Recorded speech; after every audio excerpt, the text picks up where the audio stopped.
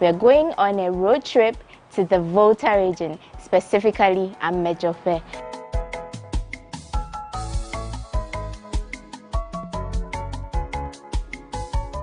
Just see how everybody rushes onto you when you stop your car. Join Wanda Hagan on a road trip to the Volta region as she returns to your screens for People and Places on Tuesday, February 7, 2023, only on GhanaWeb TV.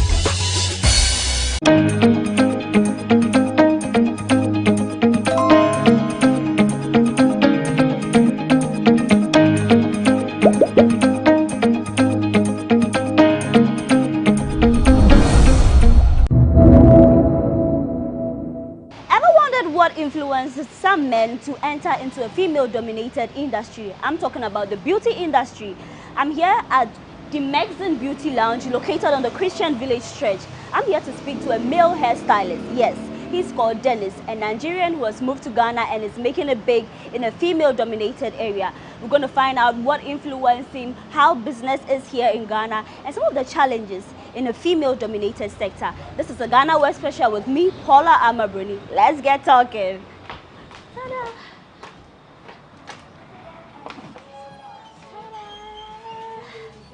Hi, Dennis. Hello, good afternoon. Afternoon. It's good to meet you again. Yeah, you're welcome. Thank you. I'm back. This hairstyle won me a lot of accolades. Everybody kept on asking me, oh, who made it for you? And I told them it was a male hairstylist. Oh. I'll bring you customers, make you no worry. But today is a 360 conversation. We just want to find out how you're doing business, what influenced you, and everything. But let me introduce you. Dennis Oniha. You introduce yourself to us.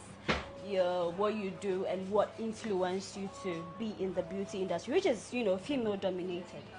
Actually, I've been inspired by my auntie. So she does this work, hairdressing. Okay. She has a lot of experience. So I really liked it. Very long time. So actually, I've been in the work for like 8 years now. 8 you see. years. Yeah. I've been in Ghana for 6 years. Okay. So I've been working the work, and it's really a long journey. You see. I can imagine. But I'm here to get a new look. I don't know what you recommend since I've done the Bantu. What can you recommend today? Okay, I prefer you go for Rasta, you see, or cornrow, or what do you prefer? I like Rasta. Maybe something bigger this time. Okay. I've done the knotless, the tiny ones, so maybe a new look. So I'll go for Rasta, but bigger and longer. Okay, sure. Yeah. Well, if you have a picture, it will be better.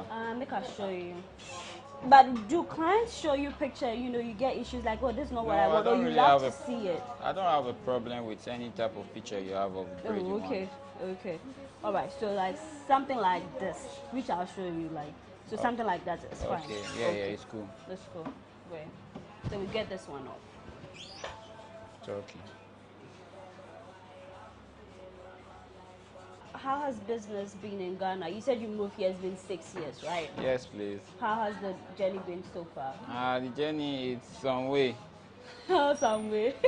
I don't usually work the work always. Like the whole of 6 years, I've not been doing the work. It's like off and on, you see. Was it, okay, let's take it maybe the era, COVID era. I know we're all home and all that. So in that period, you were just not working, right? I'm working. Home service? Yes, please. But weren't you scared? Scared of what? Contracting the virus? No. I'm a very hygienic boy, so I'm not. I see that. Yes, please. Great.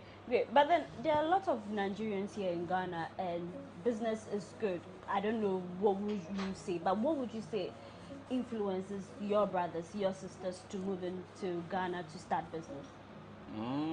That is what they came to do. If it's more favorable to the society or favorable to themselves, you see. When someone is traveling to a different country and going to do some work, he has to focus on customer service and all that. Yeah. Personality and characteristics, you see. You're in someone else's country. There are a lot of things to learn from them, their culture and their environment with their, let me just say, their food and all that, you see. Yeah, it's very important. Yeah. But you made mention of customer service. I would testify. When it comes to Nigerians working here in Ghana, business owners, traders, wherever you find them, you guys are very accommodating, nice, and your customer service is excellent. Do you say that is the main thing that makes you stand out? Exactly. You see, when you are at home, there is some freedom you have. Like, it's different from when you are in someone's house. You see, yeah. As for in Nigeria, there, I can't brag with it, but it's just so different when it comes to work. Even if you are in your own country or so, the customer service is always like that. Okay. You see. So how do you treat your customers when they come in? Even on days where you're having a bad day, how is the relationship like? My bad day, I left it outside. I don't take it inside the shop. No matter how bad my days are, definitely at the door. Immediately I step inside the shop, you never know if I had a bad day or not. Okay. You see, definitely a must. But you know, working with women, sometimes they claim, which is not true. I would say it's not true. Women are very hard to deal with when it comes to what they want. A lady can show you, okay, this is what I want. But the moment maybe something goes wrong, you are good at what you do. Like, you don't miss it. But you have an instance where she says, this is what she ordered, and maybe this is not what she's getting. Maybe it might be their extension. Maybe it might be the weave is not quality and all that. In such situations, how do you handle it? Yeah, that is what they call customer service. They are always right, no matter even if they are wrong or not. So you have to do what exactly they say you have to do. So as a professional, if a week will not be enough and she requested for something that exceed the limit of the week, you have to go and get some, even if you add it to the base of the total air. You see, when a work is done professionally, it's looking nice. Yeah. You actually told the client that this is the amount you wanted to take from the service. And immediately you are done with those work and it's really looking nice the way she wanted it. She can add it to that bill, you see. Yeah. So that is the problem most people are having, you see. Okay. Great. When they are trying, they'll think of managing wigs and so on and so forth. So it affects the service a lot. So with me, I like to do consultation. When I go, you see, when I came in, you gave me options. Yeah. There are days where I'm inspired by a style. I walk in, I'm like, this is exactly what I want. But then I want to talk to the person who's doing the hair. How important is it to do consultation? Maybe your head, even your head shape is not suitable for that cornrow that you so want. And should you be always honest? And even if you give the advice, the consultation, and the person is still not giving in to you, should you just go ahead and do what they want? But at the end of the day, if it's not nice, they will say your work is not nice. Yeah, that one there is true. So when it comes to a professional stylist, you see, you have to know the types of hair you're handling, the type of style, and your customer service. Sometimes clients will bring some pictures that won't fit them, you see, or some style that won't be able to do on their hair. So you have to convince them, not like tell them that it won't. You have to bring an option, yeah, Okay. in order for you to divide, or you have to bring different options for them. So they should go ahead with that. Right. At the end of the day, if it doesn't fit, they will prefer, like I told you, you would have done this style I requested for. You went ahead and doing something else, and look at what you have done. It's not looking nice on me. So you have to undo it and do what they requested for. All right. If that doesn't suit them, so what are you going to do now? Who do you blame? Who do you blame? Yeah. That one there, you blame no one. The client definitely will send it like that. Oh, I get it. Yeah. But one reason that makes you stand out, the first time I came here, remember when we were doing this hair, it got to this part and I told you I was feeling pain. We were kind of done with the back, right? Yeah. But then when you saw the pain I was going through, you were like, no, let's take it off. And you did take it off, even though you had completed this section. That's what they call customer service. Although you told me it was okay, but I can really see the pain you are going through. So I have to undo it and redo it again because me, I'm not feeling comfortable. No, it's not nice. But women have really suffered when it comes to braiding. You meet some hairstylists, they claim that some people, they say, it's too tight. It looks like it's not their fault. Anybody that comes in, they're like, oh, when you braid, I feel the pain. Your hand is heavy on the head. Yeah. For such a situation, sometimes when you talk to the hairstylist, they are not accommodating. They don't want to accept or, even, take it easy with you. They say a customer is always right, and it's my hair, it's my scalp and all that. But sometimes you meet some braiders and they don't even want to take your word or put your fillers. It's a lot of pain, especially for people who have natural hair, because my hair is natural, so I don't want someone who doesn't know how to care for natural hair to handle my hair. So what would your advice be to your fellow hairstylists who are not so okay with the feedbacks that customers give them? And they should go and look for a different work to be doing. Okay. Yeah, I don't have time to. When it comes to customer service, you have to treat your clients very nicely, including, it doesn't matter how much they are paying you. Someone might get hair done and go and bring someone else that will give you a lot of money. Exactly, referrals. Yeah, that is the problem most people are having. They feel like this service, this client, they doesn't have money, let me just do it for her. Any abasa, then take your money and go. It's not really nice. You don't have to underrate anyone when it comes to your work. Okay. And you have to give it your all. Exactly. No matter what client is telling you, you have to abide to what they are saying. When it's hurting, you have to adjust your hand and focus on your clients. You see, Exactly. they are the one paying you, so you have to give them your time, everything. Okay. Yeah. So Dennis, with all your years in the beauty industry, what would you say is your specialty? What do you specialize in? Is it braiding? Is it the weave on? Which one would you say is your best? That anytime you touch it, like, this is my signature. This is a go-to when you want this kind of hairstyle. The way you put it there, actually, when it comes to this service of it, I really don't know which is my signature. Yeah. But I've seen your braids, the braids that you do. I've not yet seen like your weaves. Yeah, I've not yet seen it. But then for the braids, I see it pops. The cornrows is good. You've got your patterns right. It's very neat. The pattern, how you cut, everything is just fine. So maybe I'll say it's the braiding. As for me, the braid is not really my thing. Well, which one be your thing? Even the hair cry is not even my thing. Hey! So you're here, you're in the industry by chance or what? That one there is true. You see, I'm really good in this work because I commit myself into it, you see. Okay. So when I start talking there today, voila.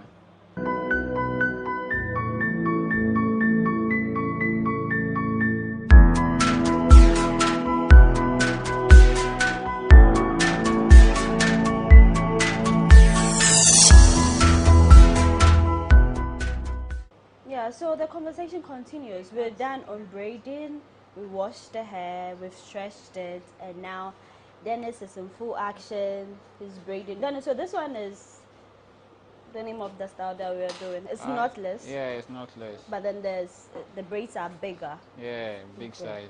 Big size. Okay, great. But do you know that a lot of hairstylists don't love to work on natural hair? Personally, I have natural hair. That one there is true. And sometimes when I go to the salon, they look at you, okay, natural hair, especially when you have to wash before they start working on your hair. Some hairstylists will reject you. But you are not being fair to us now. Why is it so? Is it so difficult to work with our hair? As for natural hair there, natural hair is being done by professionals. When someone saw your natural hair, they start complaining, making some. You know that they are not professional enough to handle your hair. Okay. Yeah, it's only few people that are professional enough to handle natural hair. As for me, to be frank, I really prefer natural hair than perm hair. Really? Yeah, true. Well, why is it so? And so, like, it has a lot of style to be done naturally without wig or extension, you see. Yeah, like twist out. Even when you do rasta, you can also undo it before. There are different styles with curls, finger curls. There are a lot of style you can do with natural hair when it comes to style, yeah. Yeah. But my ladies who are watching, they will testify that if you have natural hair and you go to a salon, sometimes the way they handle it, they are so rough on the hair, not knowing that it's not like the perm where maybe if you are separating it, you are parting it, it hurts. And when you try to complain, they are like, Madam, oh. That's how it happens. So some ladies love to wash their hair at home before bringing it to the salon because not anyone will be so gentle with it. I don't know. When someone is trying to tell you indirectly that you are not welcome here, so that is how they treat someone, you see. Exactly, it They happens. can't tell you that you should stop coming to the place, so they have to treat you in a way that you have to go You to go a and different never side. return. Yeah, that's true. Exactly, but then we could all do better because caring for the hair is much more important. So that is with this one, how long would it take This for these one, braids? Yeah, and it can take just 2 hours. Yeah, 2 hours will be done. great. So on a regular, when you have knotless, like the smaller ones that a lot of women love to go for, how long does it take?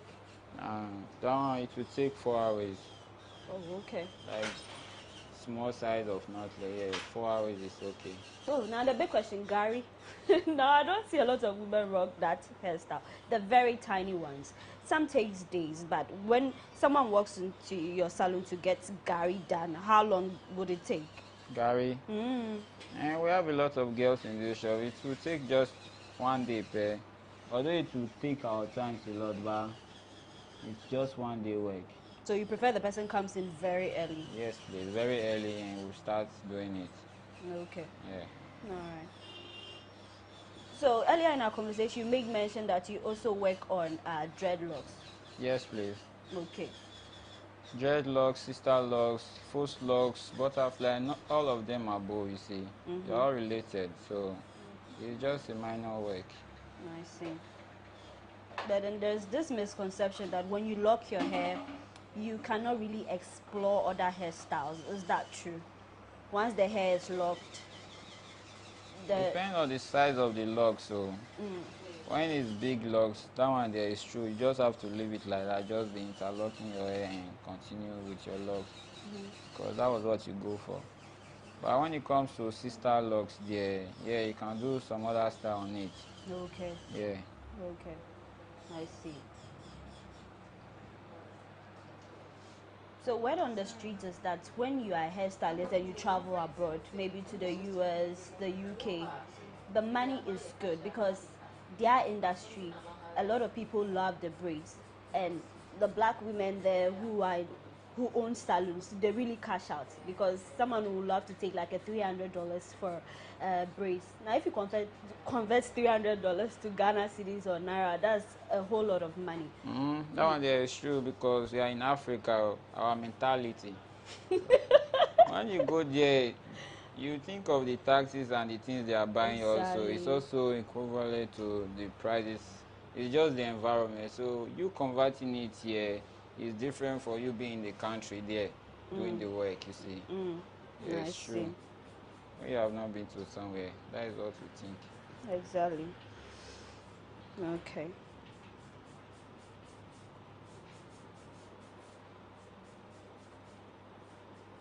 But so if someone wants to come for you to train them how to braid hair, are you open for that? And usually the course, how long does it take? How long? A year and 3 months is okay. A year and 3 months. Yeah. So with that, you master the braids, the cornrow, the The wave wig on. caps and everything, yes. I see. But then do you have courses for like maybe women working class or maybe someone who is traveling outside and wants to maybe just learn how to braid? If you go there, you can use it as a side job. Are there short courses? Especially when I come for what I want specific. Maybe I want to learn how to do weave-ons. Maybe I want to learn how to Yeah, do actually, it's open. braids. It's open. Yeah, it's open. Okay. But there's this other question too. I don't know if it's just superstition, but some women claim that you go to a salon, they'll work on your hair. All of a sudden, your hair starts breaking. There are some instances you visit a salon, the moment the person works on your hair, then miraculously the hair starts growing faster and all that. That is why some women love to stick with a particular hairstylist. How true is that? Do you have magical fingers? That is what they call professionals. Hey, this professional dear. As for that one there, it's true. Yeah. When it comes to professional job and you know what you are doing, you see, when you take good care of something, you see, without any miracle or something, it's normal. Yeah, you definitely take good care of something very carefully and it will be growing well. But when you are doing it, the thing basa, so definitely you end up having something basa. It's Basa natural. like that. Yeah, I it's get true. it. But do you speak any Ghanaian language? Are you fluent in any? And I am here. And I will met it you. My chief. As for my talk, I mean. What did you do, kakra? No, as for me and tree there. Me, they don't want to teach me tree. I'm always busy. Uh-huh. Yeah, only brofu pay. That is what I say. But you haven't made Ghanaian friends who are willing to, or you are too busy to sit down for them to take you through the tree I'm thing? too busy. Oh. I'm always at work doing one or two. As for that Ghana language, it will be very difficult for me. Oh. I see. So which part of Nigeria do you come from? I'm from Edo State. Edo State. Yes, please. So what's your official language? That one there is also the Edo language. Edo language. Yeah, I'm from East and West, you see. We have different range in that Edo State. East and West is Ekpoma, that side. Oh, okay. That's where I come from. I see.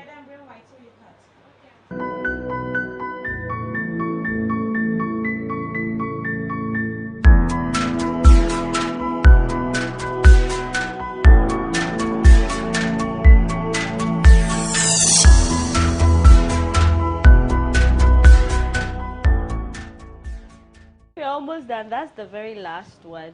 So they want to say that when it comes to the beauty industry, having to be a hairstylist, is it very profitable? Money day inside. Money Ah. day inside though. Eh? Yeah, money day inside, and they should come and prove, invest themselves. Do you know how many shops are in Ghana that there's no stylist inside? As for the money day, but who will be the one working? It entails a lot of hard work and dedication. Yeah. So it's the service that matters a lot, not just the salon itself. But then there are not, like, a good number of male hairstylists. Because it's a female dominated, we see a lot of women in there. How do you feel being a man in this industry?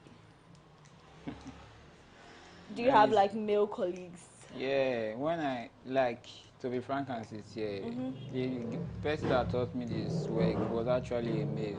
Oh. And the shop, there are more than 20 guys there, you see. In Nigeria? Yes, please. Okay, okay. And the ladies are not plenty. Yeah, so I'm cool. So is it normal on a regular to see a lot of male braiders in Nigeria compared to Ghana? That one there is true. A lot of guys that are braids are mostly, even in Ghana here, it's only few of them that based on braids. There are no pedicure, manicure, nails, that's what they do, and barbering, you see.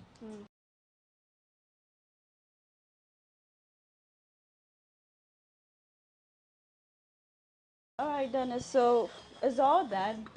I love my braids, I must say. It's looking good. How long did it take us? How long? I didn't check the time. I think it's 3 hours. 2 hours, yeah. So yeah, you should, if you have never had a male hairstylist treat your hair, you should. I will recommend that you visit a salon or a lounge like the Megson Beauty Lounge on the Christian Village Stretch, where you could meet one of the best hairstylists who's doing great. So this is Ghana Web Special. I am Paula Amabruni. Thanks for doing the watching.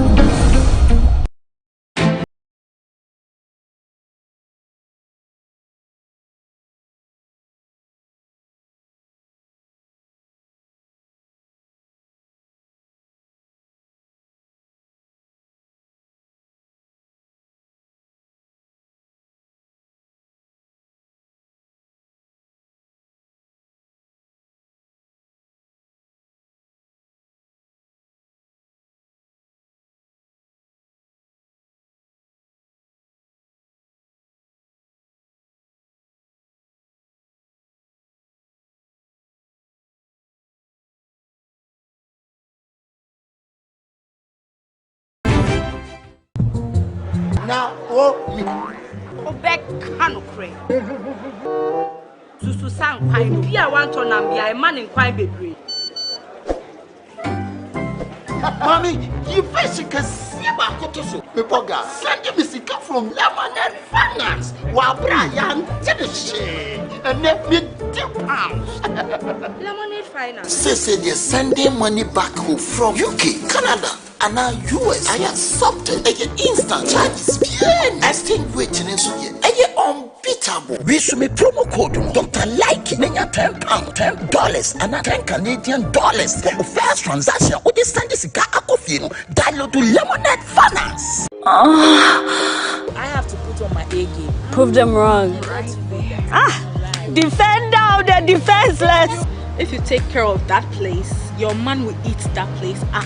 As class, we need a young, not young per se, but a slim guy. Okay. Enter there. You can fuck us like 10 times, and then the next time you come, it's so tight. Ouch. Paula Amabrini returns to your screens with Mountain Cuddles on Tuesday, February 7, 2023, only on GhanaWeb TV.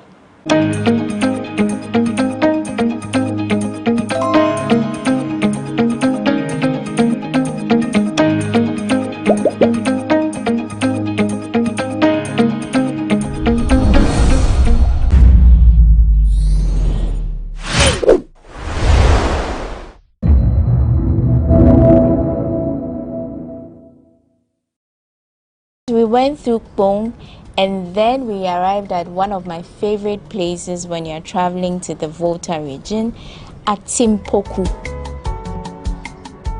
Just see how everybody rushes onto you when you stop your car. Everybody is just trying to get your attention. The abolo seller, the water seller, everybody.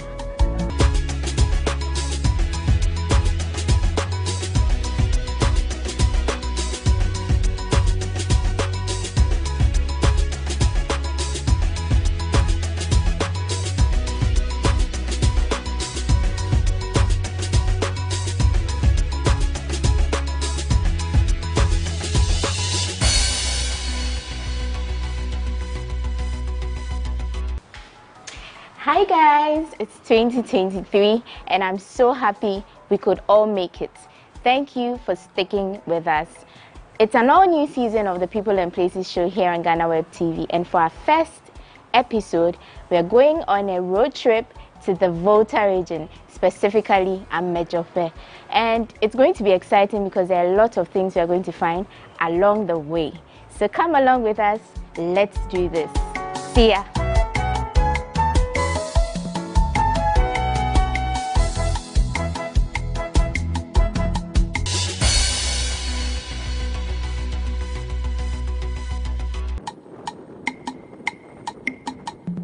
By 5:30 a.m., we set off from the office and we were 4 in total. Myself, my director, my videographer, and our driver. You get to meet him a little later.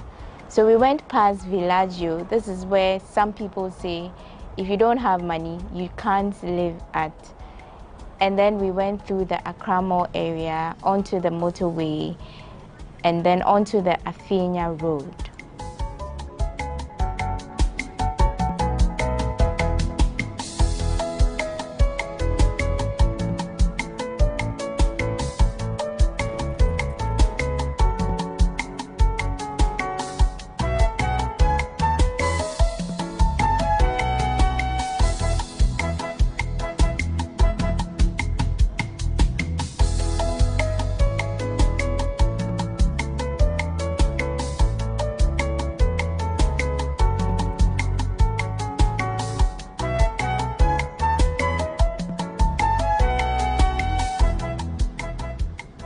Oh, and I forgot to mention, this is the very first time I'm using the Tema motorway interchange at dawn. Emphasis on at dawn. And the lighting system and everything just made it stand out. It looks really impressive.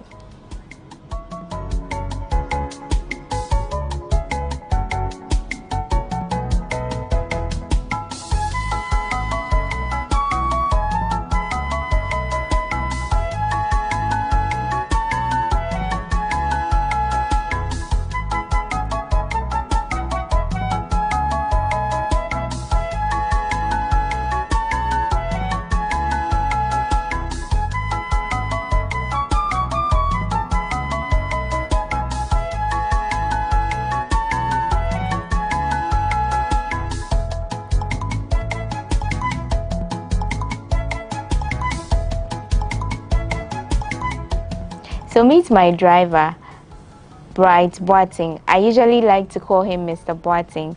And for a road trip like this one, you definitely need a Mr. Boating because the roads are terrible. You get to experience them in a bit. But yes, Mr. Boating was the one who took us through the journey and he made it a beautiful one. So that's me in the back seat thinking about how this is going to turn out.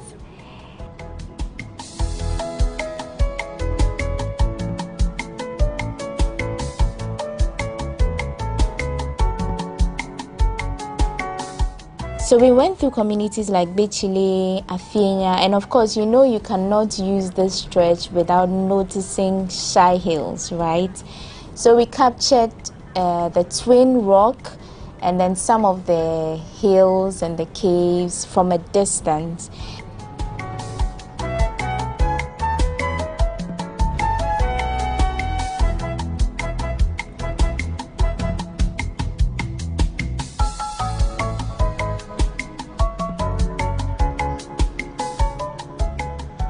And then we saw the monkeys.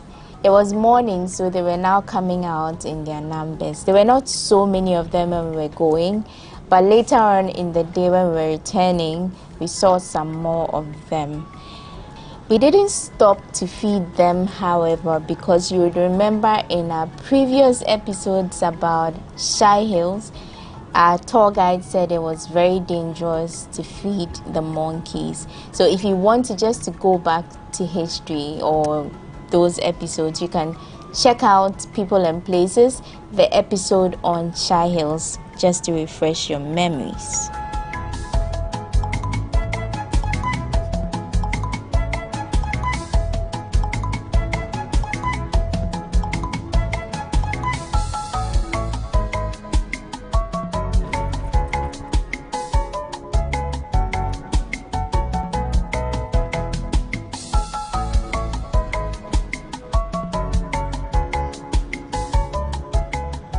So after this, we went through Kpong, and then we arrived at one of my favorite places when you're traveling to the Volta region, at Timpoku.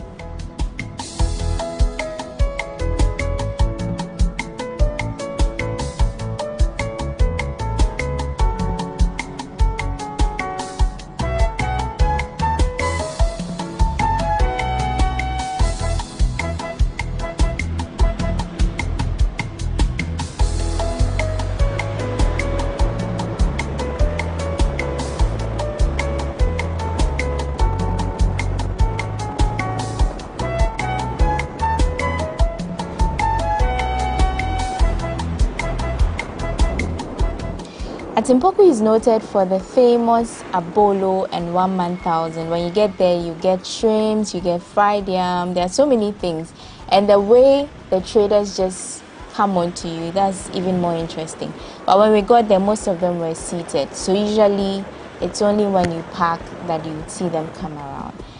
But this time around, they were not so happy with our videographer because he was capturing them. We saw some of them, rain a few insults on him, but it had to be captured just for you to see. We didn't stop when we passed by in the morning because we planned on stopping later to buy some of the items when we were returning.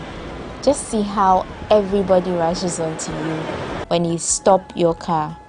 Everybody is just trying to get your attention. The abolo seller, the water seller, everybody.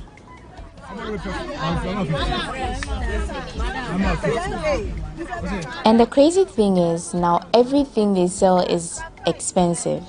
You probably would have gotten a bolo, like 2 or 3 of them, for like 5 cedis or even less. But today, we have like 6 of them for 10 cedis. And then 1,000, the bigger size, for 20 cedis, and then the smaller size for 10 cedis. For the shrimp, it's either 20 or 30 cedis. And then there are options for the oyster kebab, snail, and others, which also come at their prices. So one man food. And what to think? Yes, okay, see. 1 man. Also 10. How much? 3 months. Sorry, why? Wait on the thing. Wait on it. Auntie biscuit. I took it. It's here. This Right, yeah. Auntie biscuit.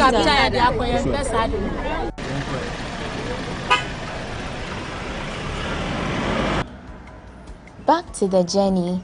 From Atimpoku, we got to the famous Adomi Bridge, and we tried to stop to take a few pictures.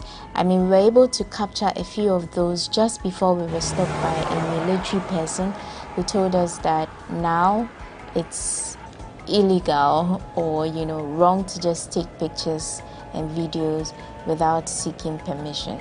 So we had to continue our journey, but we got a few shots which you see in the videos.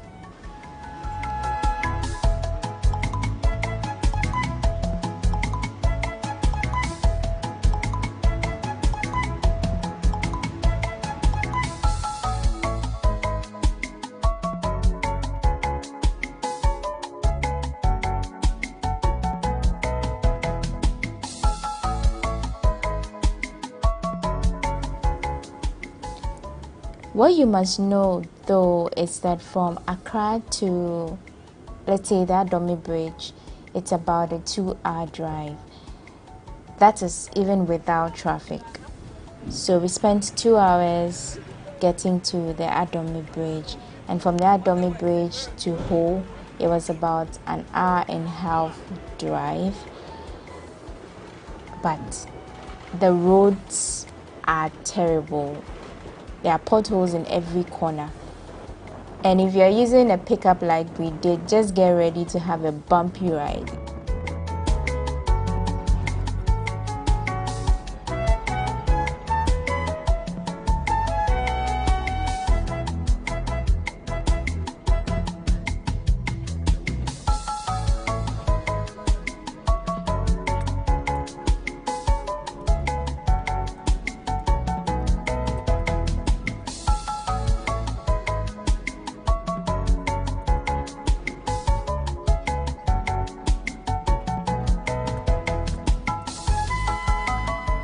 But we managed to take a nap in between despite the bumpy ride, and by the time we realized we were in Ho, I'm sure but for the bumpy roads, we would have arrived a little shorter than an 1.5 hours. So yeah, a few scenes from the township, the whole township.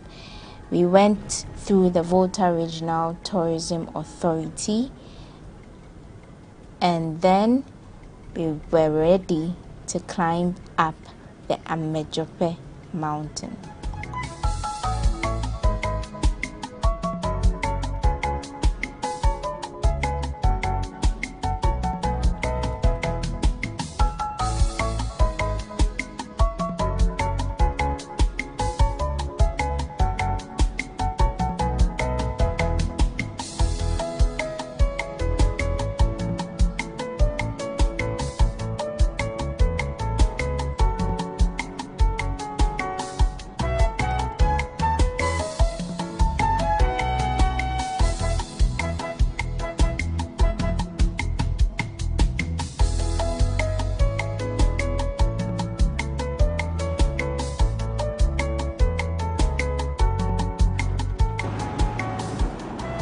Oh, and you should know that the road to the Amedzofe mountain is very curvy and somewhat very narrow.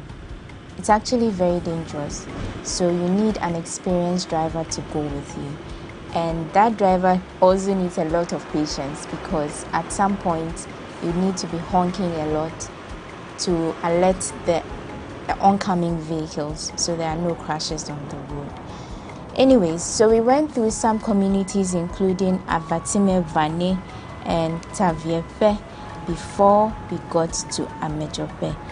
And from a distance you can see the peak of the second highest mountain in Ghana, the Mount Gemi, and it's a beautiful view even from a distance.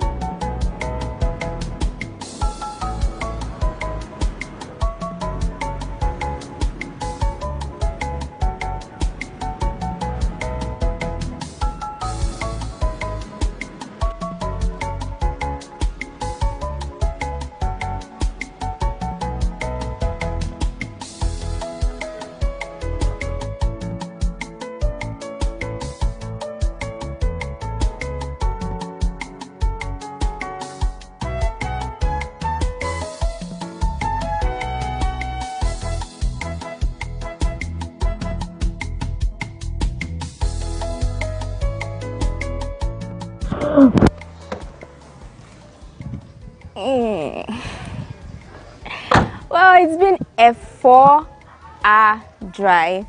Of course, we made a stop at Ho for a little while, but technically it will take you 4 hours to get to Amedzofe. And now we are at the highest human settlement in Ghana, Amedzofe, in the Volta region.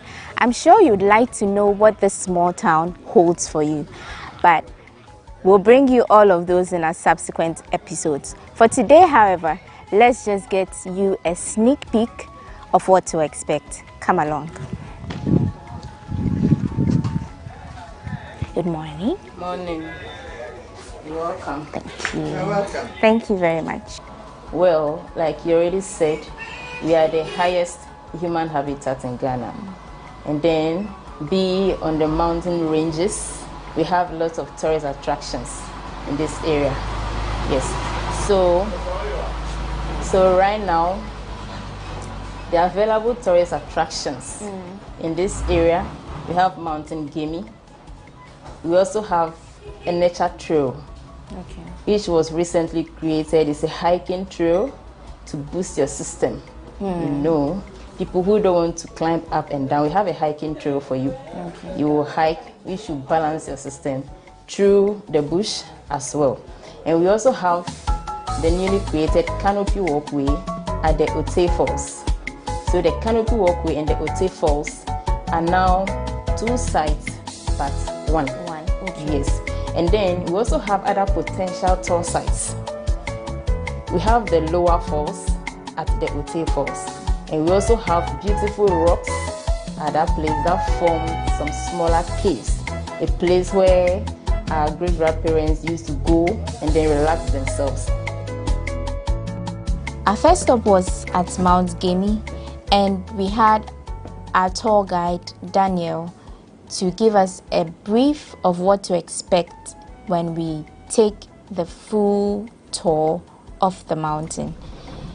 And from what he told us, from the tourism center to the peak of the mountain ordinarily should take about 30 minutes to climb. But if you are moving with a vehicle, like we did, then you have a shorter time, which is about 15 minutes from the entrance to the very peak of Mount Gemi. We'll be exploring that in detail when we return next time and in our subsequent episode. You wouldn't want to miss that.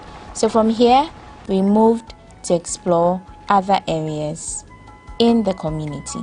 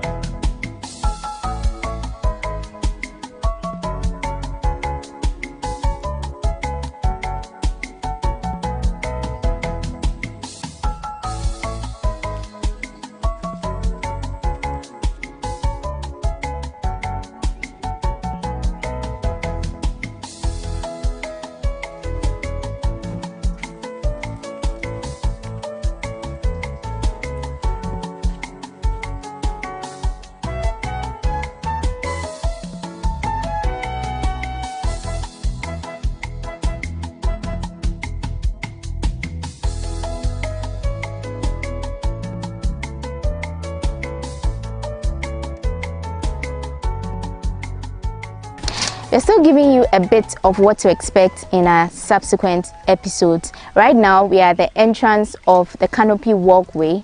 It's 259 steps down before you get to the canopy walkway.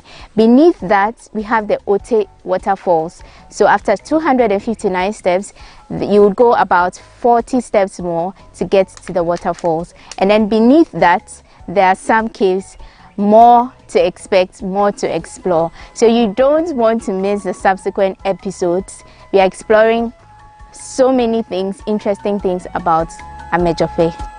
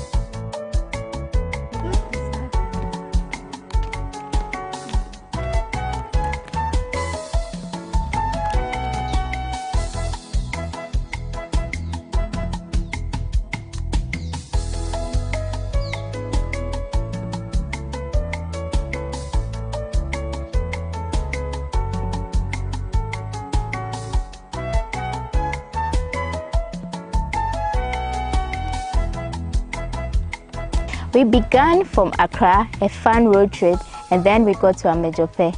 We visited the township. We got a bit of an experience which we've shared with you, and this is in line with the Volta Regional Tourism Authority's campaign, Visit Volta, Experience Volta, and Share Volta. But there's more to expect in the next episode. We'll be taking details about Mount Gemi, about the oldest church, which is the EP Church right behind me, or we'll have details about the canopy walk and then the Ote waterfalls, which we'll bring to you also in our subsequent episodes. My name is Wanda Mihegan. This is People and Places. I'm so thankful you could join me, and thank you to my production team which made this possible. I'll see you in the next episode. Until then, take care.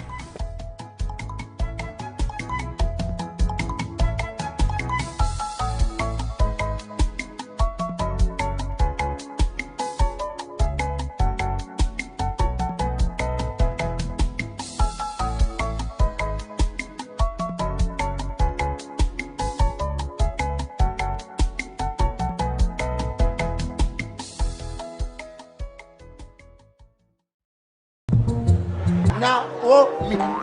Obek Hanokre. Susu Sang Pine, Pia want to Nambia, a man in Quine Baby. Mommy, you face can see my cotoso. Pepoga, send me sick from Lemonade Finance. While Brian did the shade and let me £2. Lemonade Finance. Say they're sending money back home from UK, Canada, and now US. I accepted a instant charges. Extinguishing and so unbeatable. We should make promo code Dr. Like £10, $10, and $10 Canadian for the first transaction. With this Sunday cigar, download to Lemonade Finance.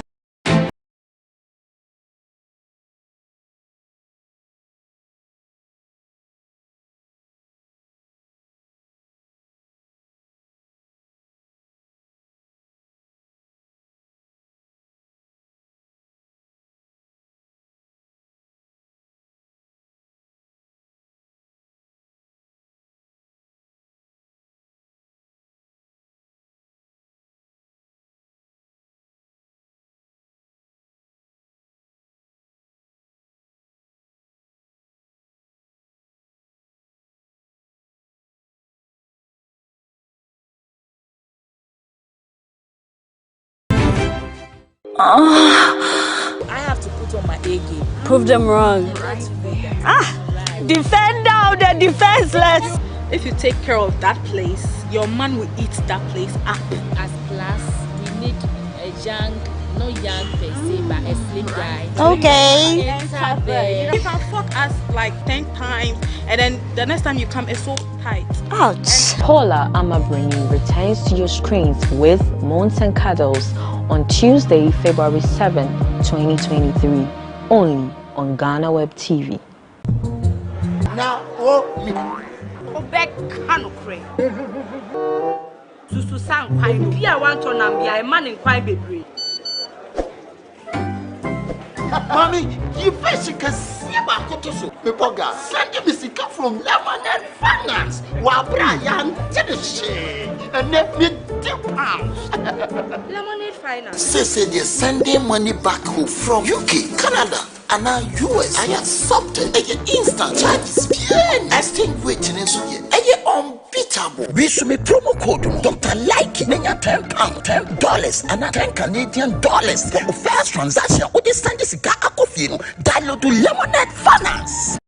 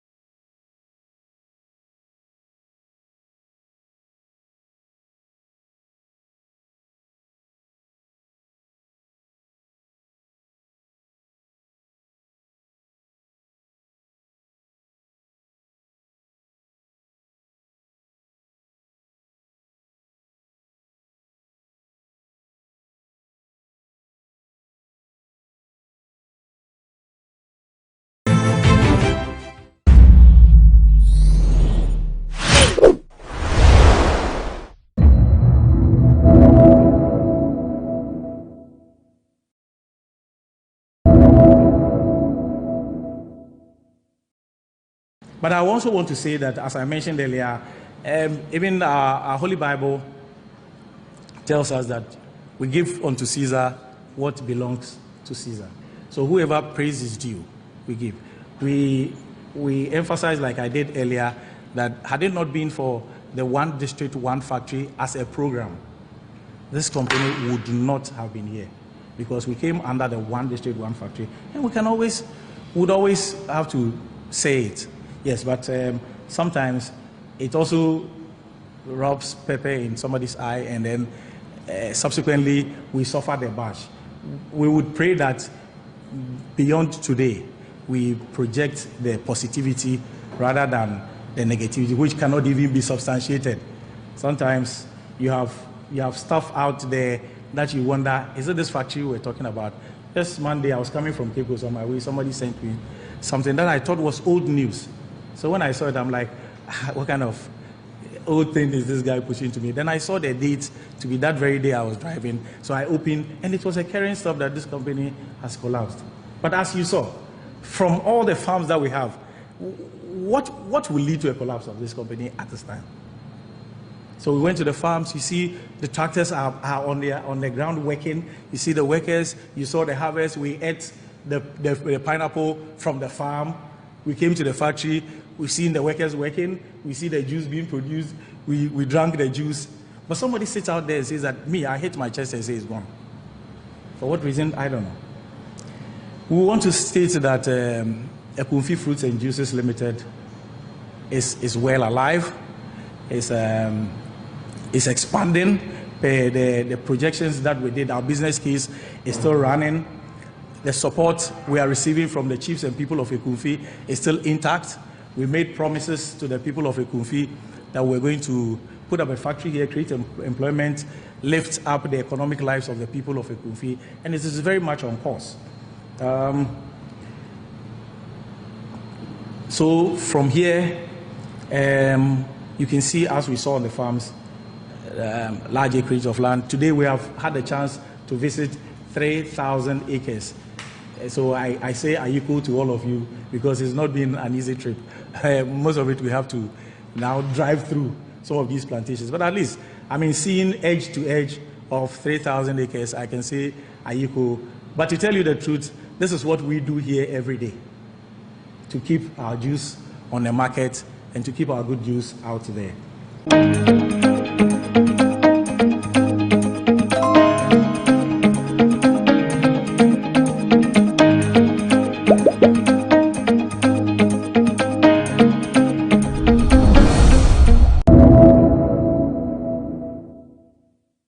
Our dialogue has established that there are certain things that are unwholesome.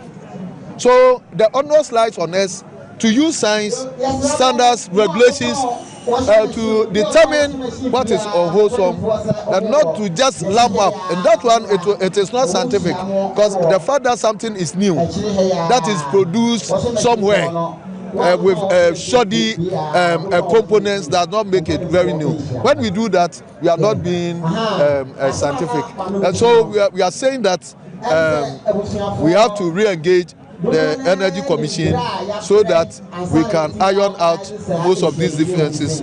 But the fact that there's going to be a ban, a total ban on used goods, is not going to be accepted by us, and that nobody is going to allow. That's where, if they use their force or impose their will on us, that's why we also come in with the force that we have as citizens of the country.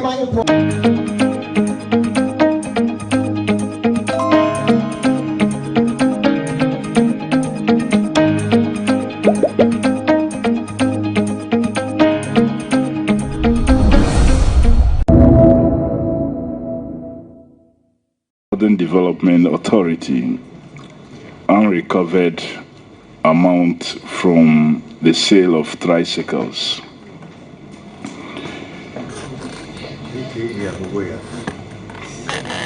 The auditors, in the review of your 2019 minutes of the board's meeting held on 1st August 2019,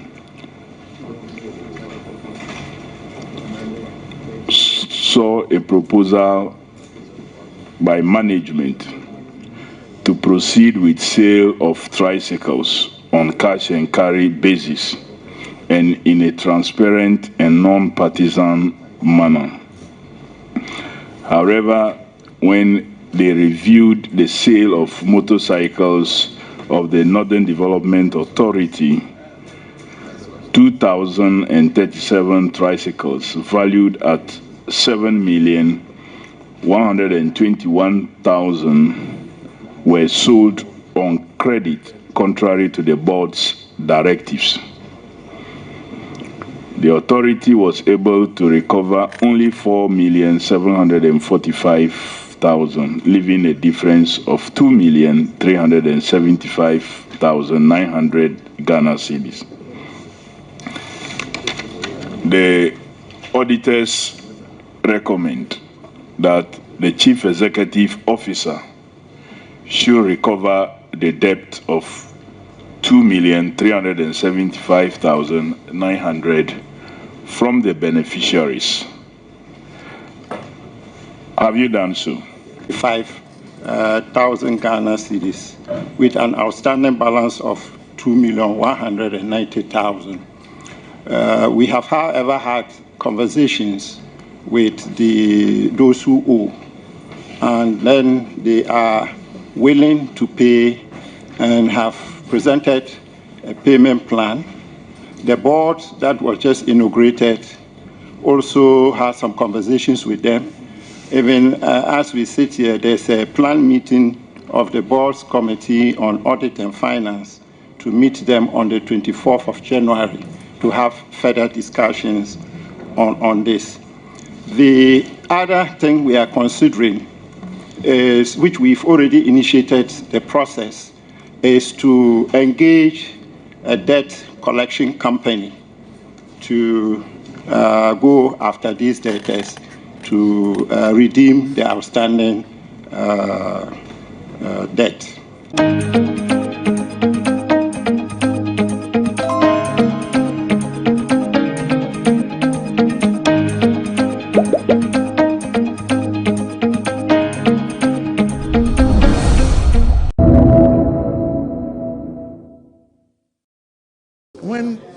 When there are expectations and the expectations are not being met by citizens.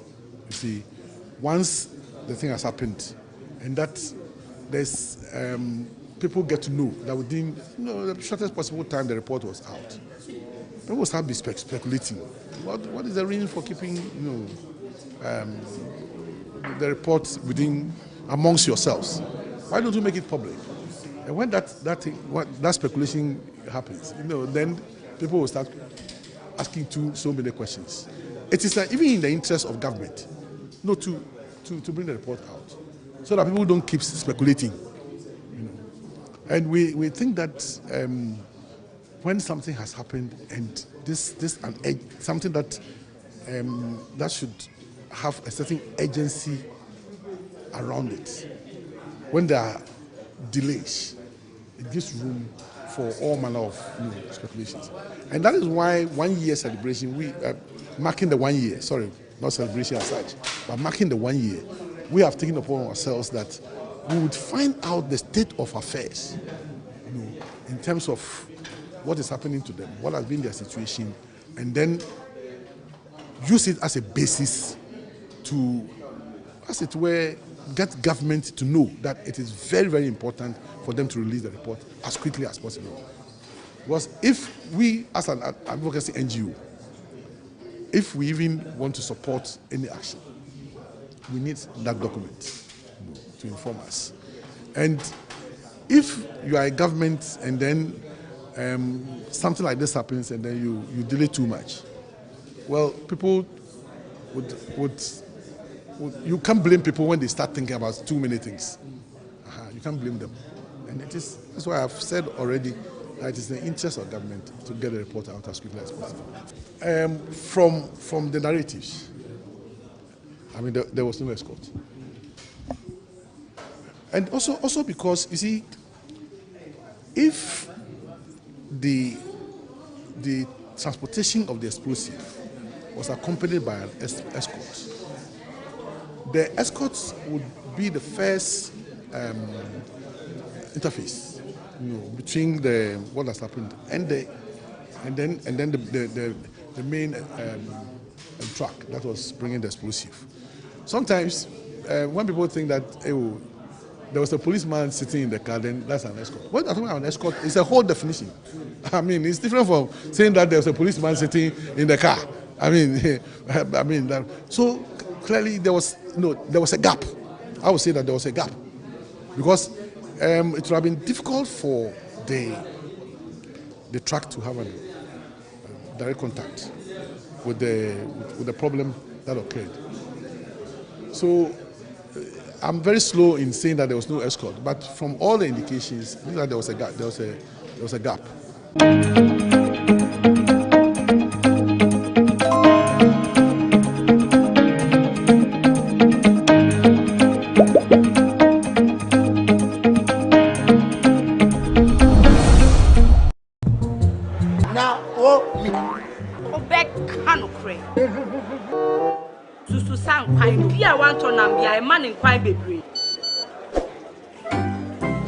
Mommy, you face can see about Kotoso. People got sending me sick from Lemonade Finance. While Brian did the shit and let me £2. Lemonade Finance. Say they're sending money back home from UK, Canada, and now US. I accepted a instant charges.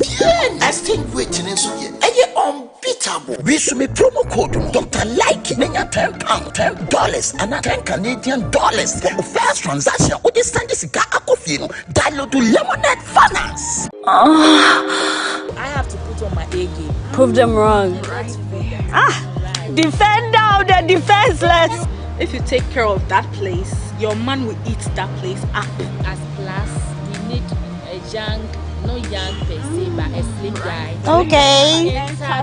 You can fuck us like 10 times, and then the next time you come, it's so tight. Ouch. Paula Amabrini returns to your screens with Moans and Cuddles on Tuesday, February 7, 2023, only on GhanaWeb TV.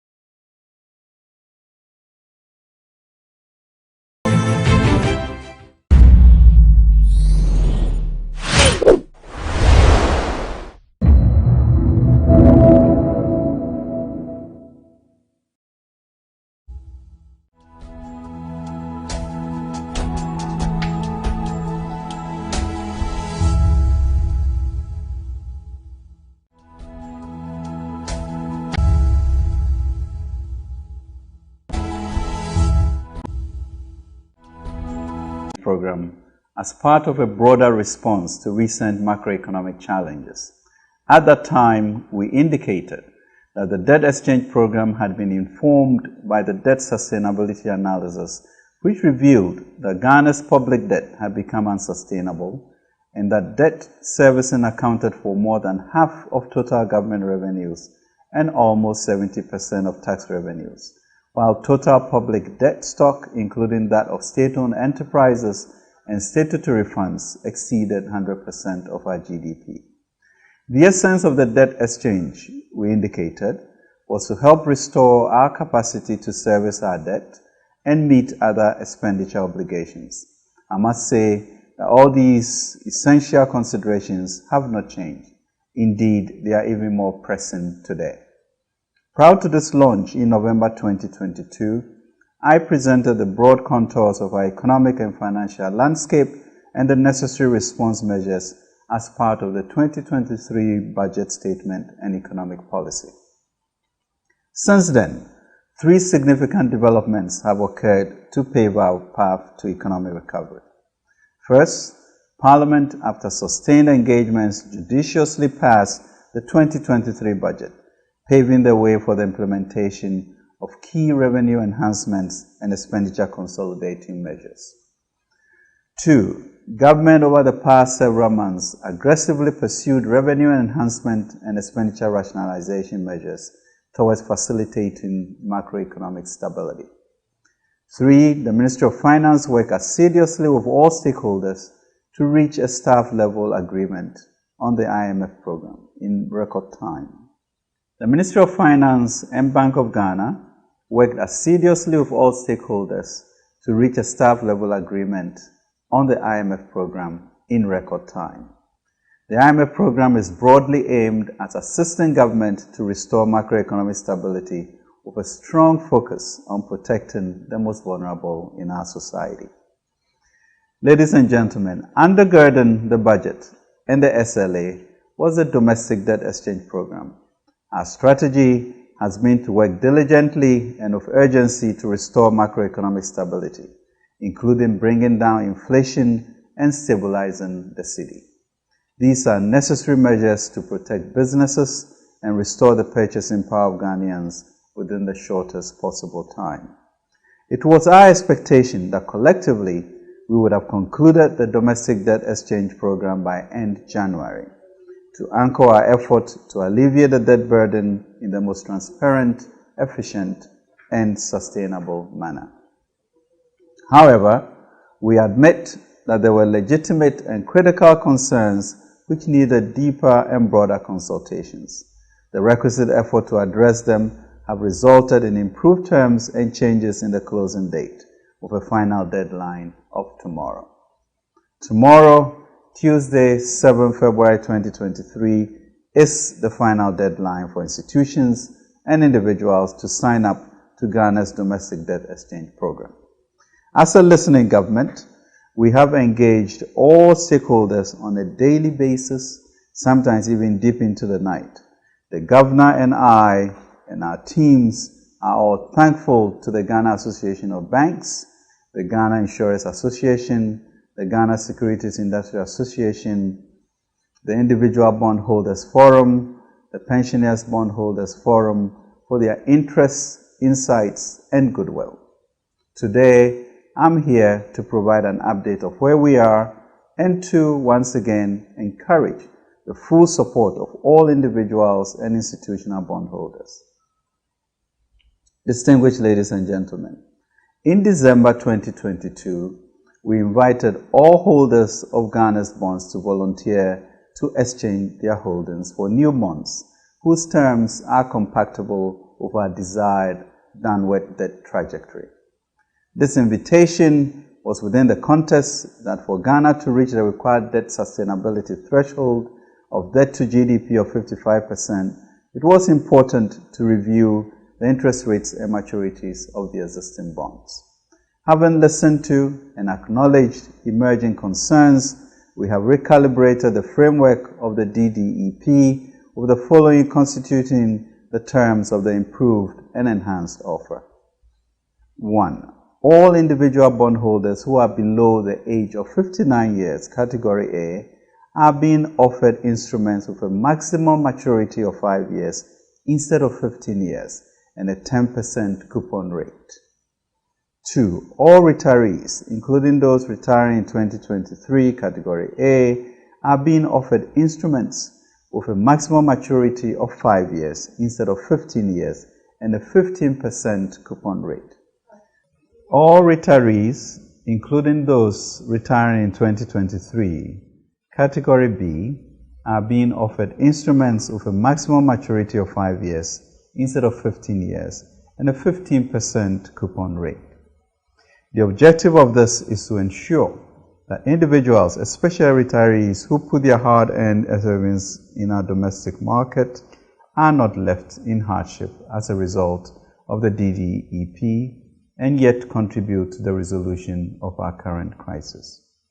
We have been intentional in pushing the threshold of what is possible in order to safeguard the well-being of our pensioners, preserve the savings of individuals, protect the working capital of businesses, and ensure the health and stability of our financial sector whilst restoring macroeconomic stability. Indeed, since the first announcement of the DDEP, the government has engaged in good faith discussions and extensive stakeholder engagements with all groups in order to reach a resolution that ensures an orderly path out of our economic challenges, anchored by a sense of community and empathy. Ladies and gentlemen, these significant amendments have enabled government to reach an agreement with key major domestic creditor categories, including banks, insurance companies, capital market players, and foreign holders of domestic debt in relation to their participation in the DDEP. Undoubtedly, the participation of the banks, insurance companies, and the securities industry under the enhanced DDEP is a significant milestone which represents a response to a call to national duty. It is a critical step to restore macroeconomic stability, accelerate Ghana's economic growth under an IMF program, and leverage other international financial support. On the back of these recent developments, the comprehensive agreement of the key stakeholders and the enhancement of the DDEP, Government 1 expects the full participation of institutional stakeholders and mobilization of all qualified investors to ensure the success of the debt exchange operation. And 2, encourages eligible individual holders to voluntarily tender their holdings. Frankly, fellow citizens, non-participation or a lower than expected turnout for the DDEP will prolong efforts to resolve the current economic crisis. In addition, the prospects of international financial support and other financial assurances will be jeopardized. The development could further put strain and stress on government's capacity to honor key commitments. This is not what we want for our economy. What we want is an economy that is back on track, stable, vibrant, productive, dynamic, meeting the needs of individuals, households, and enterprises, delivering shared and inclusive growth and improving incomes and livelihoods. Ladies and gentlemen, tomorrow is the final deadline for this program, and we are hopeful that all domestic investors will participate.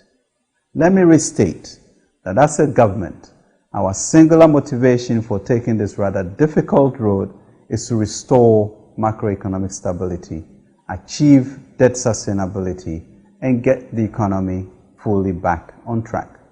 We know that these are necessary preconditions for creating jobs, safeguarding and enhancing incomes, fostering inclusive growth, and restoring hope to Ghanaians. Through collective hard work and discipline, coupled with the abiding and abundant grace of the Almighty God, we have been focused on avoiding a full-blown economic crisis. I am confident in God's assurance that surely there is a future and your hope will not be cut off. Proverbs 23:18. Our remarkable progress with the ongoing International Monetary Fund program is a significant boost to our recovery efforts. Continuous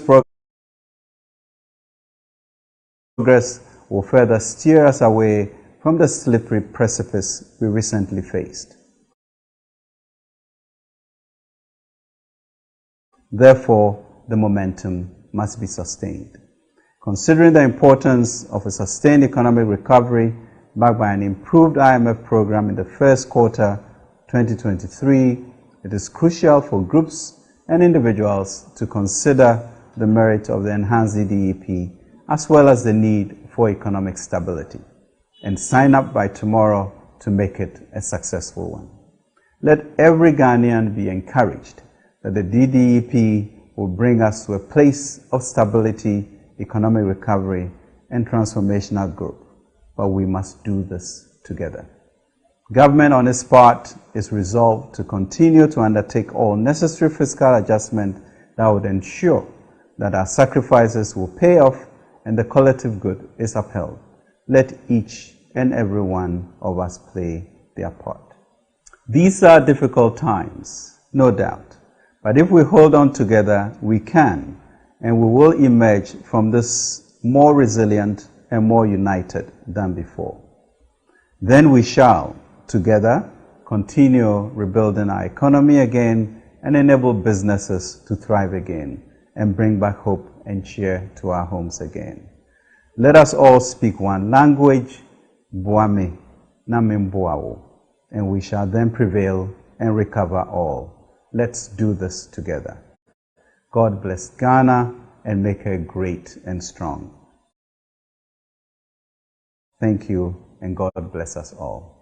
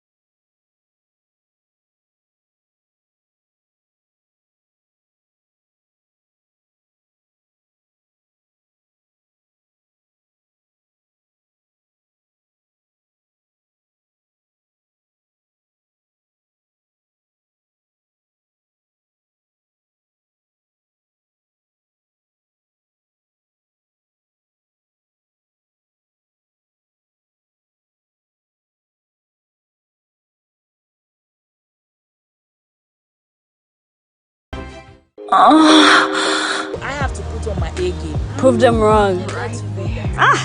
Defend now the defenseless.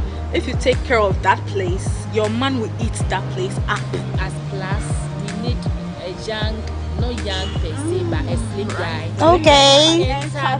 You can fuck us like 10 times, and then the next time you come, it's so tight. Ouch. Paula Amabrini returns to your screens with Moons and Cuddles on Tuesday, February 7, 2023, only on GhanaWeb TV.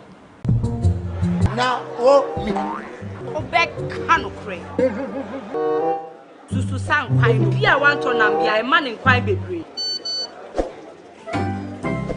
Mommy, you face can see about Kotoso. People got sending me sika from Lemonade Finance. While Brian did the shit and let me £2. Lemonade Finance. Say they're sending money back home from UK, Canada, and now US. I accepted a instant charges. Exchange rate in so unbeatable. We should make promo code Dr. Like £10, $10, and $10 Canadian for the first transaction. What is send this guy download to Lemonade Finance.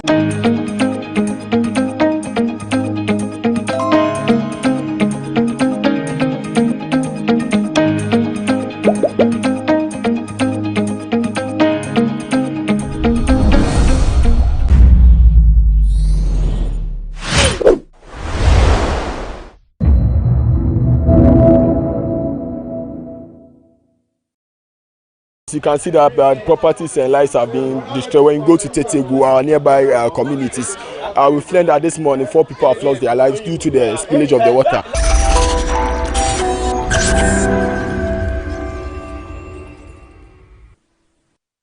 The Ghana Water Company Limited for the past 3 days has been spilling excess water from the Weja Dam.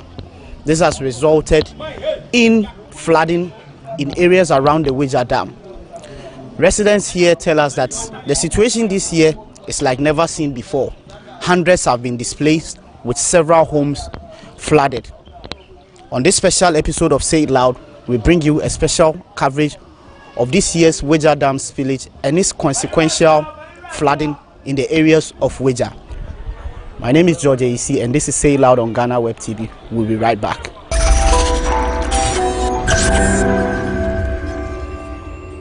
Welcome back from the break. This is Say It Loud on GhanaWeb TV. It's a special coverage of this year's Weja Dam spillage, which has resulted in quite unprecedented flooding in various communities around the Weja area. As you can see in our shots, these are residents who are trying to salvage some of their properties, but it is clear that the impact is very severe. Several homes have so far been submerged. The water levels are very high. As a matter of fact, the residents say this year's flooding is very much unprecedented. It has really never happened this way before. We came this morning to meet several residents who, as a matter of fact, slept outside yesterday. Those who could leave have left. Some are sleeping in hotels. Those who can afford it are sleeping in hotels. And those who have no other means had to sleep on the streets. We saw some people who have erected tents, whilst others slept out in the open. We are in this particular house, which is just a few meters away from the main road, and behind this house is other houses and buildings extending hundreds of meters back. So this should give you a picture of the extent of the flooding. And here, as you can see, the water has already made its way into the room and it is rising in its level. Sir, you live in this area. Yeah. How have you been affected? Oh, okay. My name is Emmanuel. We live around close to the road, thinking that the water will not make its way to the road. But as we are speaking, the water has entered our rooms. We have to relocate our things to friends and people that we know. So we are being affected. And I can't say the government should come and give us an aid, because according to reports that we've gathered, we learned the main dam is almost at the verge of breaking. So they just have to be opening the water bit by bit for the spillage to go through. So if this is not done, I believe that the whole of the community will be flooded if the bridge breaks down. So for now, we just have to manage it like this. But some people's items have been taken away by the water. Surprisingly, they were not at home before. So the water made its way to the room and took some of the things away. But we are glad that some of us were able to take our things away before it happens. So that is what I can say. Before this, this is something that happens annually. And I believe that usually you would receive notice from the Ghana Water Company Limited. What happened this year? Did you get any notice? We've not got any notice. And then secondly, too, it happens annually, but it has never gotten to this extent. When my mother-in-law was telling me about this, she said it was in 1991 that the spillage came to this extent. But this particular year, because they said some of the water bodies, there was too much rainfall, so it's like it's breaking down the bridge. So this is what has happened. We have not gotten any notice, and even if we've gotten notice, what can we do? There's nothing we can do. But for some people, this is an area where a dam is around them. And we build close to the dam. That is the issue, right? I know that is what everybody is saying. So why? But here lies the case. When you come, if you calculate, let's go this way. If you calculate the distance between where the spillage water passes and then where our rooms are built or our houses are built, we are almost like 30 meters away from the water. But here is an instance, the water, it has been opened beyond what has normally been open. So there is nothing we can do. So if somebody is somewhere saying that, why do we know that this is an incident and then we go on to build around the Accra is now flooded, and we want to stay in Accra. I believe that you also want to, everybody that is listening to us want to stay in Accra. And then here lies the case, we've not gotten money to go and build that where we desire. So actually we have to manage and then be in the system for a meantime. If God willing and we've got our money, then we go wherever we want to build.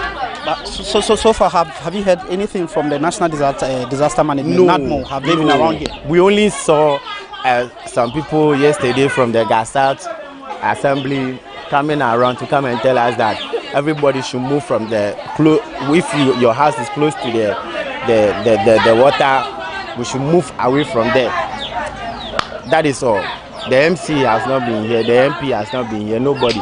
If your cameraman can capture this guy, the guy who is going, he is the guy who was pulling people's things. He is the one pulling people's things. Have you seen? He's the one picking people's items from the house since yesterday up till now.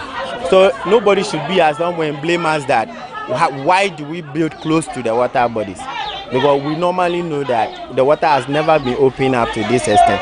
It was in 1991. So yes, all forms of efforts are being deployed in terms of salvaging valuables and rescuing even animals who have been affected by this situation. With canoes and people who are able to swim, residents of Weja are doing everything possible to save themselves from the impact of this flooding.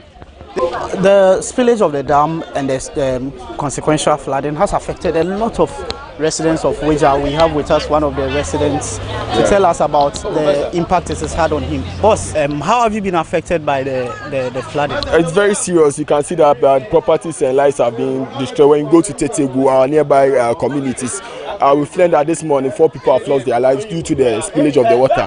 Tetegu is just around. Yeah, 4 died. Yeah, that's what we've heard this morning. They are our brothers, so we make contact because when the excess water overflow, it affects a whole lot of community. So this morning they started it started coming small gradually. But this morning when we woke up, we saw that the volume of the water is so severe. So people affected should move their things outside. But the issue some people are raising is that this area is in the dam, in the area of the dam. And so if there's a spillage, then there's the likelihood that the place might be flooded. So the question then is, knowing the state of this area, why do people build here? Why do you rent here? Why do you live here? Actually, they've been warned several times. The truth is they've been warned several times and they are aware. Listen, every year we experience that they open the dam, and when they open it's like we see how gradual the water comes up. But this time around they are so severe, and we are appealing to them to move because this thing is not. We are aware of climate change. We are aware of climate change, and now it's raining, so we appeal to them to move. The best thing is for them to move. Boss, how did you sleep last night? Badly, because no notice was served on us. The spillage happens annually, but this year took us by surprise. We were all in our rooms when we saw the water coming in with a lot of pressure. I went out for a bit, and when I returned, the whole of my room was flooded. All my properties have been destroyed. I retreated when I opened my door and saw the state of the room.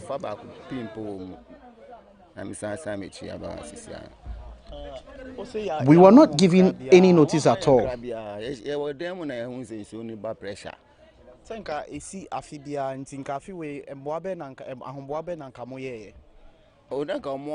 would usually open the dam and keep the pressure at a low level, so the impact is minimal. But everything happened suddenly this year. But this time, no man cry. One be August in The dam was not open in August as expected. So what are you doing about your current situation? There is little we can do as we are stranded. The whole town has been affected. Those who can afford it have gone to sleep in hotels. Now we are the ones watching over their homes. The whole town. The whole town. The whole town. The cry of yes, I share a scaffold almost fear the wall because I'm wanting no to call down hotels.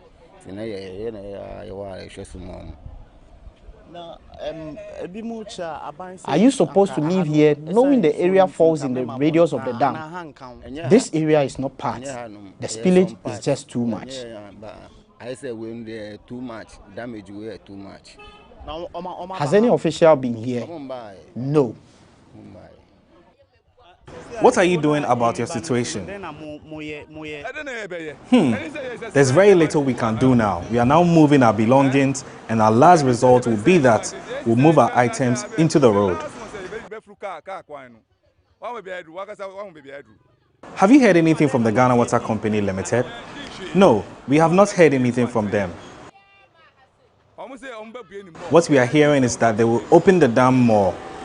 So that is likely to get worse than what it is now.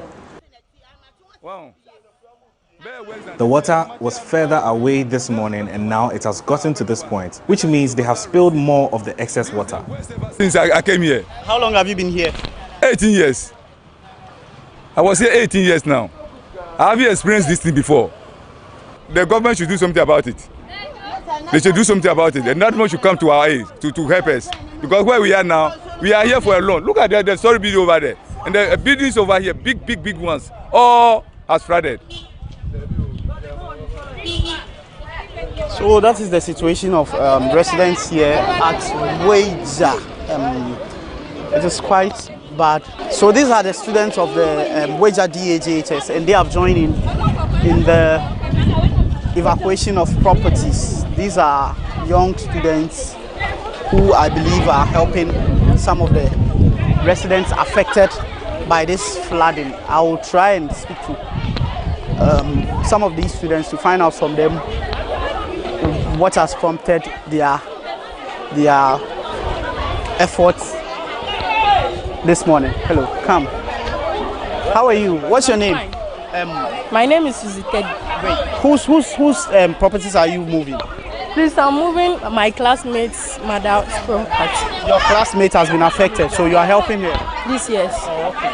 And have you been affected by the flood? Please, no. These are students of the Weija DAJHS, and they are helping out some of their mates and colleagues whose homes have been flooded. Please evacuate their properties, and it's quite a heartwarming situation amidst this whole situation. They are frantically at it, helping their colleagues. Come. What's your name? Collins Tete.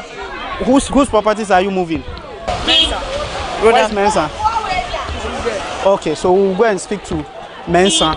Please, her mother is there. Okay. So Mensa is a student of Weija DAJHS. Her home is being flooded, and in solidarity, her colleagues from her school have joined to evacuate. Mommy,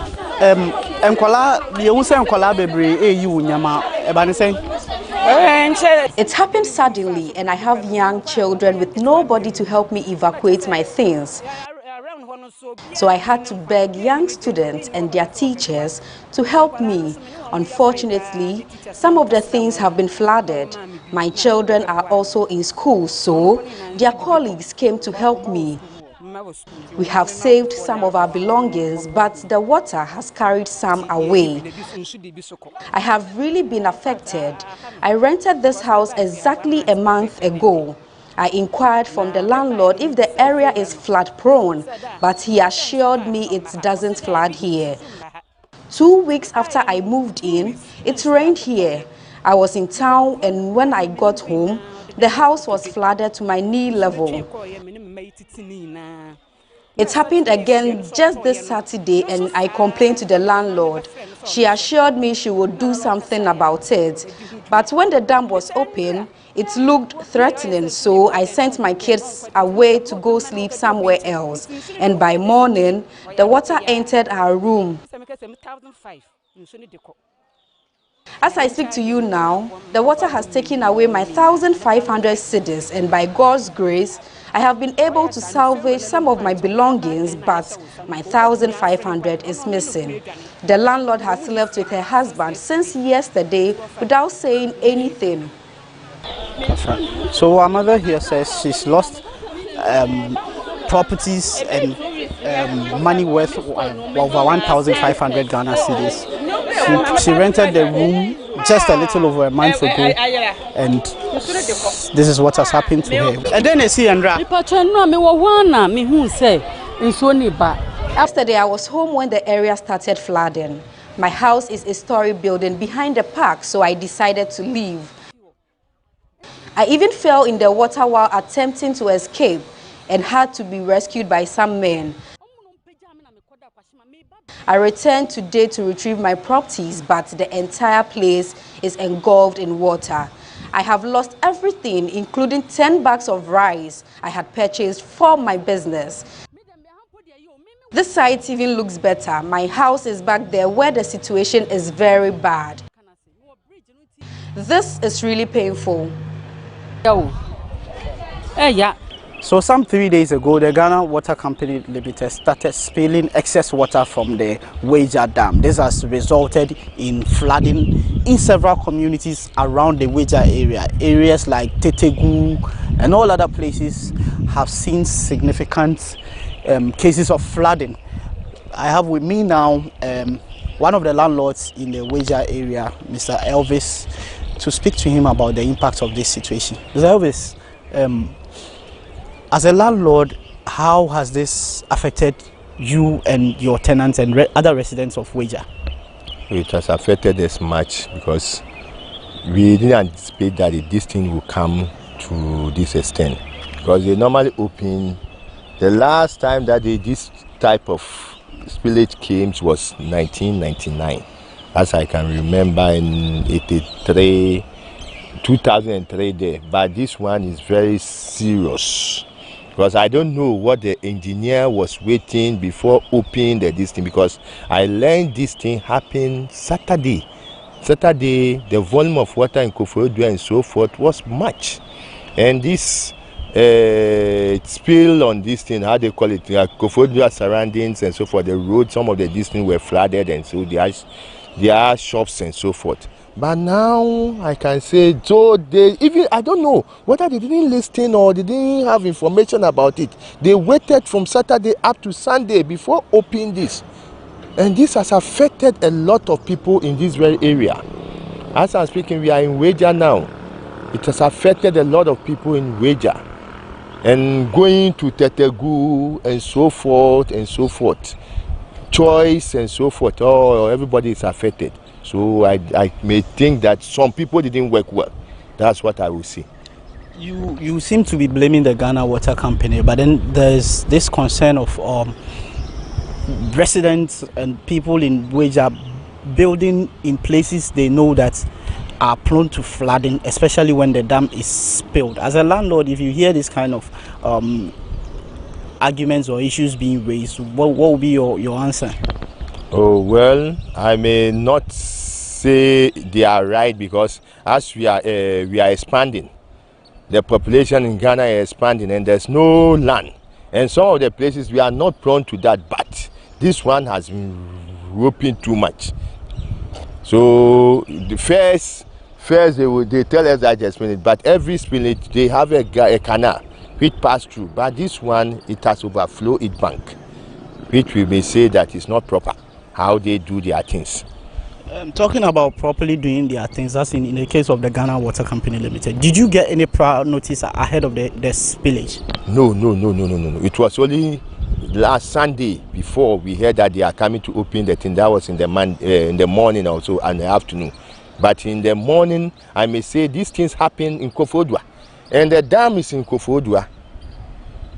We have Densu, there's Densu River coming from Kofodwa. They saw it, that place has been full. So the moment that place full, they have to close it, open the air so that it will pass. So if like they open it in that Saturday morning and coming, this problem will not be. Though it is raining, but you have to open. But they are thinking that, oh, this thing it will shut their water. But I don't think that they did the fair work. About the impact, what specifically can you mention in terms of properties and probably lives or whatever? What can you mention has been lost so far? Oh, in property, there we may say a lot of properties have been destroyed. We can't be. We are thinking of human. We are thinking of human being now. Our properties, that one we can't count it, because full of thousands and money. We can't count our properties, but because our life. And we learned that in Tetegu, 4 lives have been lost now. And this is very bad. And Tetegu, per se, it's coming through the gutter. On the Tetegu main road, going to the township, it's not that they are near to the river, but it's coming. It passed through the gutter to their homes. So the Weja Dam runs through several communities in the Weja area. Areas like Tetegu, as it stands now, have been badly impacted. Various means are being deployed by the residents to salvage their properties and safeguard their lives as well. And for the likes of Mr. Elvis and other residents of Weja, they are hopeful that the situation will subside in due time for their lives to return to normal. This has been a special episode of Say It Loud on GhanaWeb TV with me, George Isi. Special thanks to my cameraman, Mr. Kwame Ajaho. Until we meet for our next episode. Bye.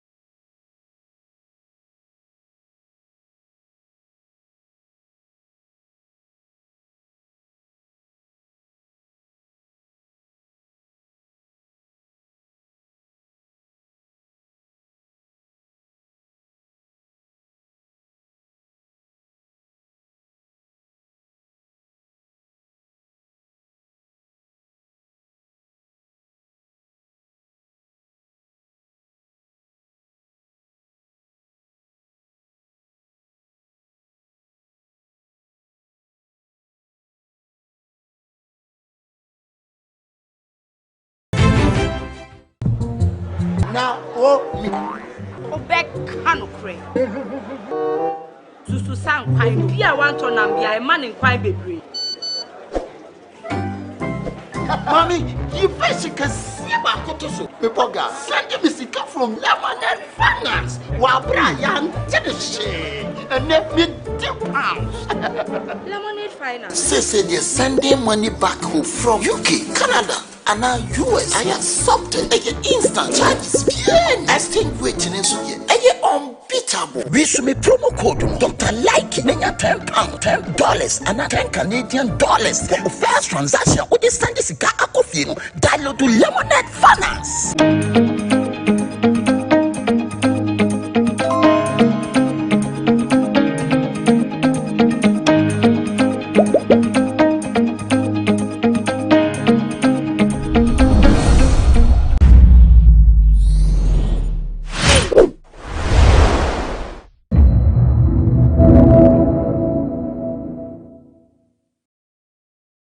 Ladies, our nipple, our clit, our ears. The ears, yeah, I don't know. Oh, you know, yes. And then me, I don't have feelings under my feet. You can do whatever I will not. But my nyash, okay, the line especially between my on the nyash, beach. you know, yes. Oh. I have a lot of feelings there. So I love my man to, you know, feel the whole body, you know, play with me, let me feel like, yeah, I'm being eaten.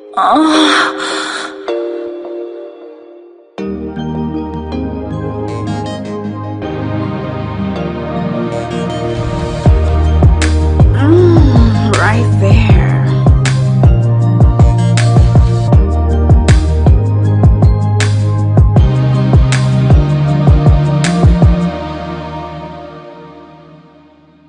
an all-new season of Mountain Cuddles on GhanaWeb TV, your favorite 18+ show with me, Paula Amabroni. I promise you that in this new season, we'll bring you engaging topics, daring one, of course. And as we always do it, our motive is to spice up your relationship. So we'll take a quick break. When I come back, I introduce my guest and the topic for today. Stay tuned.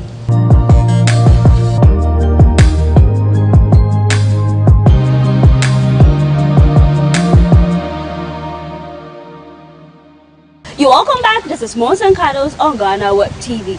Now, today's topic is very dear to my heart because I have friends who are plus size women, you know, highly endowed, kicking it, sexy, you know, they've got all what it takes. So today we're just looking at the topic, how to have good sex with a plus size woman. Yeah, you know, you should know what works for the body, how to go around it, so that at the end of the day, your woman will be pleasured, whereas you, the guy, too, you'll be getting some very good sex. So I have the right people with me here, seated in my couch, to do the discussion. I'll introduce my guest, Shirley. So I have here with me Kita Moore. I got the name right? Kita Moore.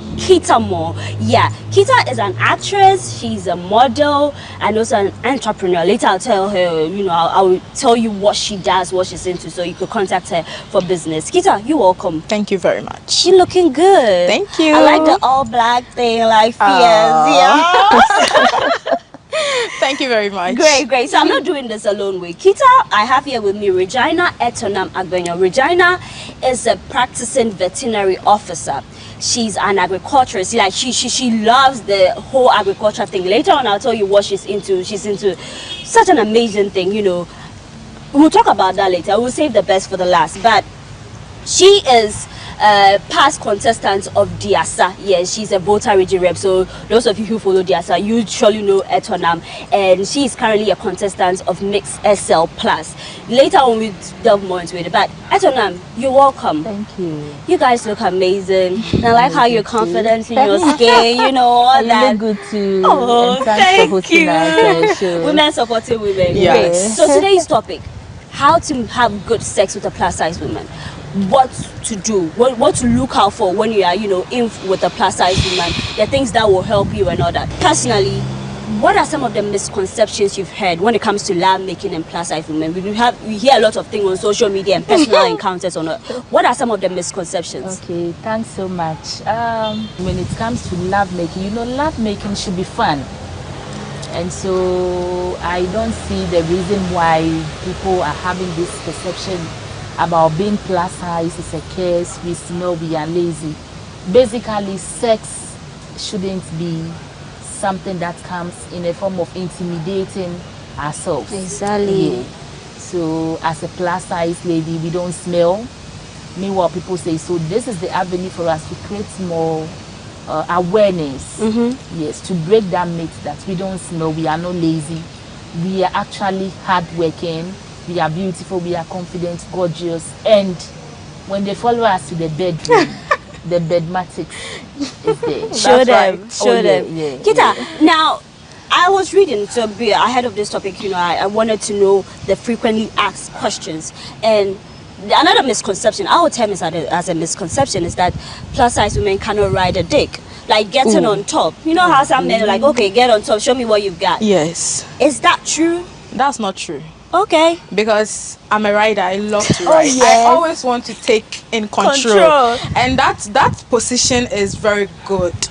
I mean, it helps you get the whole chest in, you know, you put your hands on the man's chest, then you pound on him. Especially, it's more fun when you turn around so that he sees the eyes, then you pound on him. No. It's not true. We can do it more well, and with the extra body and the sexiness, he will love it. So for the men who think that they're going to be crushed, they are actually missing out. They are missing out. They should try it. Get yourself a plus size. You can't tell me this and that about plus size when you have not tried. Exactly. You should try before you say something bad.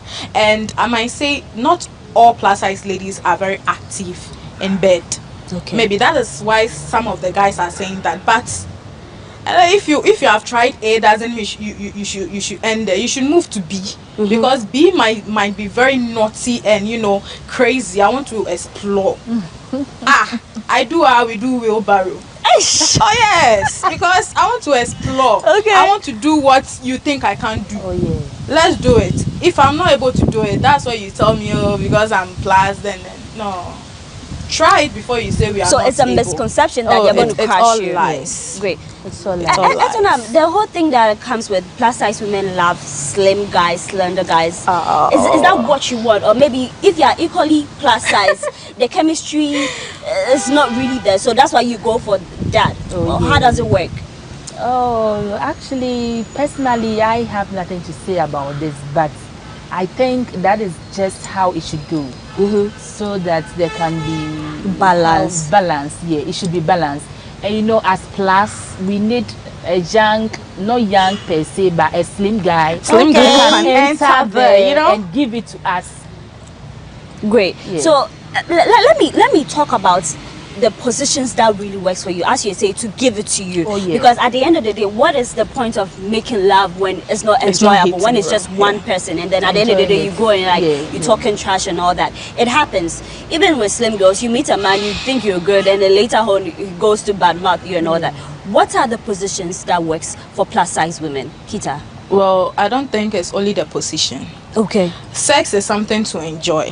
So first of all, you start with romance, and that's where some of the guys will say, okay, plus size ladies smell, because maybe some of the plus size ladies don't take care of their punani well. If you take care of that place, your man will eat that place up. I mean, so every sex should start with a romance, a little, playing with the nipple, sucking the dick, some licking with the clit. That will make the punani, plus size, our pussy is always wet and it's very tight. You can fuck us like 10 times, and then the next time you come, it's so tight. Ouch. And that makes it so enjoyable. So to me, I feel like not the sex pushing, the position a lot, but it's the romance that will make everything, enjoyable.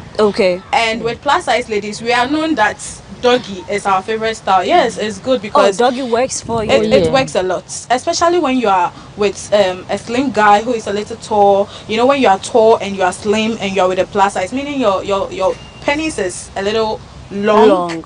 That will help the nyash. Yes, and not all men knows how to do doggy with plus size ladies. So how do you do it? Do you have to raise flesh or get so close? Like, how does it go? when you are doing doggy with a plus size, the nyash is huge. You want to get in there, so you grab it like you're opening a book. It up. And you hit hard. You go in and out. That's where you feel it in your tummy that, this nigga is hitting me good. You understand? And doggy, I love to ride. I mean, I love most positions. So to me, doggy, wheelbarrow, riding, a lot goes for me. Kita, you see, you made mention that, when you have a slim guy, if you get lucky, the dick is long. Yeah. If a man who wants to roll with a plus size woman but who's got a very small or short dick, what advice will you give the person? How can they do it? Should they still open up? Well, because at the end of the day, you don't want his ego to be bruised. Yes. How do you go about it? If you're a man that you love me and you want to be with me and your dick is not satisfying me, I will let you know. I will not keep it. I'll let you know. Now there we have herbals that can even help your penis, but for now that your penis is a little not satisfying, I'll let you know how you can go around and then get it done. So it talks about communication. Yes. Okay, great. Go around the body, how you can hit it, how if you are doing it and I'm not feeling it, I'll let you know, babe, hit harder. It's true. Like we've always advised women, if your man is doing it, don't even fake the money. Don't fake orgasm. Tell him. It should be real. It's something you are enjoying. You have to let him also enjoy. All right. You understand? So if the dick is short, he has to know that you are feeling it or you are not feeling it. Maybe you can introduce sex toy if the situation is very wet. We have pillows that you can use. But a lot of men feel intimidated with that. A lot. We've had a conversation about that, and then we're like, oh, well, am I not good enough for you? But it is not to battle it out with you. It's just to compliment you. So maybe you can explore it. It's not that deep. But when it comes to hygiene, it's very key. Do you opt for spontaneous sex, or you prefer that, or you go wash down and all that? Because Kita was talking about some people feeling like, okay, you are not clean and all that. So what advice, how best can you go? Do you shower, especially if you sweat a lot? Do you opt that you shower before the real deal, especially if you want to get eaten and all that? Of course, nobody wants a sweaty situation. So how do you go about it? I think ideally, when we talk about hygiene, it should be practiced frequently. So what our advice is that you wash down before sex, and even after sex, you wash down to prevent organisms and germs from entering into the place here. And even men who would like to finger their ladies, people who would like to lick their ladies, our advice, we brush our teeth. Before you introduce your mouth in there. You must make sure your nails are being trimmed down. No dirt in between or whatever. Germs and whatever. Great. And you know, sometimes men with long or sharp nails used to hurt the punani after fingering. Because you put your hand there, locomoting, you turning, you finish, and there are bruises. He's looking for something. Who wants bruises? It's not a good thing. No one. Great. But Etona, for a woman who is heavily endowed, like a plus size, like very huge, and having to have access to your body and cleaning, maybe you cannot really reach there because some people are very heavy. What advice would you give to that person? Should you get help and all that? Because as much as possible, you should thoroughly wash down the place. I think sitting down in a chair at your comfort level, it could be a shorter one, it could be the one that follows. You can sit down, open up, and use the water to flush out the place. Well, others tells me they use this syringe, just like they use in the hospitals. People will just have to draw water there, flush it out, but that is what works to them. So if something works for you, you go for it. You do it more. If it doesn't work, you switch to something different. But at the end of the day, you keep your body very neat. I think preferably there are people who like or love the place to be bushy. People like the place to be bushy, others would like to keep it short. Whatever works for you, go for it. Great. But Kita, for a woman who loves to be eaten, this is not even about plus size. There are women, before you really get them to orgasm, you have to eat them or not that. So for that advice, how do you also keep the place clean? How to also make it pleasurable for your partner? Well, it depends on how your partner loves it. Other men loves it bushy, and other men loves it, sakura. But to talk of hygiene, you have to always keep that place smooth and neat so that you can concentrate on working on the skin. So you want your pussy to be eaten. Shave. Make sure after shaving you use lime to bath the whole place. You wait at least 5 to 10 minutes before you bath. You do it frequently. No matter what, if you are ready to have sex and you didn't bath and you do this frequently, the place is already neat and it's smelling good. You don't have bad odor there. That is where you see the man so interested in going there. I think the shaving is important. Your partner loves it bushy, but you should trim it in a way that it's still having hair, but it will not create a bad odor. Because obiba no na odeka koboho. You get what I'm saying? I think I'm into agreement with what Kita is saying. I think sometimes apart from shaving, we must keep one partner. Sex shouldn't be done frequently. It comes with some time and season, so that the place will also have time to heal and heal. Follow period to rest. You understand. Ladies, the conversation is getting interesting, but then I want us to take a quick break. When we come back, then we'll delve more into it. We go to the second part, which is more. But then, ladies, as we stated, sometimes the love making thing pops up and all that, but if you are not really confident, or maybe at that time you are so sweaty and all that, you can ask your partner. You could even tell him, I just want to wash down. A very quick one. He can even join you there so that you feel comfortable. If you want to be eating, everything is great. Before the man is trying to put your hand there and trying to smell, that thing could be very awkward. So I've got the right ladies here to do the discussion. We'll take a quick break. When we come back, Moves and Cuddles continues.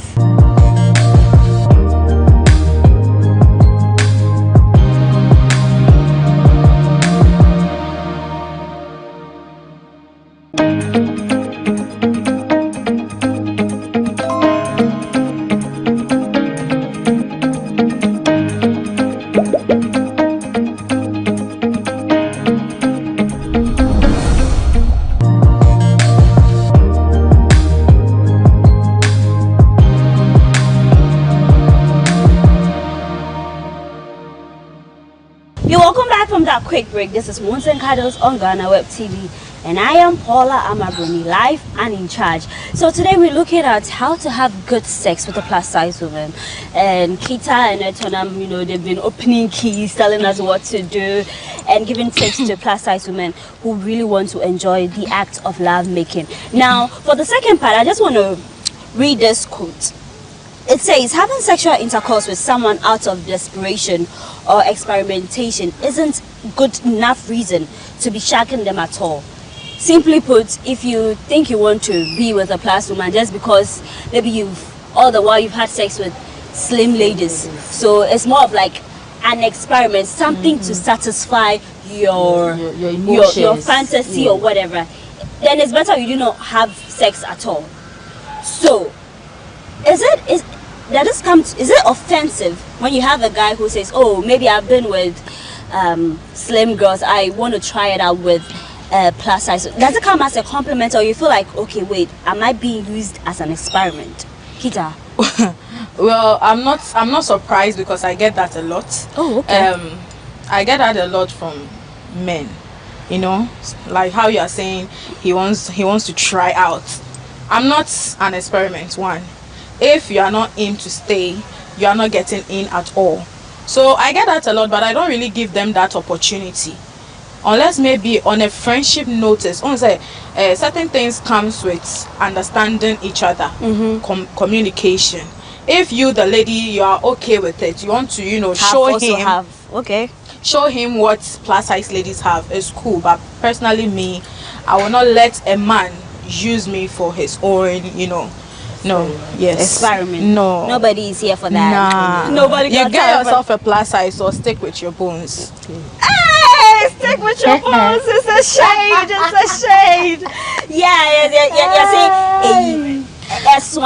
Kita, I like that. Being confident in yourself and, you know, standing up to what you believe in. If you're not ready, you use the door. Yeah, Etonam. So for a woman plus size, how do you detect that this guy coming is just in for the punani? Or is in for a real commitment? How do you differentiate that? Because I say they are words and all that. It's like of late plus size women are trending. So every guy or man out there wish to go out with them.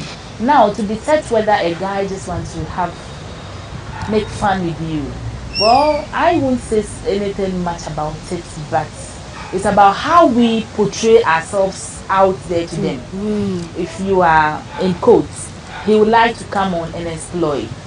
So you have to be vigilant, know what you like for your body, know what you believe in, so that it wouldn't be plus size ladies are trending, but to the negative of it. Okay. When you see a plus size woman portraying, like, you know, in a movie, the way you can touch your butt and all that, does it come across that you guys are being on serious, or you feel it's a personal thing, they decide what to do with their life? Oh yeah, everybody with his hair choice. Everybody with hair choice. Seriously, I'm confident in my own way, but I would like to make a positive impact. Meanwhile, we have others who are also positive in their own way, confident in their own way, but would like to exploit. God has given me the thighs, let me flaunt it. I have breasts, that is also good. But then you have to know what you are doing.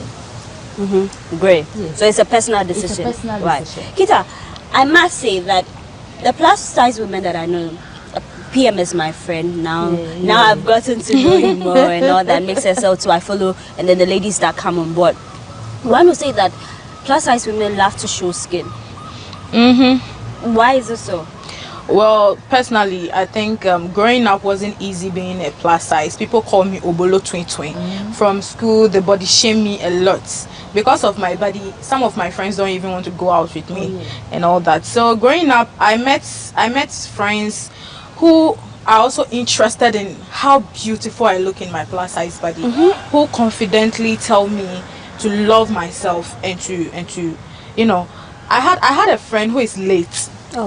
I can say that it's through his advice and how he gave me some sort of confidence that made me love myself till now.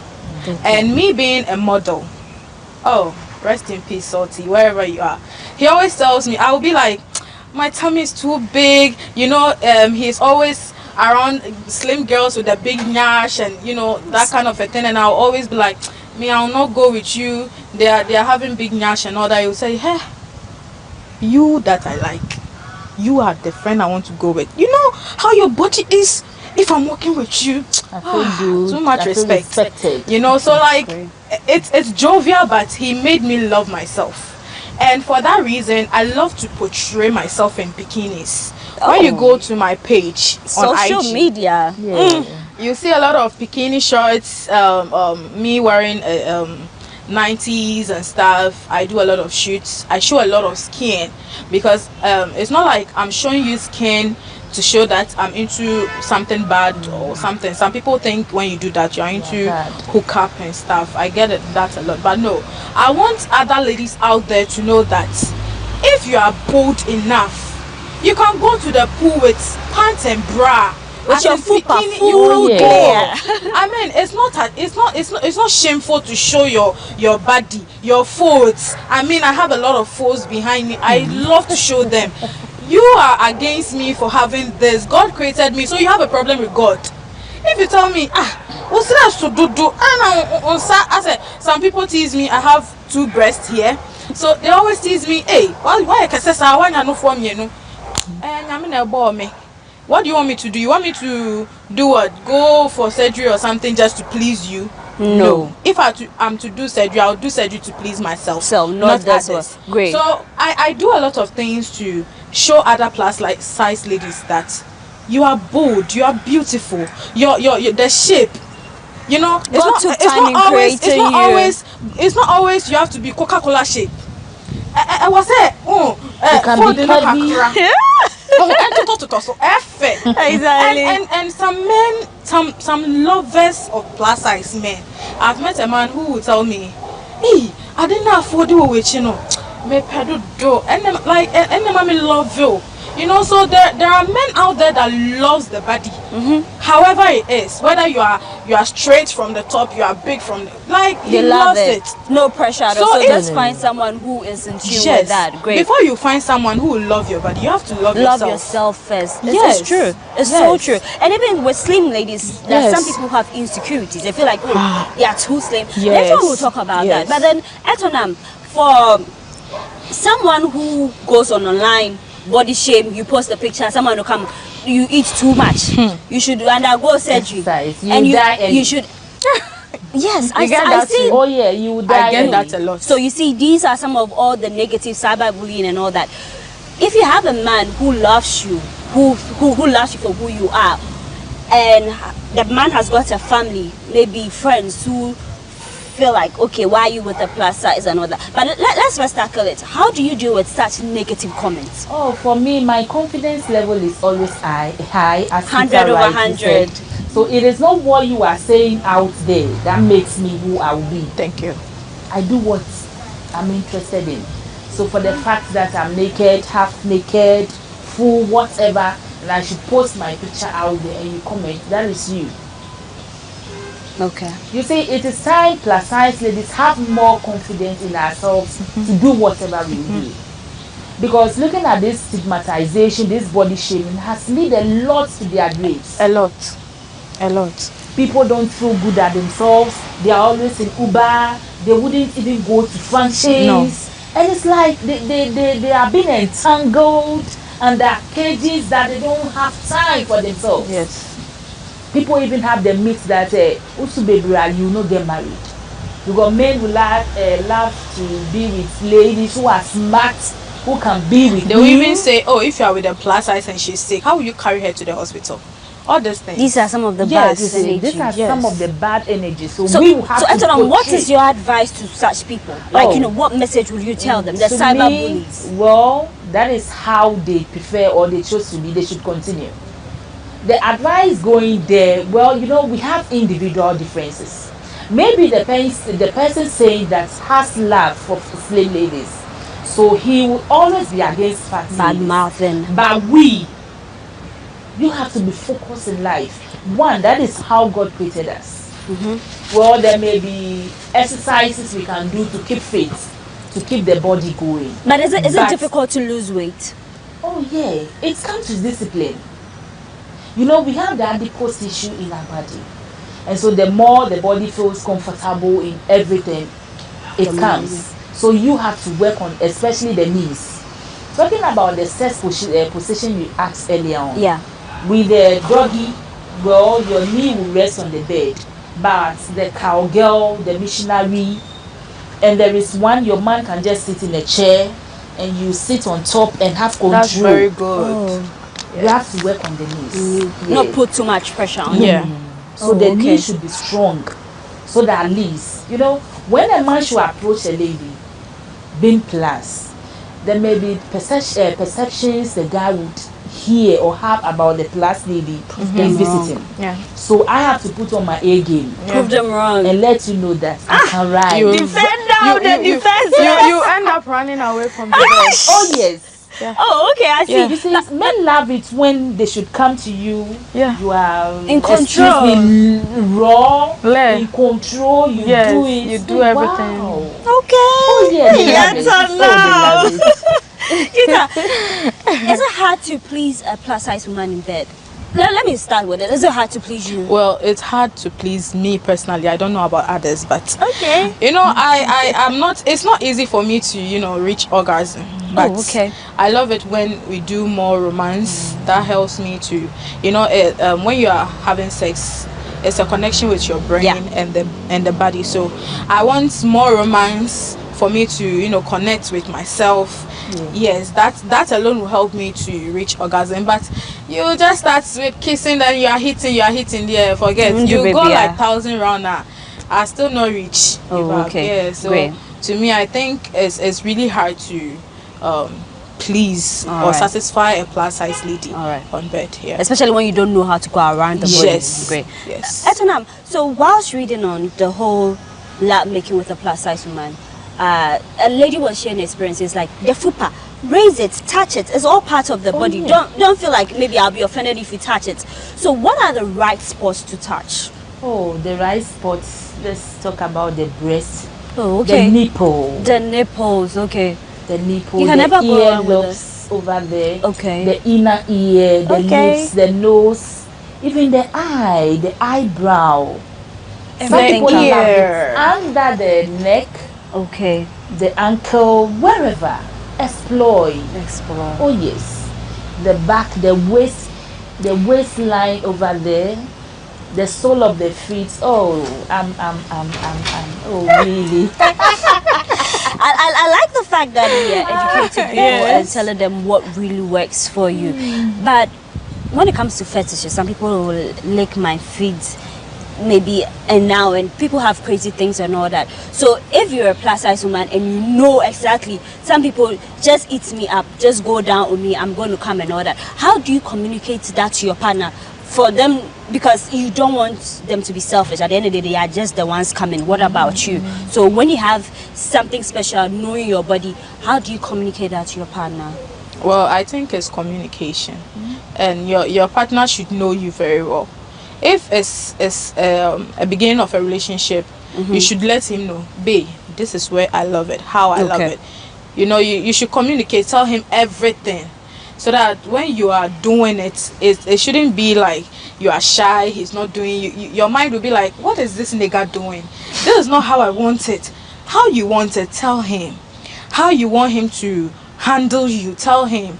You know, talk to him, communicate with him. If he's not doing it, even in the bed, or on the bed, you should be doing it. If he forgets to suck your nipple, what is his head? You bring it to the breast. You know, if you yes,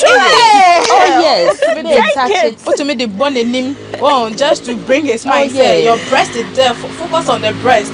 You know, and plus size ladies, our nipple, our clit, our ears. The ears, I don't know. Yes, and then me, I don't have feelings under my feet. You can do whatever I will not.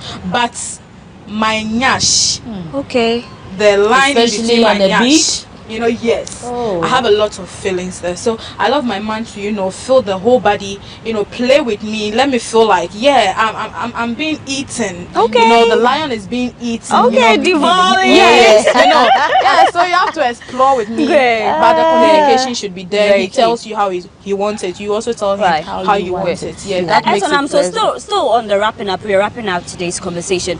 What are some of the things that a man can do to also please share your part to please a woman when it comes to the bedroom? Things that really work for you. So you love me the way I am and be open up to me. Let me trust who you are. It shouldn't be A tomorrow and B tomorrow. Okay. And then there are times I may be moody. Sex comes with a state of mind. If I'm stressed, I wouldn't love it. So you have to help me communication, bring my mind back, and then it should be pre-informed. If you are my man that will be meeting or doing something in the night, I think in the course of the day, some naughty chatting, then it is preparing me for the night. Well, we have quickie that is also there, but at least it should come with some sort of communication to prepare me for the game. Well, me, I don't love to be prepared. Hey, when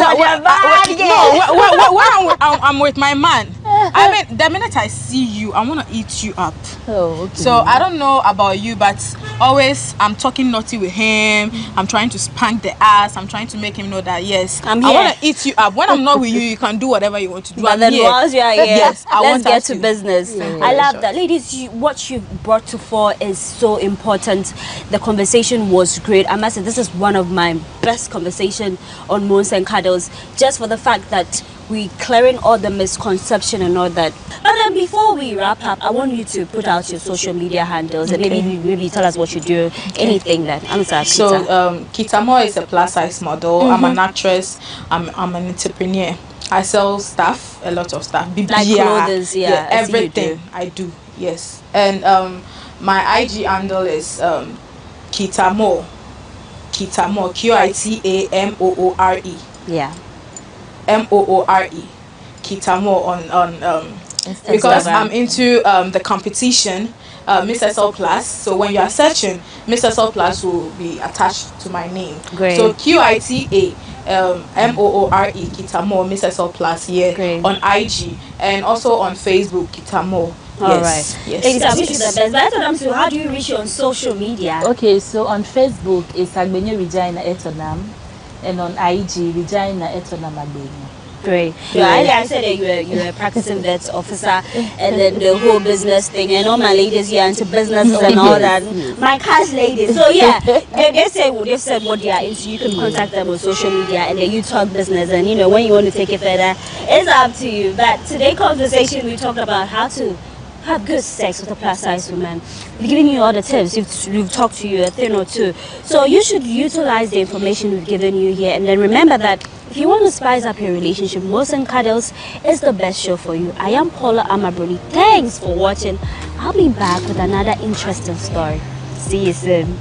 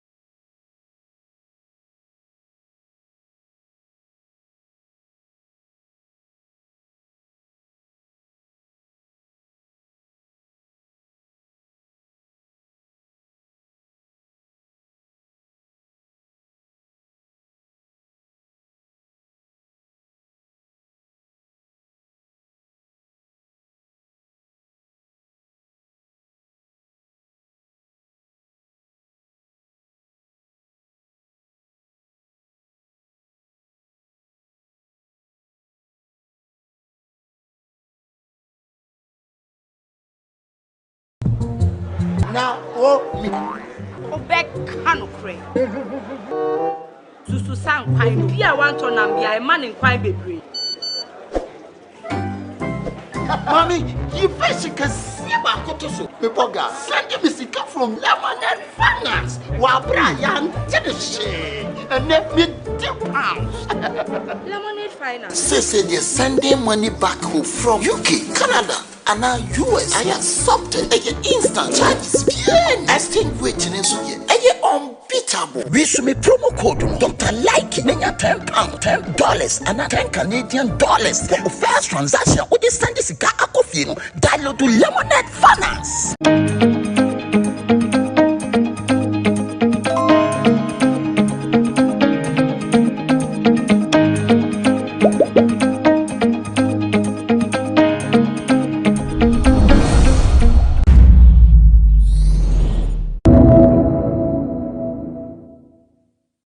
I want to urge the implementing agency and the ministry that the TUC will always be there to support this process.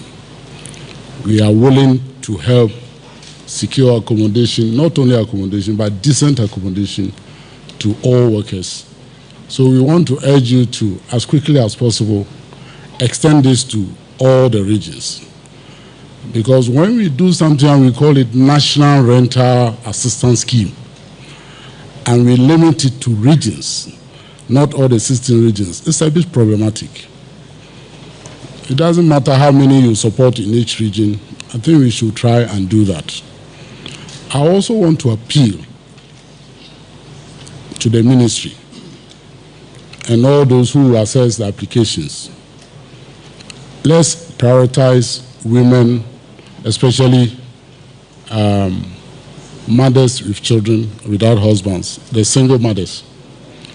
You see, if you provide accommodation to one single mother who has 2 children, it's much better than providing accommodation for others who have no children. I'm saying this because of the experience I've gathered. If you manage to do that, by the time you realize one of those children have already graduated and they are building houses for that mother. And I've seen that personally. So I understand that all those who are 18 plus are qualified. Of course, they are all Ghanaian. But in order to get the best from this program or this scheme, let's pay some more attention to single mothers, especially those with 2 children or 1 child or 2 children, because they need that support from the state. And this is going to help not only the mother, but also the children. I know one thing that will come out of this that many people may not think about. The houses that will be put up for renting, we must make sure they are located in places where the children in that household can have access to schooling. If we do that, and we move them from the uncompleted buildings where they are lodging now into a decent place where there is school, there are additional benefits from this scheme that may not be captured. But I can imagine that in the next few years, we'll meet here again and we should be able to count how many Ghanaians have benefited from this. Because many of our schemes and projects, we just leave them and we don't assess and monitor. So when I saw the concept note and I saw monitoring, I was very happy.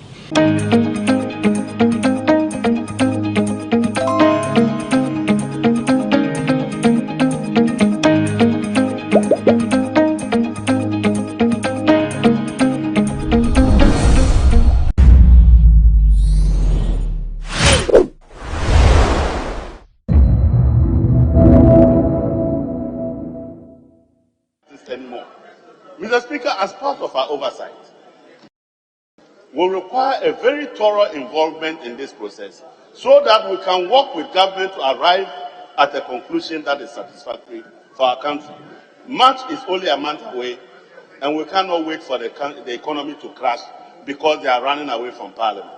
So, Mr. Speaker, it is important that the Minister is programmed to appear before us and for you to take the appropriate decisions that will enable Parliament to have a very full review and encounter with all the parties involved, so we can input into this process and have a better deal that serves the interests of Ghana.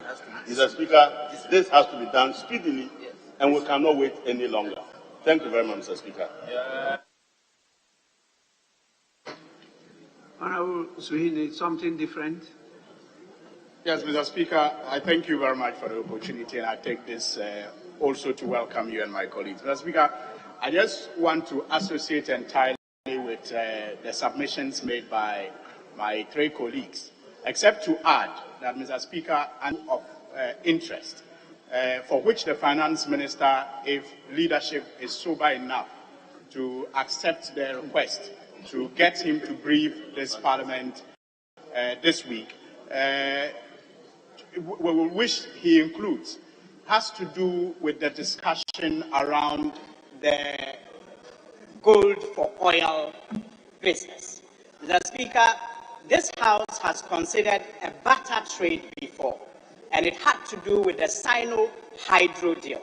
Mr. Speaker, just as there is lack of transparency and information regarding the issue of the bond as it is, bondholders as it is to be part of this debt restructuring, same can be said about this gold for oil deal. Mr. Speaker, a number of questions remain unanswered, and some are of the view that it is or it has the nature of an international transaction, for which reason the House, if properly briefed, will take a decision and help government to fine-tune it to the benefit of the people of this country, especially with the experience that we had with previous barter deals, such as the Sino-Hydro deal, which, with all intent and purposes, is not living up to expectation. Mr. Speaker, I thank you for the opportunity. Honourable members, be mindful of the fact that these are their comments on a business statement. We are not debating any matter. Yes, you want to say something? Thank you, Mr. Speaker. Mr. Speaker, Mr. Speaker, it is imperative for the minister responsible for finance to appear before us and to, not necessarily in the form of a question, but to give us a policy brief, as to what is actually going on. Mr. Speaker, on the 18th of July 2023, Ghana defaulted in the payment of Eurobonds. Defaulted. Yet, Mr. Speaker, in the budget statement, we made provisions in the budget statement for them to pay. Mr. Speaker, 18th January 2023, all bondholders who hold Ghana bonds that is due on the 18th of January 2023 were unable to get their coupons. As a result, Mr. Speaker, they are waiting for the 30 days grace period. Mr. Speaker, this is important. Mr. Speaker, this is important. Mr. Speaker, again, just yesterday, February 6th, yesterday, Mr. Speaker, an amount of 4.2 billion. Honourable Minority Leader, I see the Deputy Minister for Finance really up. Yes. Thank you very much, Mr. Speaker. Mr. Speaker, I just want to correct an erroneous impression that you created. Mr. Speaker, on the 19th of December 2022, Ghana announced a debt standstill. So for him to say that on the 18th of January 2023, we defaulted, that is not true. We announced that we were standing still on our debt payments. So with the, on the 8th, yes. So no, to put it out here, Mr. Speaker, there's a clear difference between defaulting and you voluntarily announcing that on the 19th of December, there was going to be a debt standstill. There are two different things, Mr. Speaker. They are not the same, and they cannot be the same. So let's not, the newly elected minority leader, his new role this way. Because, Mr. Speaker, it is not true. Clearly, we have lawyers in this house. If voluntarily you tell the people of your debtors that you want to come under a debt standstill program for now, how then do you say that in the next year you did not pay, so you defaulted? Mr. Speaker, no, let's not start like this. Let's stick to the truth, and let's tell Ghanaians we are all ready to help. We know you are ready to help us. But let's put the right facts there. Let's not say things that we cannot substantiate, Mr. Speaker. We did not default on the 8th. We announced on the 19th of December that there was going to be a standstill, 19th of December 2022. Thank you, Mr. Speaker. Honorable members,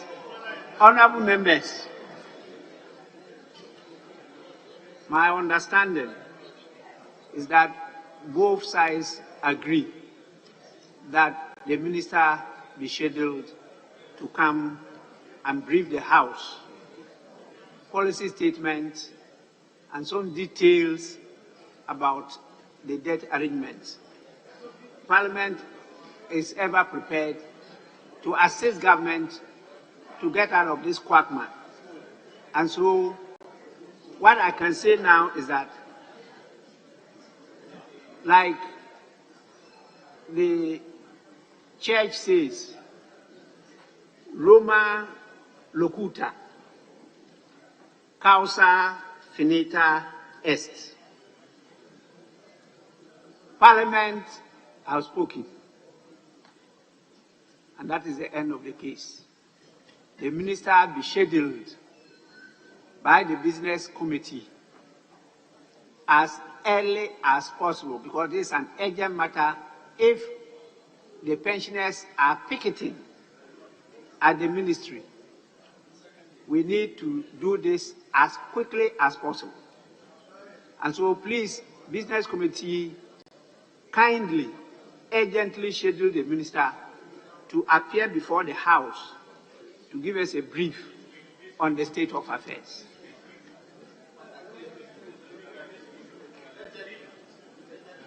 That ends the matter. Honorable members, we'll move on to the next item.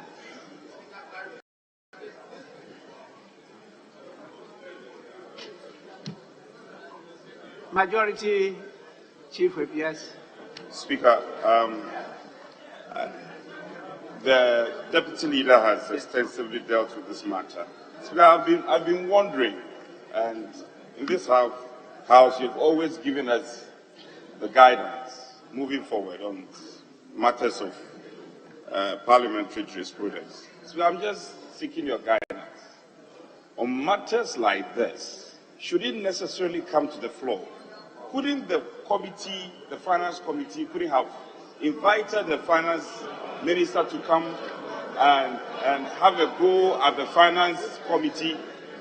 I think that there are many occasions that matters could have been dealt by our committee. Honorable Majority Chief Whip, we've gone beyond that. We've gone beyond that. I was only seeking your guidance. No. You know the history. A business statement has been delivered. Our attention is being drawn to an emergency which hasn't found expression in the business statement. And so they are simply calling on us to take it as an urgent matter and schedule the minister to come. That is all. That is all they call from the Honorable Ablakwa, supported by the rest. So I've directed that be done. And we move on. Please, with this, honorable members, what is the issue again? Well, Right Honourable Speaker, please, I wanted to thank you very much for the timely intervention, your ruling, except to plead that if you could kindly, respectfully, as the Speaker, give some timelines, indication of timeline, as you normally do, because you've left it to the business committee's discretion, but sometimes their own, track record, it can drag, and this is a very urgent matter. So, Mr. Speaker, some timelines. Not the track record of the business. So, Mr. Speaker, we are appealing that based on the urgency of this matter, some timelines, if it can be this week. Yeah. That's why, Mr. Speaker, colleagues and I are appealing it could be done this week. Grateful, Mr. Speaker. Honorable Ablakwa, I'm aware of a lot of programs lined up for this week. That is why I didn't add that this week. But because we've insisted, I can say that by Tuesday next week. Tuesday next week. This week is quite packed. And so Tuesday next week will be appropriate. Yeah, but we will be here together. So yes, honorable members, even though we have some business to on Tuesday, I insist that it should be on Tuesday. We have to find time for the minister because this is a very urgent matter, particularly dealing with elderly people. We have to find time for the minister to give us a brief. Please. Yes. The Speaker, I just wish. You don't have to catch my eye by begging me. Thank you very much, Mr. Speaker, from you. If the request to the Finance Minister will be only with regards to the, or it will also include my very kind request for him to brief for oil. The gold for oil transaction, please. I think that is a different issue. There's a link. If there's a link, yes, in giving the brief, he will touch on it. But that gold for oil thing is a major matter. And we need to discuss that one seriously. The gold for oil. When we talk about accountability, most of you think accountability is dealing with financial accountability. The accountability includes the trust that the people give to government and to public officials, including politicians. You have to be held to account for that trust. That trust includes lands and minerals. It's not just a matter of money when we are talking about accountability. And so it's part of our duty, our people, to get governments to account for those properties and those minerals. So it's a major thing. It's not something that you can add to this debt exchange matter. It will be handled separately. Yes, so honorable members, I take it that the business statement as presented is adopted. And I want us to take the last item before we can adjourn. And that one is the votes and proceedings. We had to take the business statement earlier than usual, but now we deal with the votes and proceedings. And the correction of votes and proceedings will start with the votes and proceedings of Wednesday, 21st December 2022. It's quite voluminous. It's about 94 pages. So I will be putting a number of pages together. If you have any correction, you draw our attention. So pages 1 to 10. Any correction? Yes, please. Thank you, Mr. Speaker.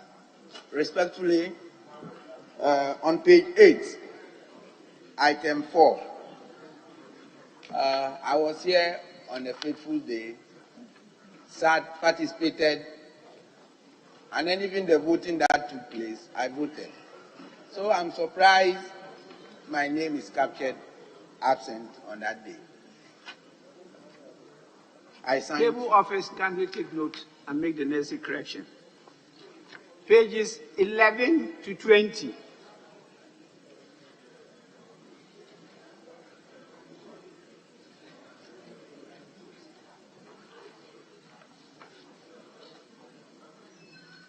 Pages 21 to 30.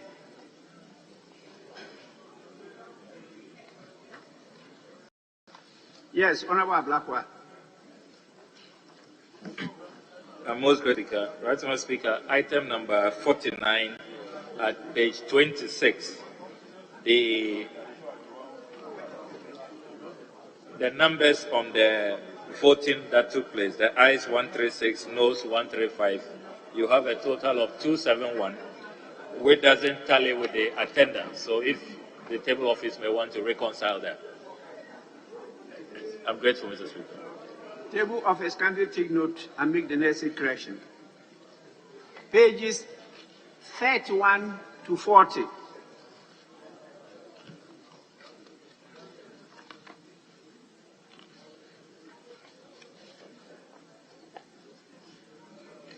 Pages 41 to 50. Yes, please. I'm most grateful, Right Honourable Speaker. Right Honourable Speaker, please at page 43, the 5th paragraph, the word absenteeism has been spelled wrongly. If it can be corrected, absenteeism. Yes, Honourable Member, you are right. Please, table office, kindly take note. And Mr. Speaker, at page 44, the next page, your address, the first paragraph, Ghana's parliament as the best open parliament, not opened, the best open parliament. And the paragraph that follows is the need for a more active role of parliament. So if you can insert A. I'm grateful, Mr. Speaker. Thank you so much, Honourable Ablakwa. Table office, kindly take note. Pages 51 to 60.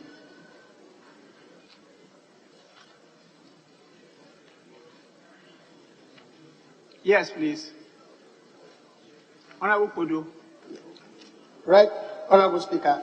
On page 44, paragraph 77, and it being 27 minutes before 5 o'clock in the morning of Thursday, 22nd December 2022, the House was adjourned sine die.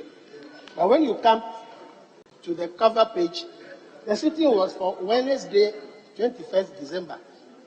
That does not tally with the date of adjournment. I think you should correct, yes, we should correct it so that it will read, the coverage of the minutes will read for both days, because we continued into 22nd of December. We didn't end on 21st December.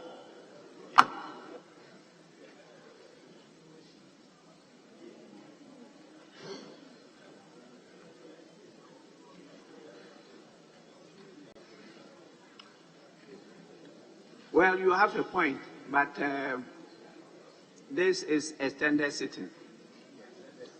Extended sitting, we started on Wednesday, 21st December, but extended into Thursday, 22nd December. So the heading will start the day we commence the sitting. But in the body, you definitely capture the second day, because we extended to the second day. If not, you have difficulty in documentation in other areas. And the usual computations too can create problems. You are statistics and data experts. You know what will be involved. So let's take it as it is now. But we are grateful for you for the attention being drawn to those issues. Can we now go back again to 51 to 60? Pages 51 to 60. Pages 61 to 70.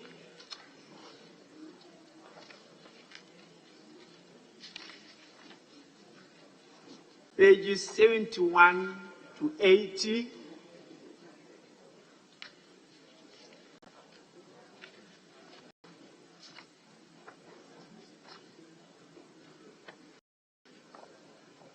pages 81 to 90,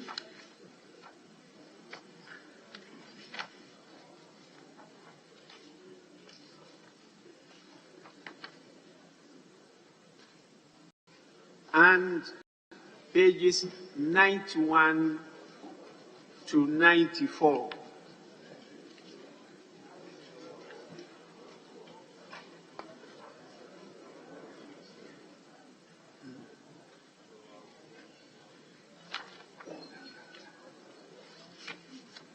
Yes, please.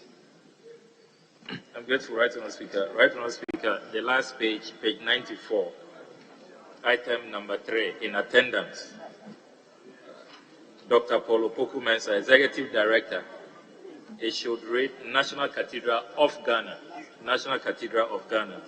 And the rest should follow accordingly. That is how it was incorporated. National Cathedral of Ghana. That's how it was incorporated on the 18th of July, 2019. So, National Ghana. I'm grateful, Mr. Speaker. Yes, table office kindly add the of Ghana to all the other descriptions of the personalities that appeared in attendance at the committee. Honorable members, with this, the votes and proceedings of the 36th sitting held on Wednesday, 21st December 2022, as corrected, are adopted as a true record of proceedings.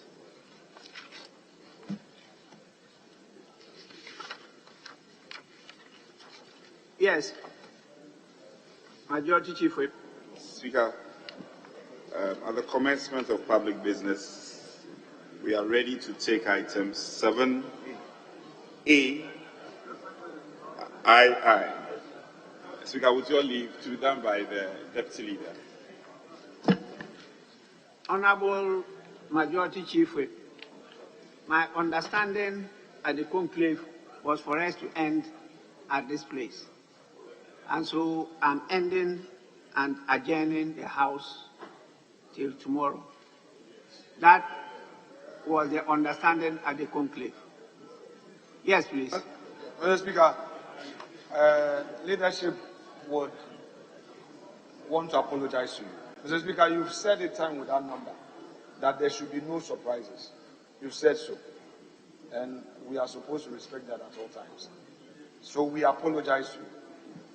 But Mr. Speaker, just as we came in, we should have signaled you earlier that these two items, especially 7B, and we take responsibility for not drawing your attention to it earlier. So, Mr. Speaker, please, we sorry. Kindly indulge us. Yes, minority. Just lay there. So that we can. All right. Honorable members. Yes. Thank you, Mr. Speaker. Mr. Speaker, indeed, we should not be bringing up surprises. And the Honorable Deputy Majority Leader should know that. And Mr. Speaker, I think that going forward, we must agree that when we come to an agreement at conclave, we will not come here and change it or surprise you. We will not accept that.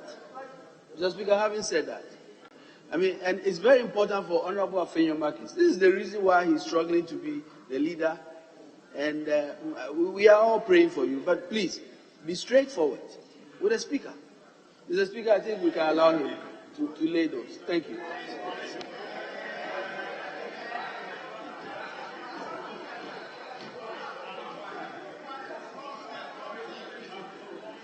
Majority Chief Whip.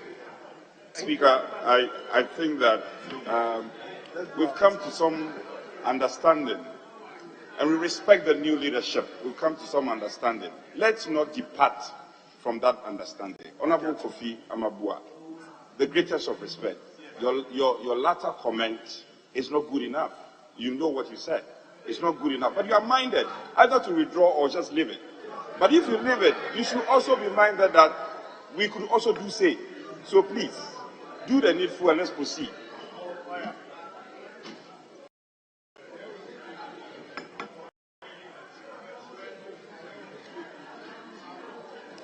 Honorable Marco Fibua, Deputy Minority Leader. Thank you, Mr. Speaker. Mr. Speaker, I think my honorable member has known me long enough. I know that I'm a gentleman. I mean, Honorable Afenyomak is my friend. I was just trying to make sure that we are very clear when we agree on something, we keep our word. That's all I said. But if I said anything that, Mr. Speaker, was not right, I will draw it. Thank you very much. Thank you so much. So we'll go to item 7. At the commencement of public business, item 7B, by the Minister for Finance. Speaker, we'll seek your kind leave for it to be done by the Deputy Minister of Finance.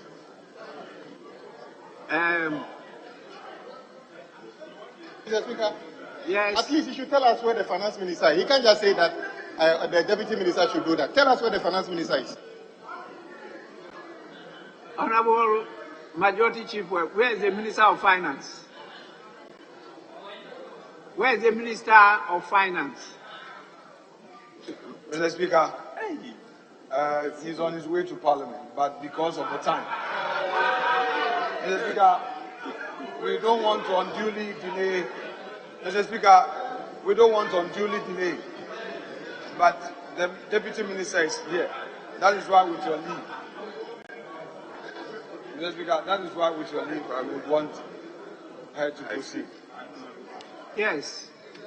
Thank you, Mr. Speaker. Mr. Speaker, you know, this morning when the honorable member was reading the business statement, he made us aware that we have 830 questions, and it is bound to increase. Mr. Speaker, it's very important as we discuss the presence of the Minister of Finance that we make this point very clear. Once we ask ministers to come here to answer questions, Mr. Speaker, there will be no compromise, because we'll give them time to commit those, and they must take this House very seriously. Mr. Speaker, having said that, we allow that, but the Minister of Finance, his record of attendance here is not something we are proud of, and he must change. Yes. Yes, Deputy Minister of Finance. Financing agreement between the government of the Republic of Ghana, represented by the Ministry of Finance and the International Development Association of the World Bank Group for an amount of $150 million United States dollars to finance the West Africa Food System Resilience Program, Phase 2, under the multi-phase programmatic approach.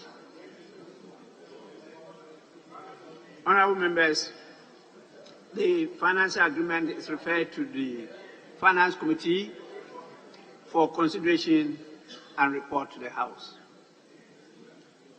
Honorable members, you know, sometimes we must have our heads above the water. If not, we can't debate. Why, if we drown, we are finished. So some of the situation, let's keep floating so that we can debate. You understand? Yes. So any other business? Item 7A, and Speaker, with your leave, for it to be done by the Deputy Leader. 7A? Yes, 7A. Roman 102. 7AI.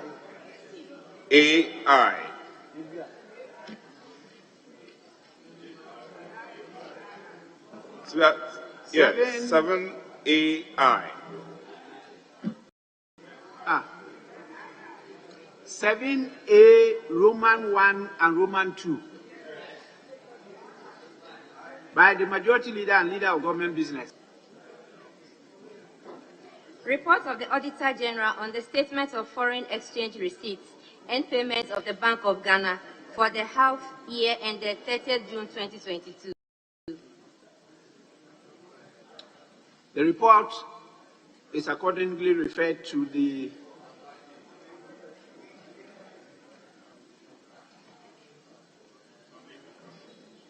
Public Accounts Committee for consideration and report to the House. Yes, Roman 2. Oh, Honorable Member, yes. Report of the Auditor General on the audit of the Government of Ghana COVID-19 expenditure for the period March 2020 to June 2022. Again, the report on the COVID-19 expenditure is referred to the Public Accounts Committee for consideration and report to the House. Honourable members, we earlier on set up a committee on this COVID-19 expenditure. I'm expecting the report of the committee. I'm told the committee has started sitting. This is different from the Auditor General's report. So please, let's get the report and we can go into the details together with the Auditor General's report. Yes, any more business? Today, Speaker, the last item to be taken is 7C. And Speaker, related to the minority leader. We'll come to some agreement that the Minister for Roads would do it instead.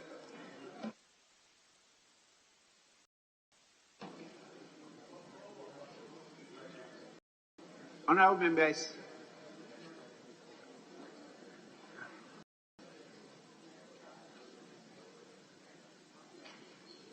I think you are now abusing the privilege.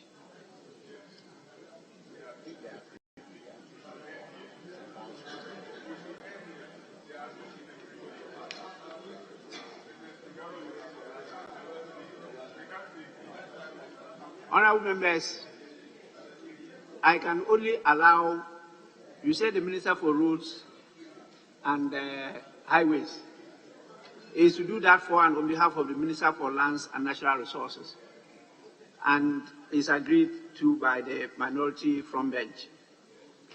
I will allow one bow for all, and then it will be read together, and then I refer, because it's the same committee that is going to handle all of them. Then after that, we can take an adjournment. So, honourable members, item 7C, Roman 1, Roman 2, Roman 3, Roman 4, Roman 5, and Roman 6.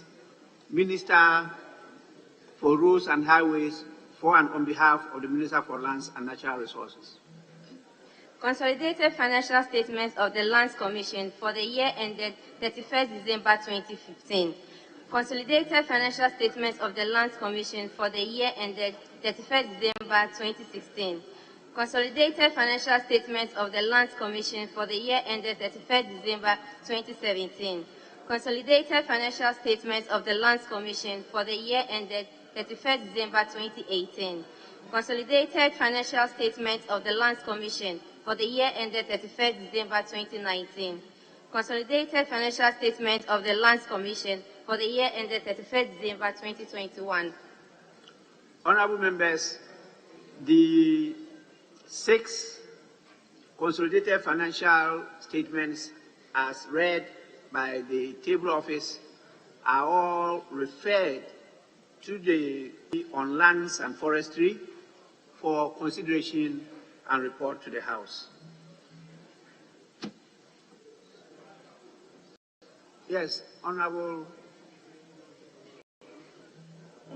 Yes, Honourable Kodo. Right, Honourable Speaker.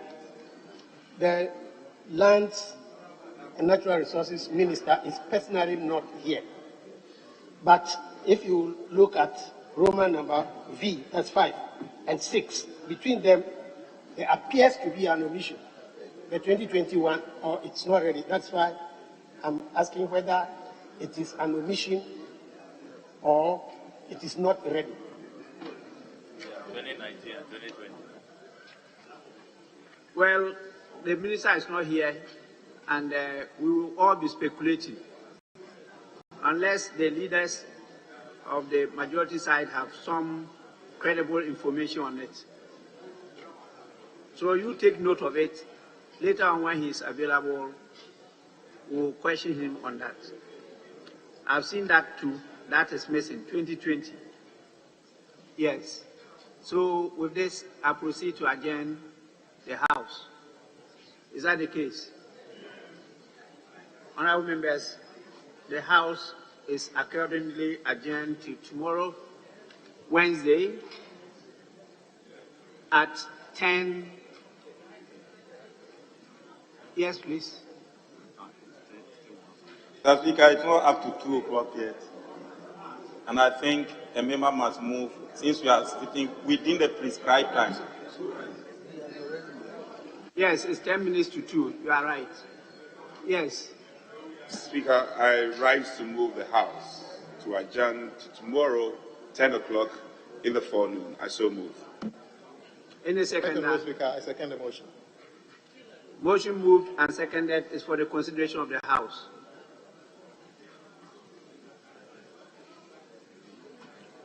In the absence of any consideration, I put the question. Those in favor of adjournment, say aye. Those against adjournment, say no. The ayes have it.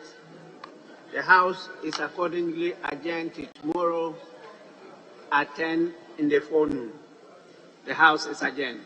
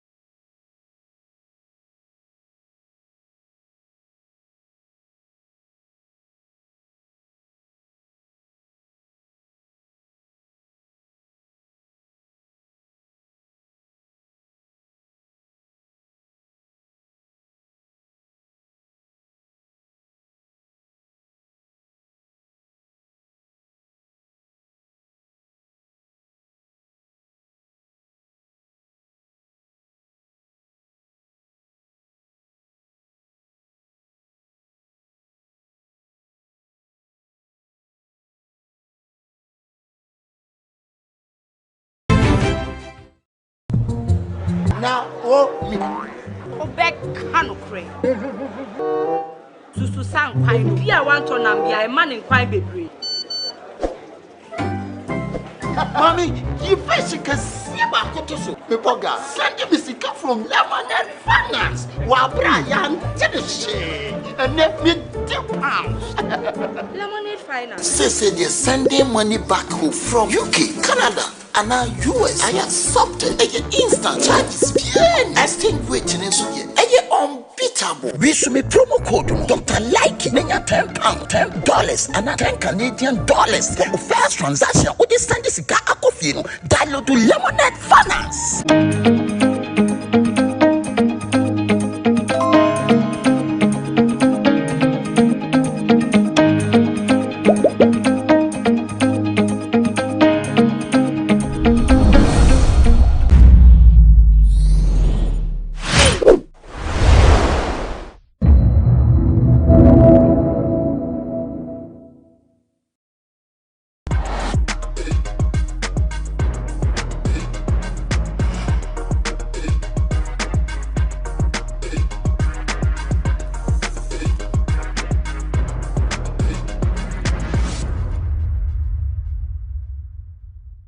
So in 2014, Sarkodie released a song, Inflation. Well, that song was a monster hit. Not because of the lyrics, well, it played a part, but people could actually relate to the song because at the time, people were actually suffering. The nation is full of surprises. Basically, we still live in crisis, countermand to Kwashe prices. I'm sure you remember those lyrics. Eh? Well, today we can actually relate to the song, and that's because the nation is actually full of surprises. Now, crisis need the it's not easy. In the midst of all these, there are calls for the resignation or dismissal of the Minister of Finance, Ken Ofori-Atta. Today, we are looking at how the whole crisis, the economic situation, is affecting the creatives in this episode of E-Forum on GhanaWeb TV. My name is Benefo Boabin Abrantipa.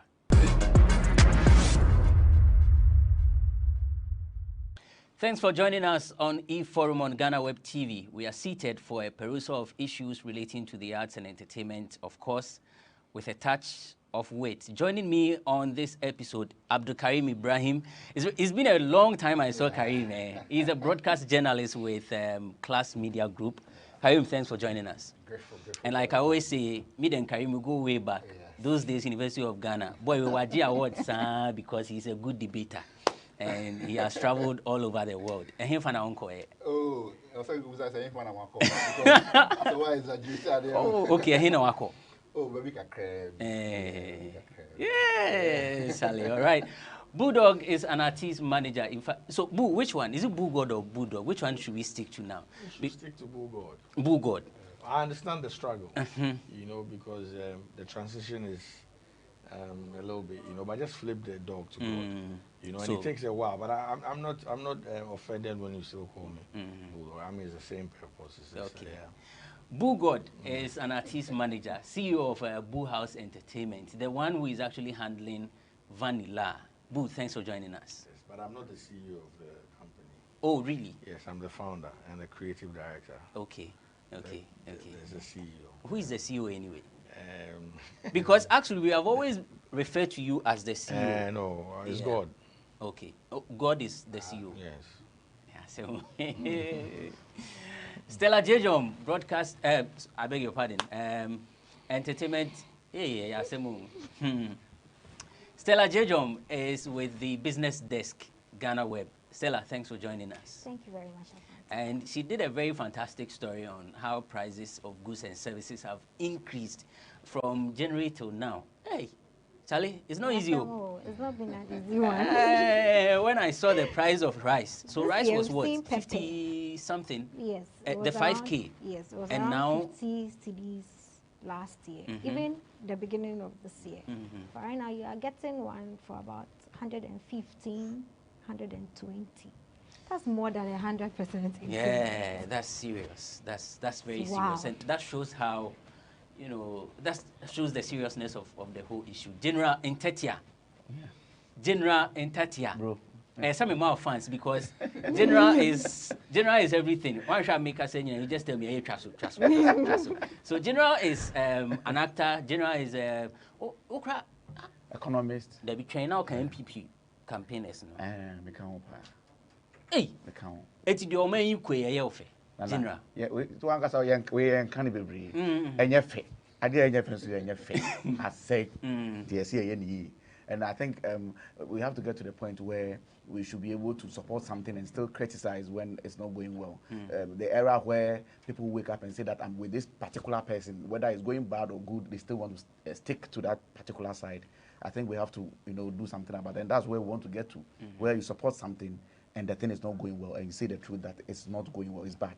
Let's get things right. Do you regret supporting NPP? I don't regret supporting them. I feel that it was something that I saw that I felt it was going to be good. Of course, we are not God to see what will happen, and definitely you support something, but you are not the one in charge of administration. But probably what you think that if you are there, you do, you give the mandate to someone to go and do, and then they get there and things are not going as it should. So you have the right to say it. Don't be gagged and say that, Charlie, I have done this, so it happens when people go for money and they are gagged, so you can't talk. But when you do it genuinely from your heart and you know that, Charlie, people will say a lot of things outside. Oh, that's your one. But if you know in your heart that you've not gone for any money, you are always bold to say the truth. Are you being attacked in any way, whether it's verbal, whether it's physical? So the funny part of the whole thing is, when it started, you get people from the opposition attacking you, and then you say the truth, and those within the party also come at you. So now you're in the middle, whether to go left or right. It's your own cup of tea. Into baby. Maybe, but not. Like I said, I have voted for NDC before when the late president Jonathan was in power. I voted for him, but I didn't campaign for him. But I voted because I loved him. I felt some of his policies were on point. So. There was an election where I didn't vote, but then I was in Germany, so I didn't. And when I came back, I listened to manifesto. I felt that if people are going to go to school, why not? People are, there's no, parents are not having money to send their wards to school. So if there's going to be free SHS and a lot of people are going to go to school, I'm imagining how in the next 10, 15 years, a lot of youth have been to school, how the country will become.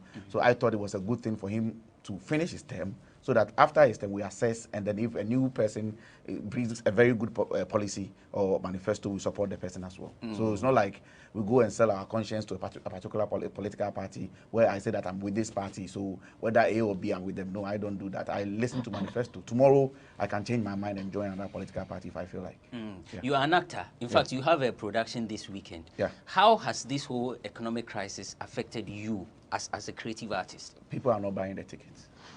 And I have bought Canada. It's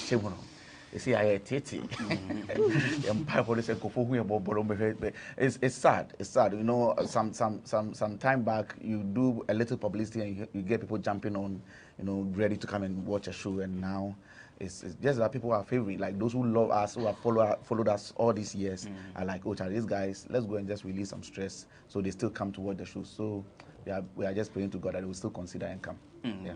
Interestingly, you see, I am a student of politics. I read political science from the University of Ghana, and I did government, SHS. So when you have a song in Legon for a political campaign. Yeah, exactly. Vote for me. But I don't think, if I cast my memory back, I don't think there has been a situation where people, I mean, MPs of a political party is calling for the head of the finance minister, who is a member of their party, and because they don't like the way the country is going. In fact, the suffering or the economic crisis is affecting almost everybody. I am affected. Yeah. In fact, this morning I was telling my colleagues that the amount that I bought fuel last week, that I had a full tank. This week I bought it, and it's left to 2 bars before it will get to the brim. Yeah. So actually, I am affected. You heard Stella mention the bag of rice, which has actually increased 10%. I mean, over 100%. Really, does it actually surprise you that in the midst of all these, the NPP, the MPs are calling for the head of Kenofo-Wiata? Well, it is very surprising, and I say so because of the nature of our own political governance space. It is one of unquestioned loyalty. And oftentimes, if you decided to depart from what the party line is, you usually end up getting into trouble. And it's also such that our politics generally is not one based on principle or serious conviction. So if you decided to do something against the general view, we often do not look at the quality of the decision that you took and then say that, well, this makes sense. There are only a few cases where you see people from a political party that is governing where they are still able to put across dissenting views. But there's a caveat with that. Oftentimes, those people who are able to do that, they do so because they have some clout, some money, some wealth that removes them from the backlash. So Kenneth Japan would be a very good example. It is not new that we would have somebody from the party say things, go against the order.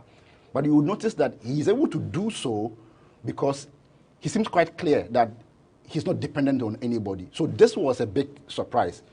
But when you interrogate it a bit further within the proper political sense, there's a way that you understand it, because it doesn't happen very often. And the creatives are here that you go for a program or an event like what we saw at the Independence Square, and the President of the Republic is booed in such very organic manner. They can dispute that and say other people paid people to go and do that and all of that, but they know that's not true. You go to Kumasi, of all places, where the president again is booed. And generally when you get the sentiments, GhanaWeb does an amazing job with that. Listen to people, you get a sense that people are angry. And you can tell clearly from the Member of Parliament for Subin yesterday after the press conference when he was doing more media engagements. He was asked a question that, don't you feel, like the point I was making earlier, that there will be a backlash against you? Parliamentary primaries are coming up and all of that. He said something very profound. He said that, well, it is true, but if you look at what our constituents are saying, and that's the reality, because for the constituents, it doesn't matter. I mean, General said he supported and voted for the current government. Yeah. But now his business is also struggling. So when you look at it, it doesn't matter where one voted. At the end of the day, if you go to the market and the rice is expensive, you're going to buy it. You're not going to use your party card to get it very easy. And for me, that is the kind of reality that the members of parliament are trying to avoid. And also, there's one final pragmatic point. Nana Dankwa Akufo-Addo is obviously leaving at the end of the term. So that means that the party would have to take a decision to go with someone else. It could be Dr. Baumia, it could be Alan Cash, it could be from any other place. So if you are within the party now, it actually makes a great deal of sense, and you have the dynamics on your side when the people support you against a man who is leaving eventually. Nana's poster has come under questioning. There are some who say that it looks like Wadru self-actualization. I wanted to be president, so Matwama maybe, and it's the reason he made that comment in Kumasi that, I mean, if you are threatening to vote for me, they don't threaten me, they don't frighten me and all that. Does it come to you? Does it come to any of you? Or like the president seems unbothered, even though he has made comments that he is fixing the economy? I mean, for me, it's not surprising. The president has always been arrogant. He just pretended not to be one when he was vying for votes.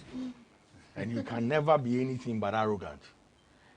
You see, the MPs that are calling for the head of I mean, 80 MPs. Yes, that's the wrong target. The president should resign today. Nana Akufo-Addo should bow down his head in shame and walk out of the office now as we speak. He came saying he had the men. He put the guy there. You understand? So if the guy is messing up, they should be living together. He should be living now. I keep saying this all the time. Look, let me try and get this and get it right so I don't make a mistake. Look, this is what I've been reading for a while now. Chapter 8 of the Constitution of Ghana, Section 69. You know what that says? Removal of the president. Everybody should read that. I don't know why we are not exploring this. There's a loophole in the Constitution that can get us to remove him today. We don't have to wait 2024. I think the minority is doing that. They should do that. No, the minority is targeting the finance minister and not the president. They have to target the president. Okay. He is the head. They have to target him. If you read, it is clear. I mean, it's woven with a few legal words.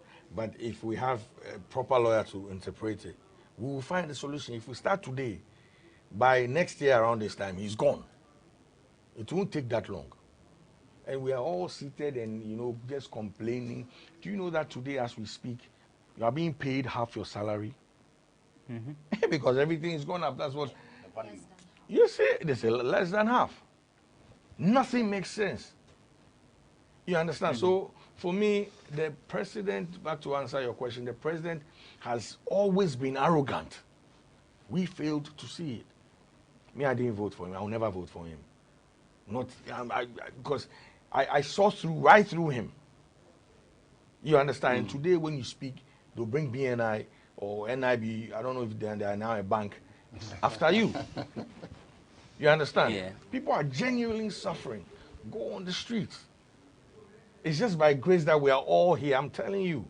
Some of us ply our trade on the streets. So we know the suffering. We know the talkability that is going around. I'm telling you. So they should not be there. And I just saw another, I don't know if it was on your site, that the president said we should give the finance minister 3 months. Yeah. Is it 3 months or weeks? 3 weeks. For the IMF program. Yeah. That's nonsensical. For the part of the conversation too. That's nonsensical. It doesn't make any sense. How? Boss, how? I don't understand. Is he the only one who can negotiate this deal? What if he dies tomorrow? The deal will not go on? Are we running a one-man financial institution or ministry? What are we talking about? Because of Chobo, they don't want to go. No, let's be honest. Me, I don't want to be diplomatic about anything. Because somebody will take something or get something, why should it be him? Well, I don't understand. Let's look at this from that angle. It's very common. It's simple. It's basic. All that talk, all that, it doesn't make any sense. Why should that person be there? If everybody is calling that he should leave, I want the president to leave. So, how did we get here? Maybe I should let Stella answer. Oh, sorry, let me just answer it. It's a forum. Yeah. So how did we get here? Yes. We were pretending, all of us, smiling, oh, it could be, oh, it could be. That's how we got here. Look, I have said, and I'm saying it here again, especially Parliament, look, that institution should be abolished. Trust me. Go and check what the duties of Parliament. We need to read some more. Why would you want Parliament to be abolished? They are representing their constituents. They are making laws. But in that case, in favor of what? You know, there can't be a vacuum. I think that's where the problem is. Exactly. You see, so I don't have all the answers. Yeah. I'm pushing for an agenda. I'm sure if we sat through it, we'll find a solution. Now, if you say, so Parliament is a House of Representatives, right? They represent their constituents, right? Do you know that there's a constituency, as we speak now, that doesn't have representation in Parliament? Do you know that? Sir. Yeah. Thank you. Are they not functioning? They are. Good. So it is a testimony to tell you that that institution has nothing to do, because the work, the mandate, they are not sticking to their mandate. So if there's a constituency running without a representative, all other constituents can run without it. Truly and truly, it is the DCEs or MCEs or whatever you want to call them who are supposed to be doing the work, right? So Parliament is just a conduit. Parliament is supposed to check the executive, make sure, you know, and what are they doing? This is, I mean, my life, like you just said earlier, we see people on the other side of the aisle pushing for their own person to go. And you made so much sense when you said, and look at how this is. Because the sitting president is leaving. Yeah. That's why they'll do that. You thought if it was the first time, they'll try it. All their contracts, all their stuff will be seized. They won't get anything. We need to look at some of these things. We cannot run the way we are running. Look, all these institutions, look at the constitution that we have. We should even look at the constitution again. It doesn't make sense. I don't know why a certain president, after their term of office, for 3 years, no lawsuit can come against them. For what?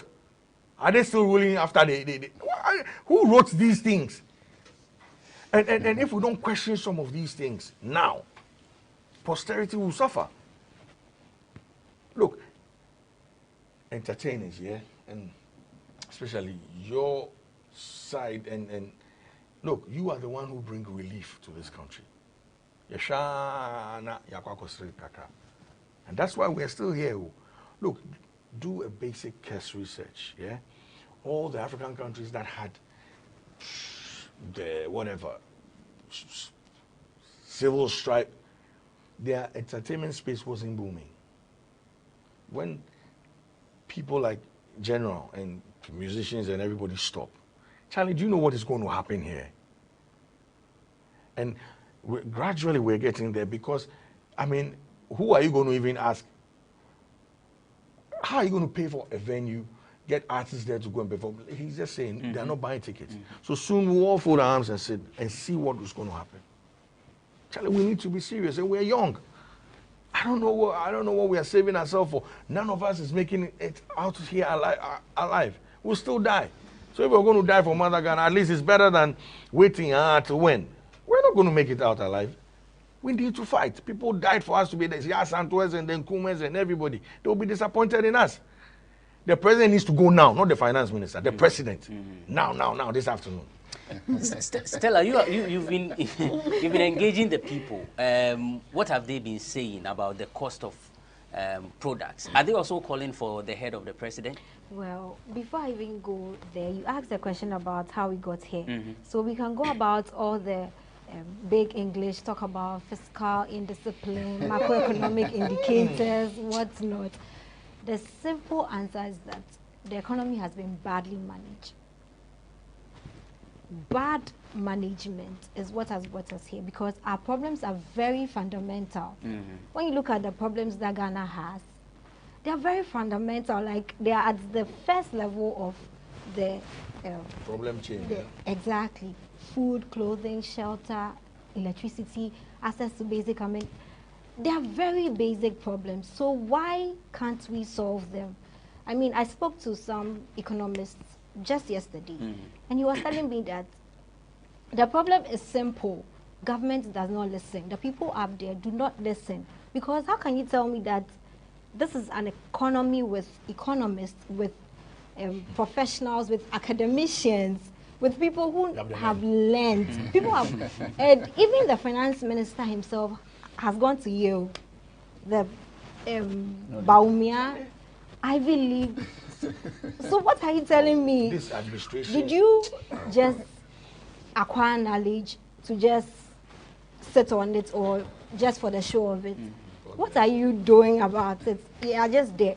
And people are given solutions every time. They told you from the beginning of this year, even last year, November, when the budget was read, it was said that this thing you are telling us to do, it will fail. And then you were very hopeful. We that were going to pay the tax are telling you that this thing, you are saying, oh, based on the data. Is it the e-levy you are talking about? Exactly. And that tax has been, the target has been revised from billions to 611 million. And even that one, we are just making about half of it at this point. When we projected that we'll be getting about 1 billion Ghana cedis from that tax measure. And it's not working, and it's still there. People are even being wrongfully charged. Even upon all the wrongful deductions, they are still not meeting the target. So why are you burdening me, and you are not even using the monies for things that were supposed to, the monies were supposed to be used for? And they pushed for some of these agendas just for us to be able to get more leverage on the international market. And we started the year and we've been downgraded. They are telling us that these people, if you give them money, they're not going to be able to pay. So from January, you saw downgrades. You knew that it would be hard for you to be able to access Eurobonds. People will not give you money.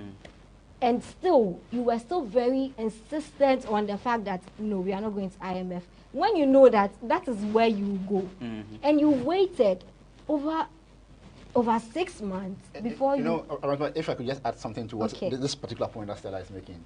So it's, and again, just to also make it very easy, it is very simple.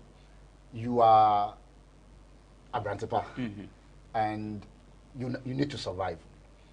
You have a business that you are doing, so you are working at GhanaWeb, it's giving you some money.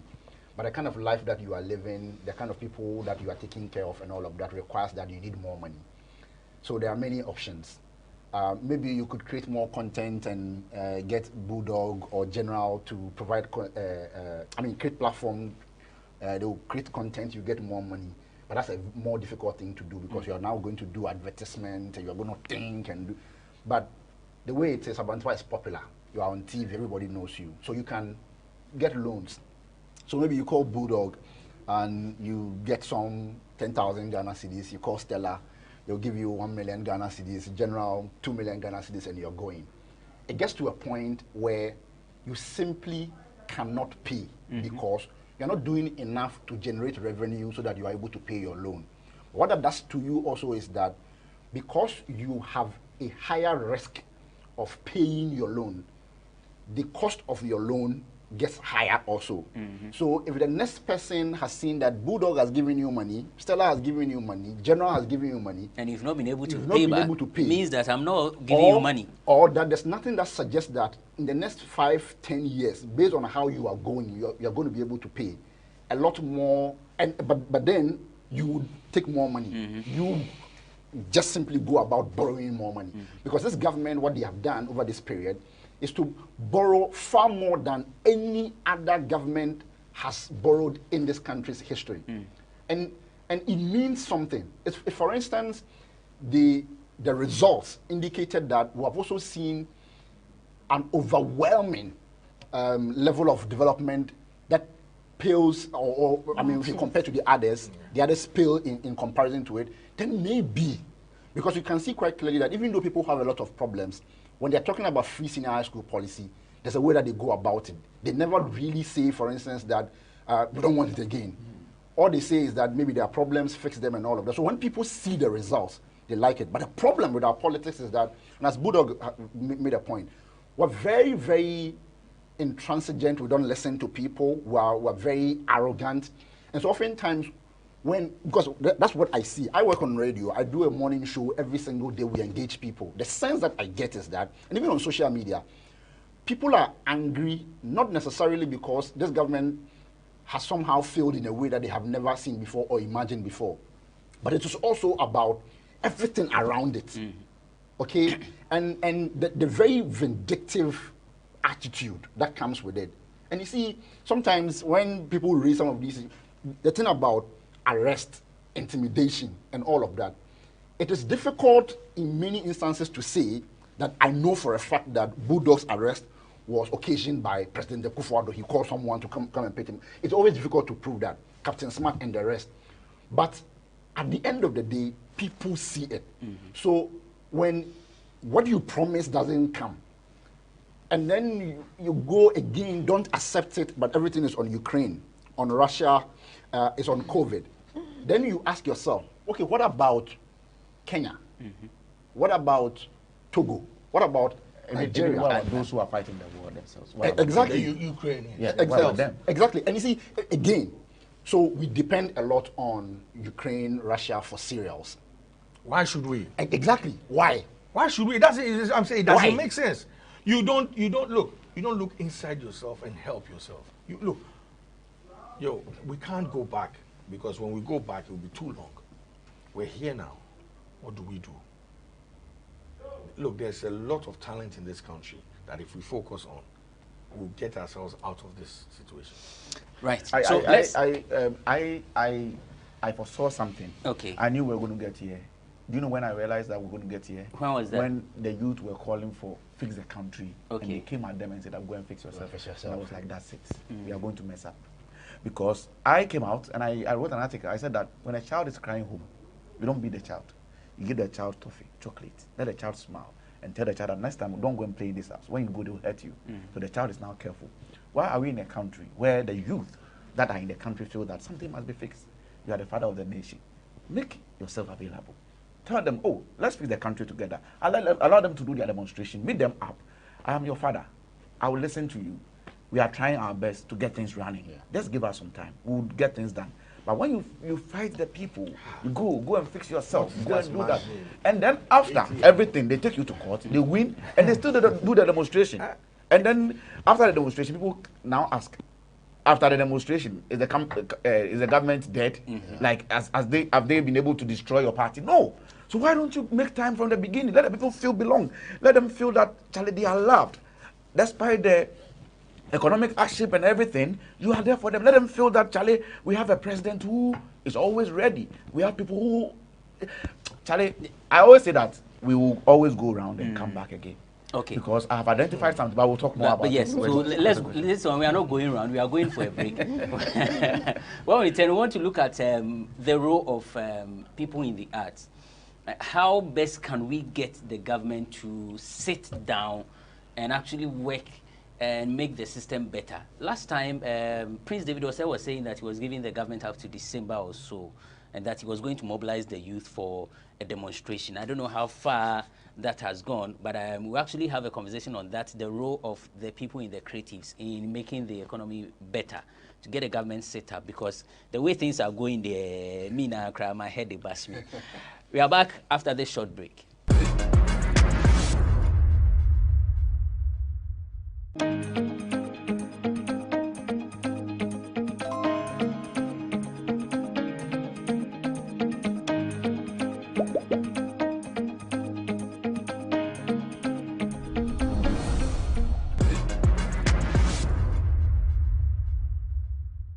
Welcome back, and the argument continues. In fact, sometimes so who behind the scenes in Kakra, because it's very interesting. You know, the Miko shows are mostly I want to be backstage and see how things are being run before I come back to sit in the audience, and sometimes I move out from the auditorium if it's being held in an enclosed area, just walk around and hear some conversation. Sometimes it be a very, very interesting. You don't get to hear and see them when you are seated at the VIP area. So welcome back, and Romeo joins us. McDonald Naneo Asari, aka Romeo, is Madina Social Welfare Assemblyman, but first of all, he's an event organizer. He's a talent manager. He's the one that coaches the Miss Ghana contestants on how to speak. Romeo, thanks for joining us. Thank you for having me. Substitution into Stella Riena Juma Oko. Romeo is back. But if you began the show with us, you noticed that we have been here with General Ntetia. General Ntetia is an actor, and their play is coming off this weekend. Are we safe? And I don't know why they decided to choose Are We Safe at General, why? Oh, so Are We Safe is not political. It's something that we want to, you know, ask some beautiful questions to the audience that will come. Are we safe if, you know, right policies are not put up? Are we safe if the right thing is there and we are not doing? Are we safe as citizens when we know that we imported goods at the time that, you know, the dollar and CD, you know, kind of thing is not happening, and then we want to hoard the goods and sell it at expensive prices for ourselves? Are we safe as citizens when we know that we are not supposed to, you know, litter around and we go do that? Are we safe as people? So we are asking questions. Then we need to come and answer ourselves. Well, so what time, when, and how many shows are we having? Okay, so we are doing 2 shows. Okay. A very beautiful show this Saturday, 4 p.m. and then 8 p.m. 4 p.m. first show, 8 p.m. second show, and the rates are cool 100 cedis per. Just come and laugh. So it's General Ntetia, and who are those in the production? General Ntetia is there, Clemento Suarez is there, Foster Romanos is there, you have Willie Chambers, you know, a host of beautiful actors and actresses, and you know, when you hear these names, you know that definitely you are in for a good laugh. So because more serious. Super fan production. I'm strange though. I'm meeting General for the first time, and he's not stammering. I'm disappointed. General, I'm disappointed. I get that. When he gets into the character, that's when he begins to do all those. General, he's a good actor. And I think said the list, no. Muji $10. I think $10 they say so. $10 they say $10 is 150. So what? I think it's 16 this morning. Yeah, it's 16. It's gone up to 16. Oh wow. There was a day it went up. The whole day went up like 3 or so. So in the morning there was an exchange. In the afternoon, then in the evening too there was. So it comes back to your question you asked the young lady, Stella. How did we get here? So are we going to sit here for the dollar to get to 80 cedis? I'm asking. We are 16. So we'll go sit down like that. What should we do? No, beyond. I don't have the solutions. I don't have it. I'm just one man. I'm saying that, look, everybody else is pretending this morning or wherever you are in Ghana now, that something is happening. People are going to work to go and sit down. People will not come and buy. General Ntetia is pretending he's doing a show. The people are pretending not to come and buy, like everything. Why? Why don't we stop everything? Shut the country down. By that, it means what? All of us will stop doing what we need to do. Let's do that. They will just be sitting. Yes, let's do that for a week. Let's try that. Isn't that a solution? That would be serious. Yes. So they see the relevance. Yeah, it's better than carrying guns and knives. Let's seize everything. You go. Look, doctors do it. They do it occasionally. Nurses do it. Don't they do it occasionally? I'm saying the whole country should do it at once. See what is going to happen. Yo, I mean... Romeo, you were supporting Bulldog submission. You said yes. You think that's the way to go? Yeah, because I think if you look at there was a day drivers were on strike. Yeah, they were even engaging in some football games. Yes, and even if you are a private car and you get to the station and decide to pick people, they will fight you. And we saw them play football and all of that. And now Bulldog is saying we should do 1 week. Everybody, yes, including the media. Our leadership or our leaders in this country or Africa in general, we lack that integrity commitment. Where even elsewhere in Europe, when someone is even associated to just some slight scandal, they tend to resign just to prove a point that they're not holding on to their position because of the power they wield. But just to make way for fairness and whatever accountability or in terms of investigation there are to be. But here, once there's a scandal, that's where another scandal will be created to divert attention. And then we've seen this government roll from one scandal to the other. From PDS, you name it, excavators here and there. And when it gets to the president desk, it's as if, they've been cleared. It's put aside. And the real issues are left to go. And bit by bit, we started losing our pesos and cedis. And this has escalated to that level, coupled with borrowing and so on and so forth. Now, so action, you back it with actions. What did I make an say? So now, if the nurses, the drivers, everyone is suffering in the sense that, if you're paid 1,005 Ghana cedis as a monthly salary, now, just look at the level of food inflation. Over 137%. Another mechanism. So, considering food, considering rent, medical bills, and then it has this trickling ripple effect where very soon people will be laid off, just like the COVID era when people had to make way for others because people industries were not making profit, so they had to lay off people or they had to cut down staff size and whatsoever. And this is so glaring to the extent that Abrantipa, we've been expressing this, but some people were not feeling it earlier. But because they had hoarded some stolen money and they were enjoying it, just quote unquote, now that things have doubled or tripled or quadrupled, they're also feeling what we were feeling before. So everyone is talking. But this is what we were talking about long ago and no one was minding. Now, if not for this IMF negotiation thing and all these dollar issues, no one would be calling for the finance minister's head. But I tell you that there's sort of some level of hypocrisy in this country. And it's high time we start dealing with this before this old generation ends for the new one to take off. Reasons being that in the old days of President Mahama, we always called him out when there was Dumso. He wasn't the energy minister. He wasn't the director of ECG. And anytime the lights were out, we blamed him. Yes, we didn't know it was a generational issue. We didn't know it was sort of government after government powered up a problem that he inherited. No one cared, but he had to solve it. Right? But today, when we are talking of economy, when a certain Vice President Baumia, then candidate, running mate, was accusing the then president of incompetence, and that when he was mentioning the dollar as a means of measure of the president's level of incompetence, today, here we are. We are not mentioning Baumia, we are not mentioning the president. We are rather mentioning an appointee we didn't vote for. That was the point Budog was making. We didn't vote for the appointee. We voted for the president. And if anything rots, it starts from the head. So if you're calling for the head of the finance minister, you should be calling for the head of the president. He should resign.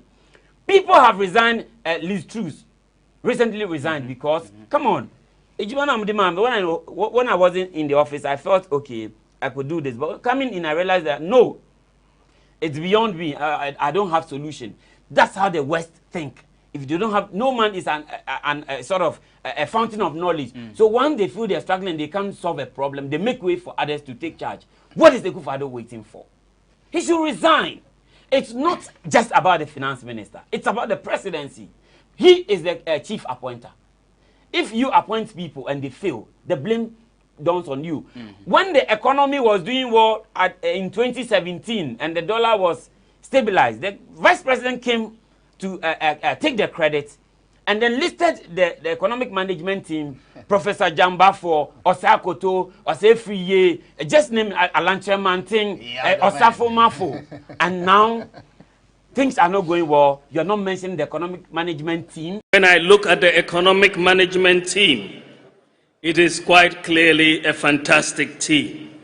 Professor Jambafo, Dr. Akotose, Dr. Afriye Akoto, Honorable Alan Chiremanting, Boachi Ejaku, Ken Oforiata, Senior Minister Yao Osafo Mafu. What a solid team. So a few things that are very, very essential in our daily life. So a gallon of oil, it's now between 1,000 and 1,002. But first, in the early part of the year, was 550 Ghana cedis. And a bag of rice, as Stella mentioned earlier, was 56 in the beginning of the year. Now it's 112 cedis. Yeah. Fuel in the beginning of the year was around 4 cedis, 86 pesos for per petrol. liter. Yes, liter. And then diesel per liter was 4 cedis, 86 pesos. October 2022 is 13 cedis, per liter. 10 pesos per liter for fuel, and 15 cedis, 59 pesos per liter for diesel. And cement, as in 2022 January, was 44 Ghana cedis, but now it's 80 cedis and above. So when we're about going for the break, I was asking what creatives, what we can do. Prince David was mentioned demonstration. Bulldog has mentioned that we should stop everything that we are doing for like a week. Everybody should stop. Really, what's the way to go, guys? I would like to take this bite first because I just joined. Being a creative arts person, nurtured and taught within the School of Performing Arts confines, creatives are able to communicate the most dangerous or tread even on the most dangerous path through their acts by putting together pieces that would push government to do the right thing. I remember a play directed by one Professor Sarah Dogbaji, Marching for Fauza.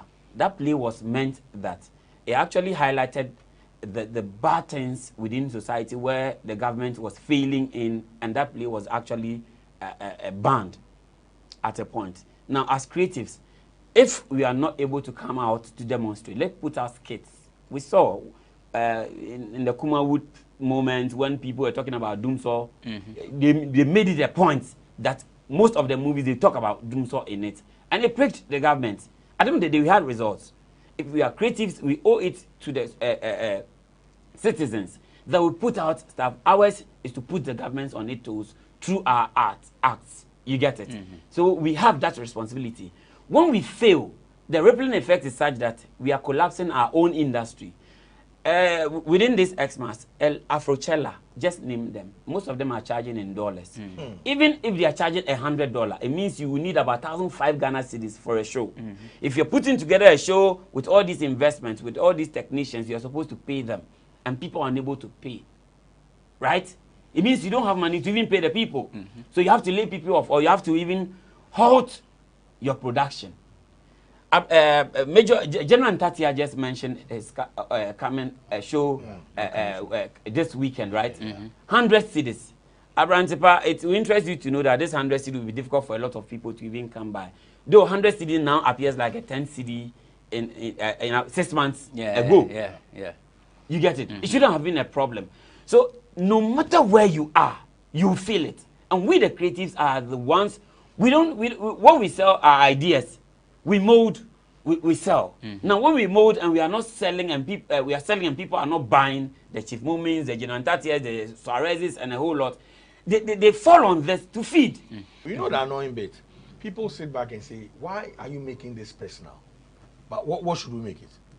This is personal, it's affecting all of us. Everybody. Yes, everybody. It's affecting all of us. And when you mention Nanado's name, they say, why are you mentioning his name? Is he not in the office? We are paying him. He sat on, the guy is so arrogant.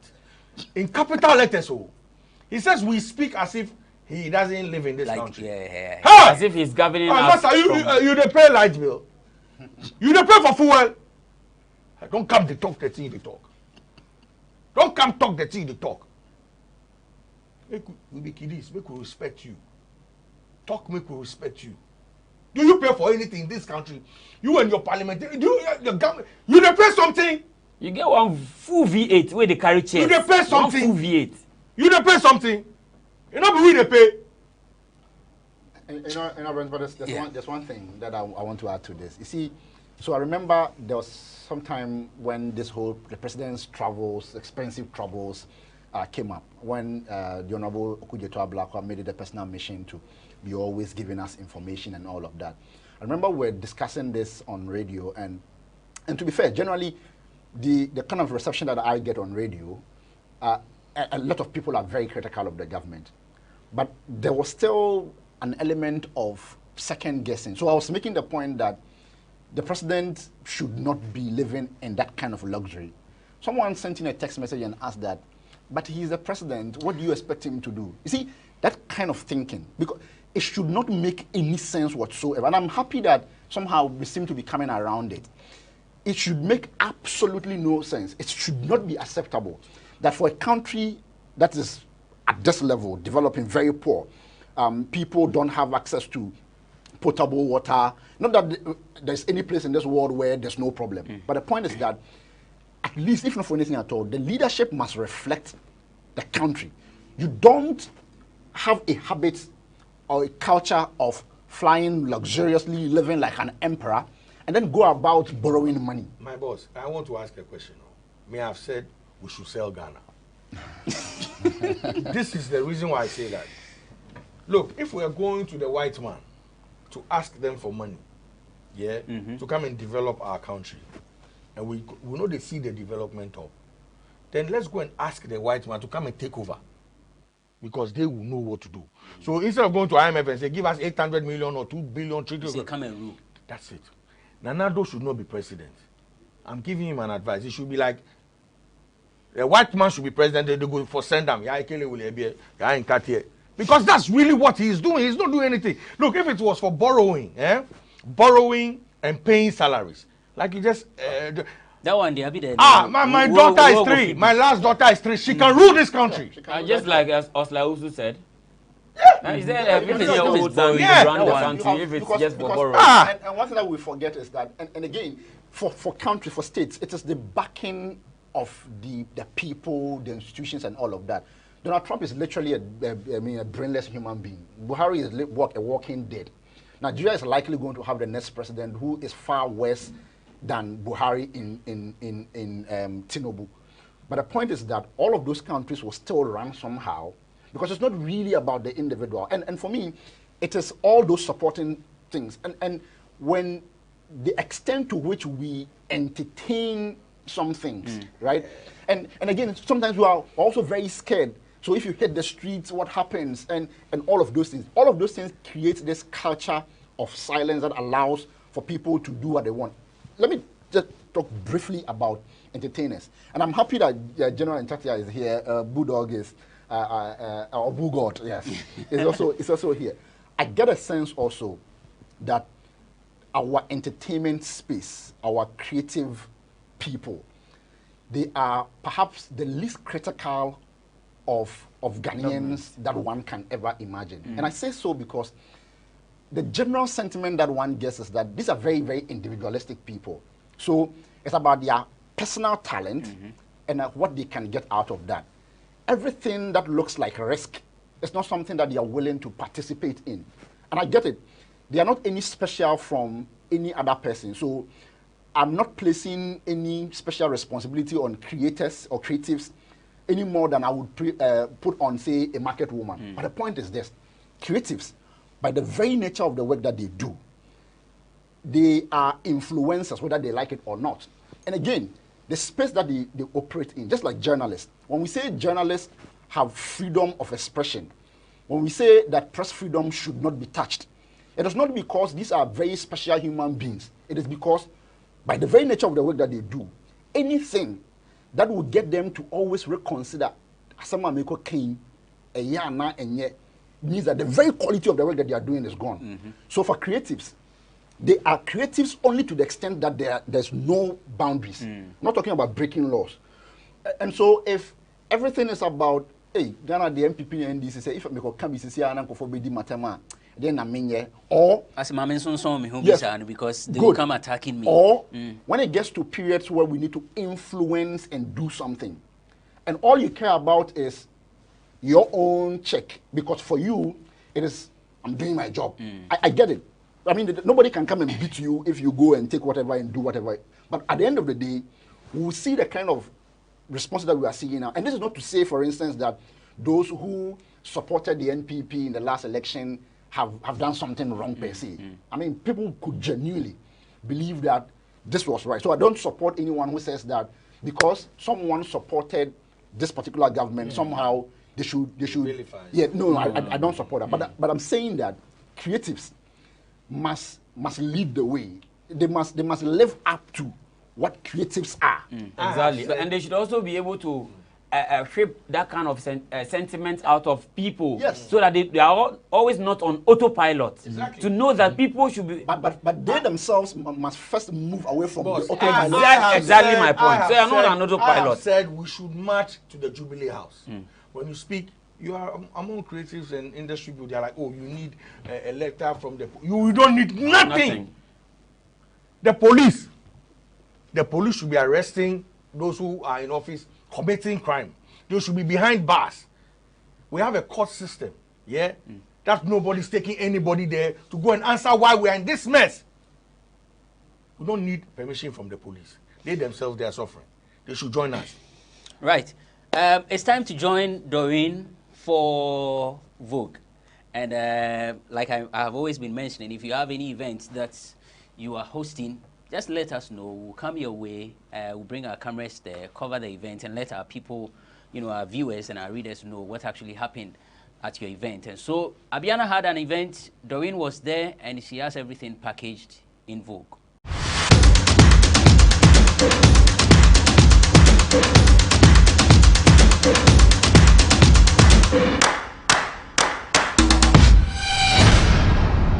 We are currently here at Abiana Live's performance happening at the Zen Garden. My name is Doreen Abadamabaya, and exclusively we have so many people who tuned in. You wouldn't believe we're gonna come. We have Gifty Auntie, KOD, Captain Smart, and so many other names we will be getting an interview from. But then you need to stay tuned and watch.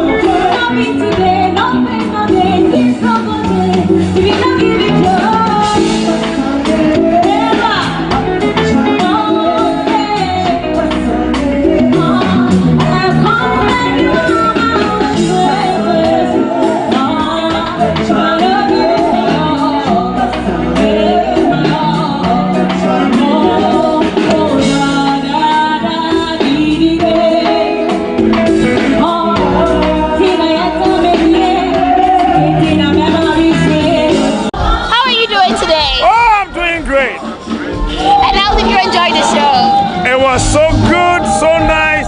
I think it should be done every other weekend. Because I saw you dancing, you couldn't even sit. You see, you wake up every early part of the morning, every day, and you need to go somewhere to throw away that stress. You got it? I'm very excited. I'm very happy I came. I came to support Abiana, and she's been marvelous. And she dedicated Ghana's Most Beautiful to you. I know, right? That was a shocker. You know? She didn't expect me to come because I've not been well for a while now. So she didn't expect me. So I guess she was very excited to see me. I guess it wasn't just we're all excited to see you. But then how is life? How is everything going? Well, one day at a time. We know things are tough, but hey, we take it one day at a time. And motherhood? Another level. It's crazy. Today is the first time in many years that I've had time to come out on my own, to really have fun. Not that I'm intending it, but to have fun. And I'm excited. Took it back to the 80s, but you dance sound of I got no rating. No snitch, no beat, but creative. So maybe got the African James man for Moses. Fast forward to the 90s. Roots and black prophets and that wood. Family school, we send from ticket for parties. General Marcus was gone and good about it. Feeling boom back up. It's just me having fun. I actually came to watch one of my favorite, who's Abiana, and then proud to being on the show, I decided to also have fun. Coming here to support Abiana, you also spoke about your EP coming out. Can you tell us about it? So it's an Atia EP. That is the archives of Atia, and you're going to get just Atia on it. You're not getting any other song apart from Atia. So it's just me trying to be in different elements while I touch on different genres. So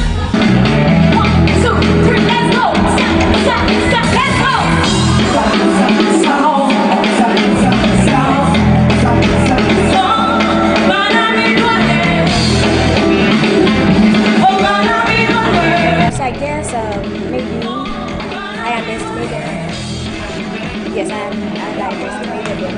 They came, they stayed, and they're still there. Maybe they're waiting for me to come back on stage, but I underestimated them, and I'm so grateful for them.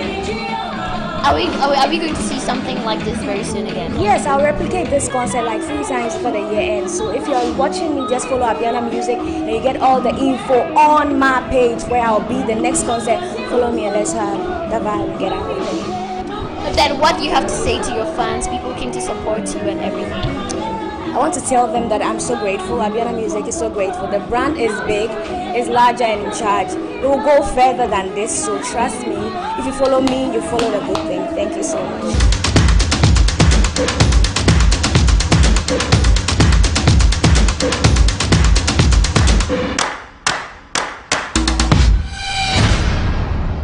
Thanks, Doreen, for the report. And we are just about wrapping up on this episode of eForum. General Ntetia is an actor. McDonald Nane Asare is an event organizer. Madina Social Welfare Assemblyman. Boo God is an artist manager. He's the founder of Boo House Entertainment. He says the CEO is God. Future MP. Future Boo, you want to be an MP? No, I'm talking about Romeo. Romeo. It will be a future MP. No, Romeo should not. Why? That institution should be brought down. I forgot that he said we should abolish it. Yeah, I beg you. Then you want to become a future thief. We have seen, yes. You see, we will not allow that institute. We shouldn't, bro. But I think where he is now, you are okay because he's with the decentralization and assembly. Local government. Good. He's an assemblyman. What did you just say? Local government. Those are the people who are supposed to do the work. But they don't give her the resources. Exactly. If I want to because talk about an MP, if I want to have a full editorial, if I want to give a full editorial on the happenings within the municipality, you should do that. The whole Ghana will marvel. That's where the rot is, not the Jubilee House. That's where it begins. But when we ask for them to change all those appointees, they didn't mind. Yeah, but you see, there's a connection there because exactly. the Jubilee House emboldens that kind of rot. Exactly. Because let me just quickly say this: when the president very recently went to, I think the Ashanti region, later met the DCs about this Galamsey thing. There's something that he said, and for me, all of those things are very important. The president said something about how, as his representatives, if they continued or any of them engage in Galamsey, I said, I would not be able to protect you. What does that mean? So it means they've always been protected. Yeah, because at the point where we are fighting the thing, what I want to hear, for instance, is that if you engage in Galamsey, this will happen to you. I will do this. When you say, I would not be able to protect you, it betrays something. I mean, there's been a protection precisely cover all along from all facets of their operations. So maybe for now, Galamsey is dangerous, but other things are also protected. Everybody is watching. Let's wrap up. I'm sure the conversation will continue. So Abdul Karim Ibrahim is a broadcast journalist with Class Media Group, formerly Radio Universe. He's an international debater. General, before we go, your show is on Saturday. I want you to tell our viewers about it again. What the whole thing is about, how we can get tickets to buy, and how to find our way there. Okay. Yeah. So this Saturday at the National Theatre, we are having a very beautiful show. And the title of this show is Are We Safe? Are we safe as people? Are we safe as what we do, the things that we do, the things that we engage in? Are we safe even as a country? So we want to ask a couple of questions. And so we are inviting you to come to the National Theatre. The first show is 4 p.m. The second show is 8 p.m. And then come and see beautiful actors like Clemento Suarez, Foster Romanus, General Ntatia, Daniel DeLong, Willie Chambers, and all the other guys that you see, around. We are going to entertain you. Make sure that your troubles, the pains, the economy and how this thing. The rest of your lines. Yes. Rosso, be a stamina. Just so mama, ain't the make and say. Open so auto tikita. I didn't family the TV fly on the back. Na mama say, open so auto tikita is simple. And run so obedali. Star 4447 star 1059 hash. Star 447 star 1059 hash. Bra uniadofo. Bra fire yari for bra and ya for ebubu for and if for from National Theatre no major yarisa. General Charlie, thank you for coming. General Ntetia is an actor, like I mentioned earlier. McDonald Nane Asare aka Romeo is Madina Social Welfare artist manager, event organizer. and Miss Ghana voice coach.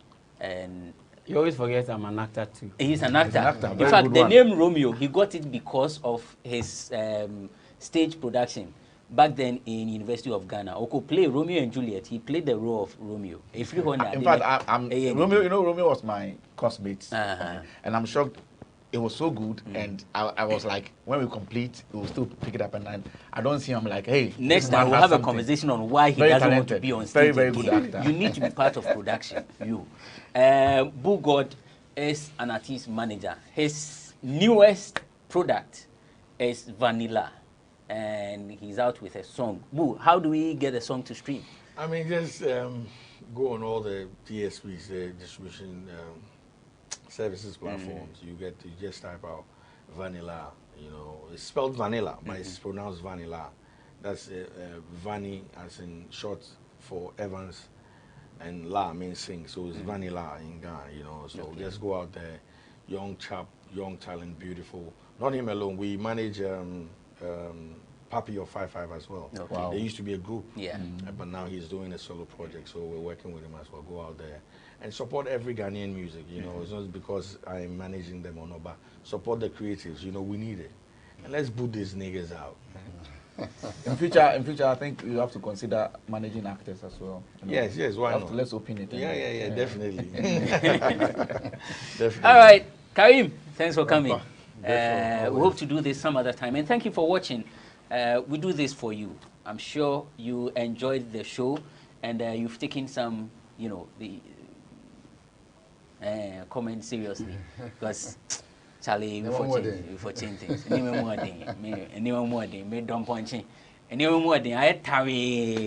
Thank you for watching. We'll be back some other time with yet another riveting conversation on E-Forum on GhanaWeb TV. My name is Benefo Boabin Abrantipa.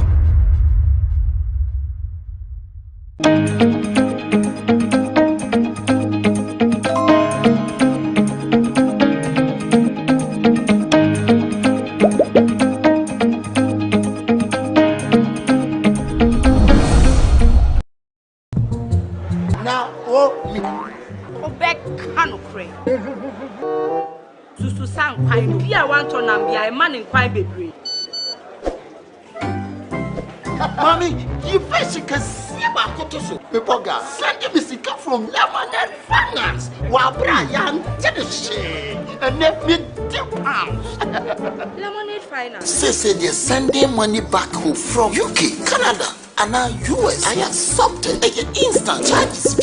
Extinguishing in so unbeatable. We should make promo code Dr. Like Nenya £10, $10, and $10 Canadian dollars for the first transaction. What is send this guy download to Lemonade Finance.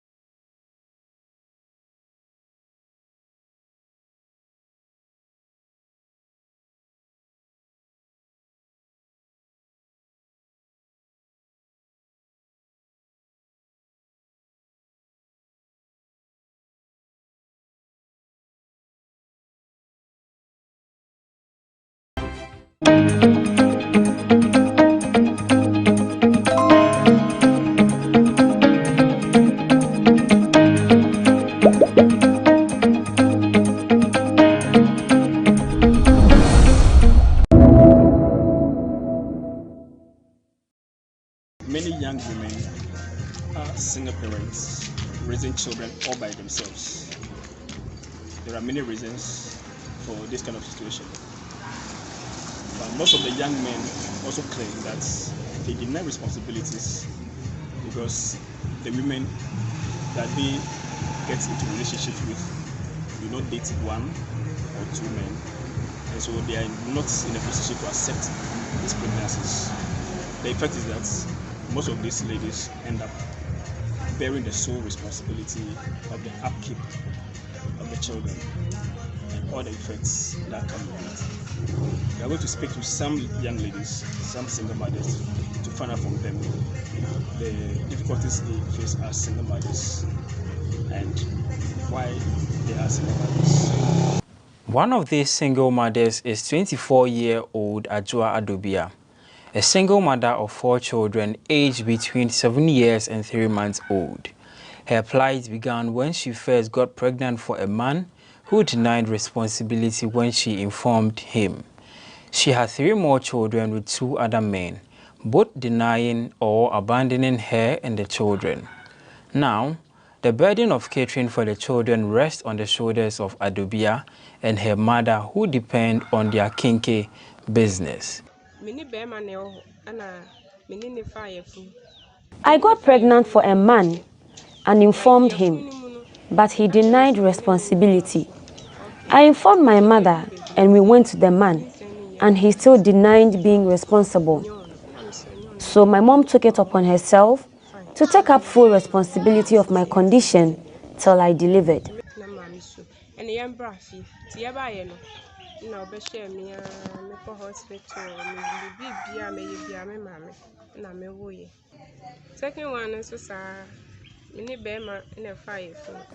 I dated another man. We had 2 children. He was initially taking care of the children, but after a while, he abandoned us. He always promises to send us money, but he doesn't. Again, my mother took up the responsibilities for catering for us.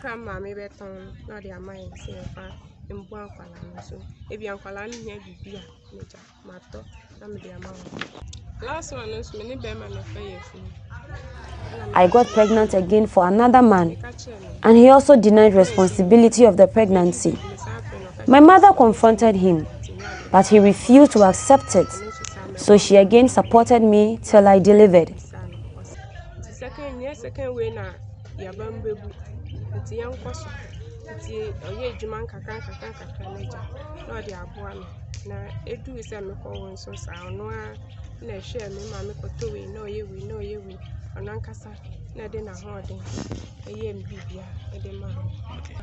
I have 4 children. The oldest is 7 years, the second is 5, third is 3, and the last one is 3 months. On how difficult it has been looking after her children without the support of her baby daddies, she said the problems are numerous.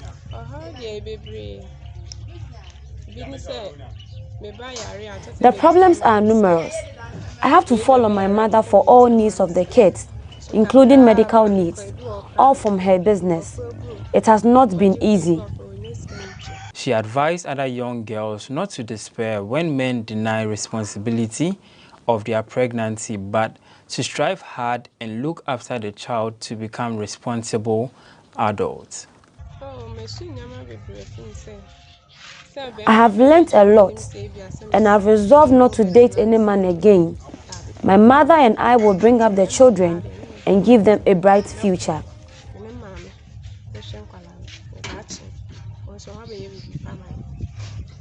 Consequently, many single parents struggle to give the children a befitting life and future, with some of them also forced to abandon the children.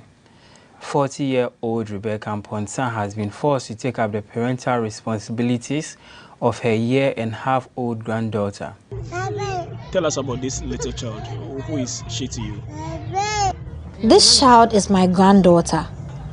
The mother has left for Accra and left the child behind, and I'm taking care of her together with her father.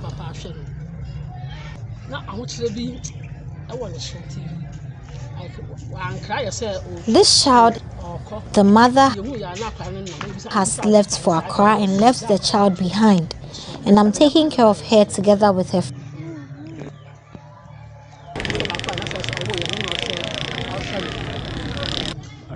I mean, how did she end up? This child end up abandoning her.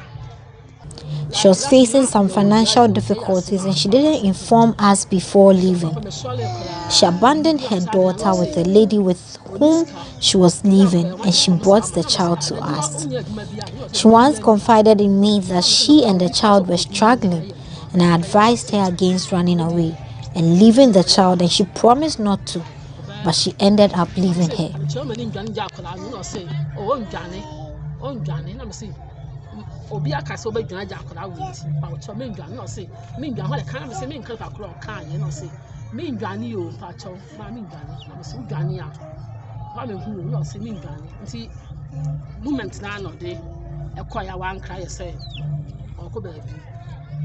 This became necessary 3 months ago after her 17-year-old stepdaughter, who couldn't name the father of her daughter, abandoned her child in the community to an unknown destination.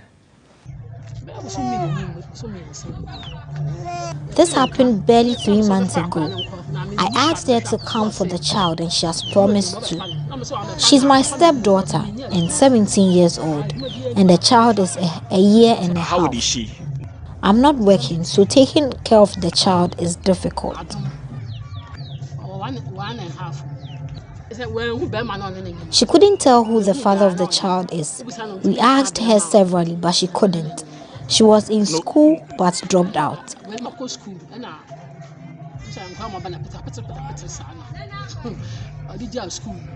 36-year-old Amedzofe, a single mother of 6 children, aged between 19 and 2 years, also told GhanaWeb that she was forced to become a single parent after the father of her children abandoned them. Amedzofe, 36 years, mother of 6 children. The father of my children decided not to look after them again, so I moved on and rented a room for the children. That is a long story I don't want to get into.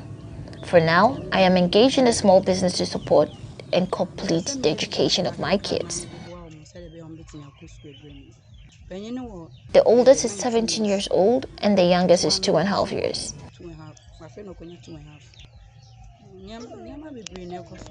Taking care of education and clothing and other needs is a challenge. I do it all by myself and there's no helper. I haven't reported their father to the law because there's nobody to lead me since I'm all alone.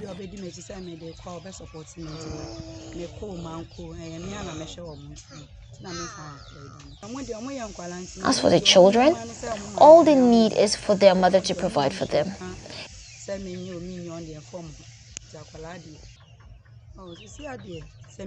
If I'm lucky to get some assistance, I'll establish a small-scale business to support the children. To the young ladies, my advice to them is to exercise caution. I've been in this situation for the past 17 years. So whatever the man gets for you, is for you. Taking an irresponsible man to Dovsu is not necessary. If a man rejects children and the woman puts in her best, the future of the children won't be jeopardized, but they will be affected if both parents neglect them. In my case, I won't adversely affect the children because I've resolved to put in my best to support them all the way.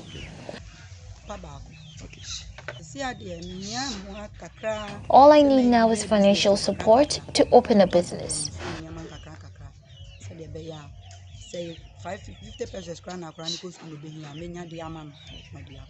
I've been a single mother for the past 5 years. Amedzofe Brimpong III is the wife of the Mankrado of Agena. The couple runs a foundation, the Amedzofe Foundation, which focuses on early childhood marriage, human trafficking, as well as widows and the aged. She attributed the single parenting situation to hardships being faced by most girls. I want to channel my energy on single parents who are suffering.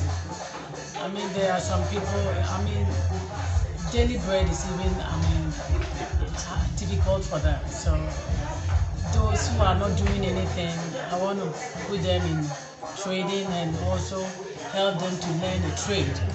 If they are ready to learn how to fashion or hairdressing or anything that they want, I am ready to put at least 5 or 10 people for training. When I say single parenting, it's not about only a woman. A man also can be a single parent because some women too will have children with a man and abandon their children on a man and, as everybody is saying, the economy is hard, difficult, and as a village, you and I know, having a 3 square meal is even a difficult thing for somebody, not to talk of having the money to trade themselves. It will surprise you that somebody can get pregnant for just 5 cedis because there's nothing to do here. He or she doesn't have anything. So when a man calls her to for something small, she'll go in, and because things are hard, they can't even use protection. So they will end up having a baby. Stories of single parenting, particularly women taking up the sole responsibility of ensuring the upkeep of their children, have been described as worrisome by many. Most of them have been forced to take up these responsibilities after the men who impregnated them denied responsibility, leaving them to their fate. Consequently, many of them in the process struggle to give their children a befitting life and future. Despite these challenges, these victims of single parenting, however, ruled out reporting the men to the DOFSU, or Department of Social Welfare, for the law to compel them to take up their parental responsibilities.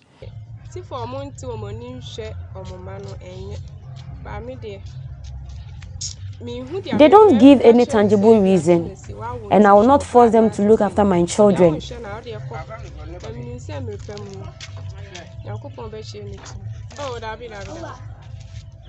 No, if you don't look after them in their childhood, then you can't claim them when they are grown up.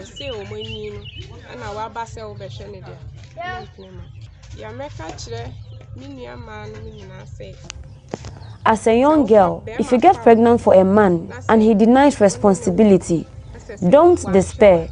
Strive hard and look after that child, and they will become responsible adults. I haven't bothered to report these men to DOFSU or Department of Social Welfare because for me, it is nothing. My mother is also not ready to take it up. So if they have denied responsibility, they can go.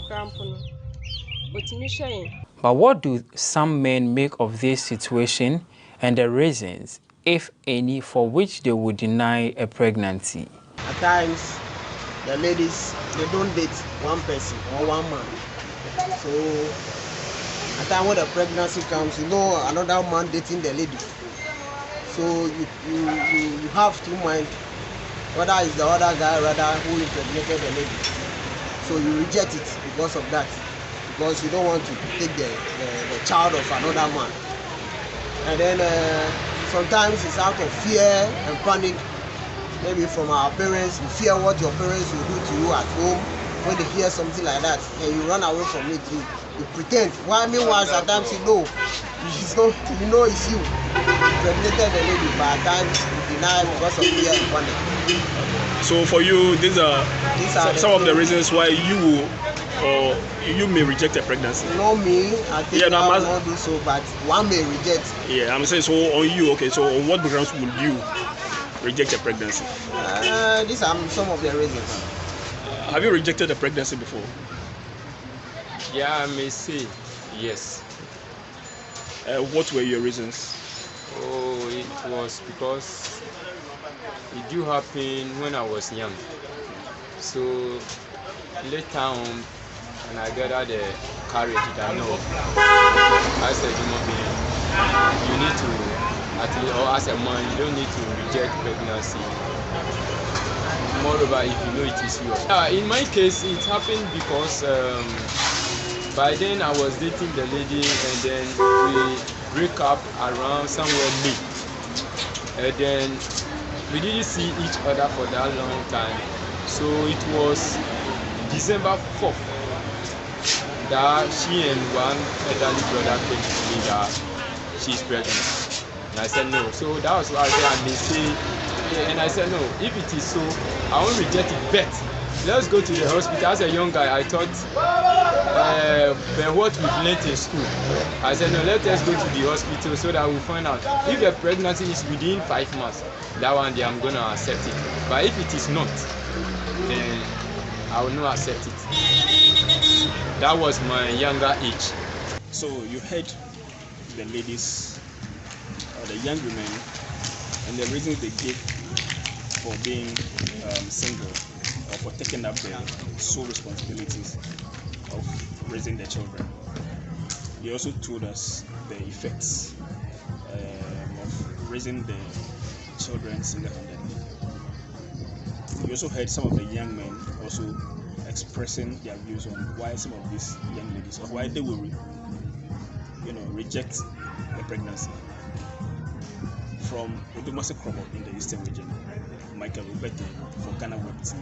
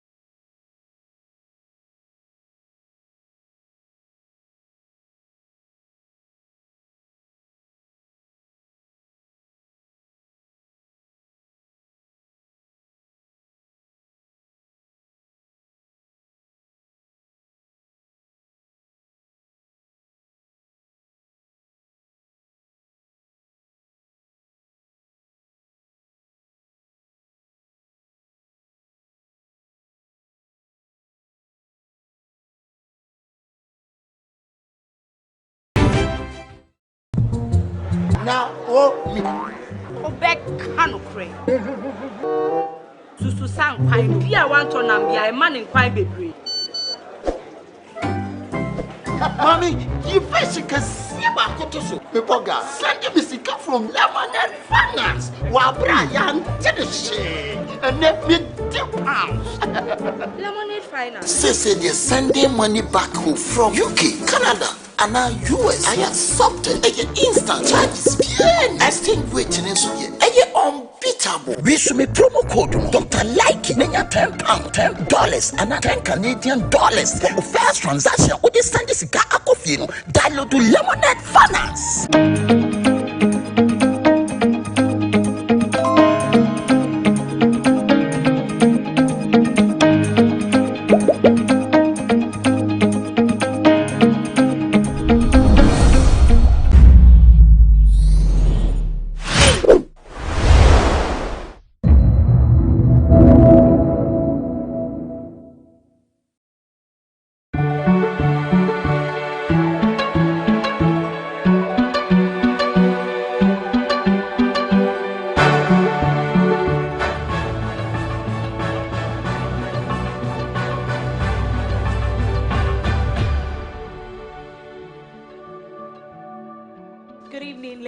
Gentlemen, it is my honor to welcome you to the second edition of the GhanaWeb Excellence Awards. This edition focuses on the youth, hence dubbed Youth Edition.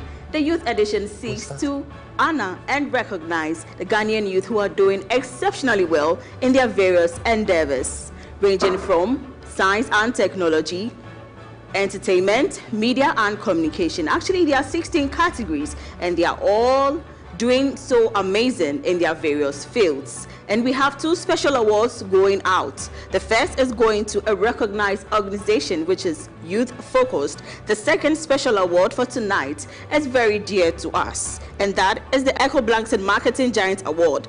This award is in honor of our late commercial manager who was buried over the weekend. My name is Na Oyokote, and I have with me here a very fine gentleman. Welcome, ladies and gentlemen, once again. This is the CJ Studio, and of course my name is Gideon Kodo, bringing you the GhanaWeb Excellence Awards. This is the Youth Edition. Now remember, this program is brought to you by Kanketsi Studio Industrial Company Limited. They're the producers of Vena Natural Mineral Water, Rash Energy Drink, of course, CJ right here, where you can rent all kinds of equipment that you need, both small, big, and of course you have access to the studio too as well to do any type of production you want to do. We also have sponsorship from Sigma Health and Beauty Ghana, and of course Ghana Commercial Bank Limited. Ladies and gentlemen, this is the GhanaWeb Excellence Award, the Youth Edition, and of course we're coming to you with the virtual edition. I know you're watching it from the comfort of your home, your office, or wherever you have good, stable internet. We are here for you.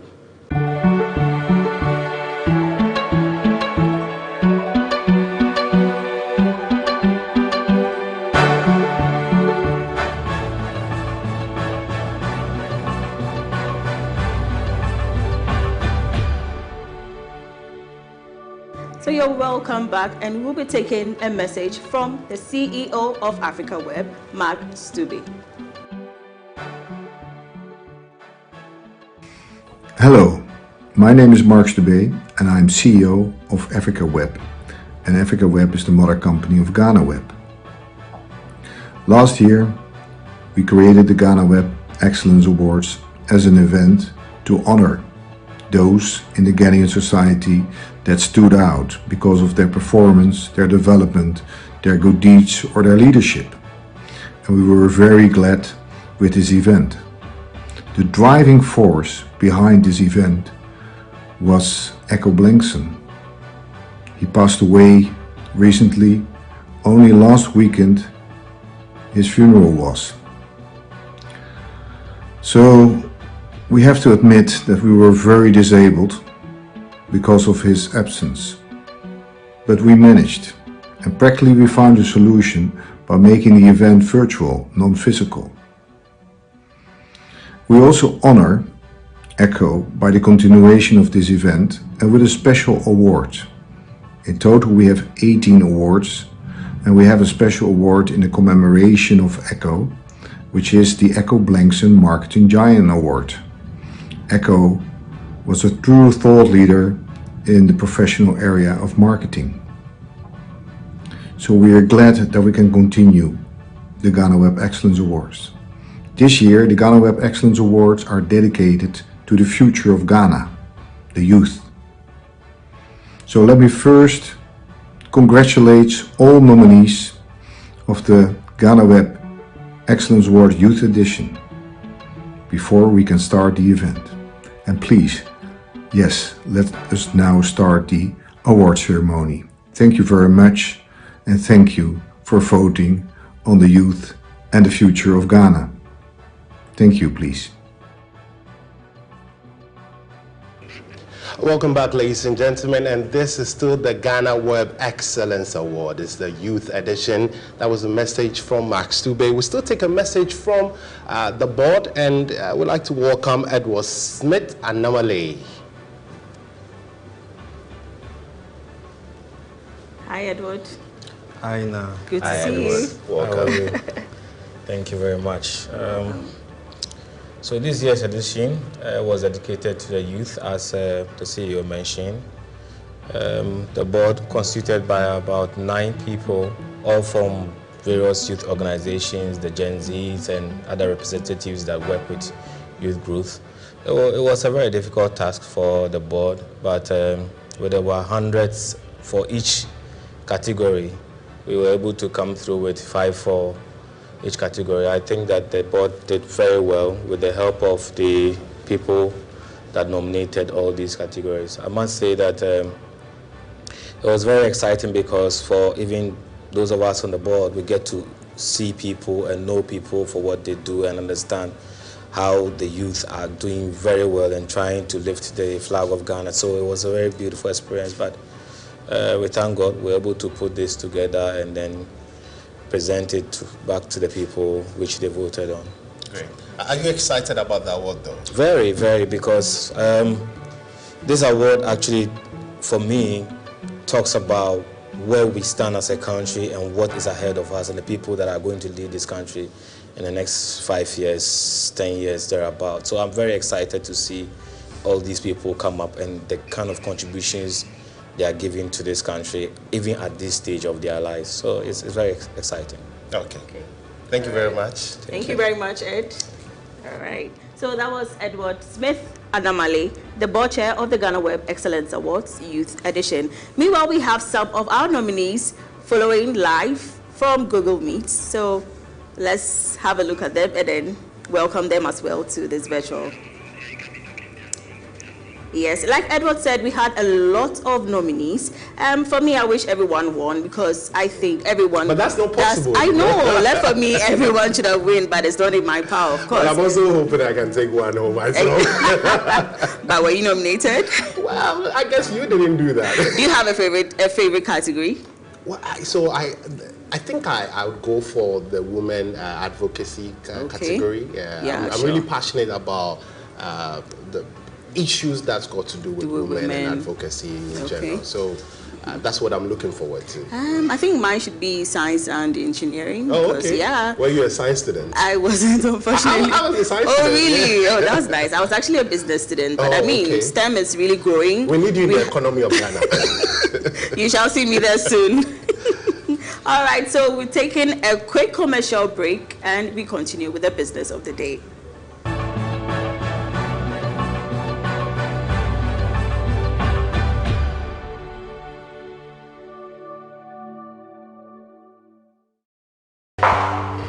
Are you still searching for the right platform to share your voice, thoughts, and feelings?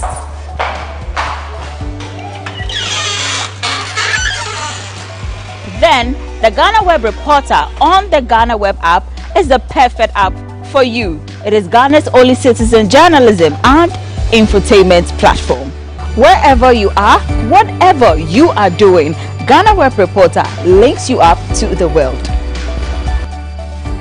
The reporter also gives you the opportunity to blog or become a citizen journalist, so you share stories with the rest of the world about cities, music genres, pop culture, tech, politics, etc. Download the GhanaWeb app from the Google Play Store or App Store on your smartphone and open it. Tap on the member button at the bottom of your screen and follow the easy steps to register with your phone number or email, and you are ready to become a reporter.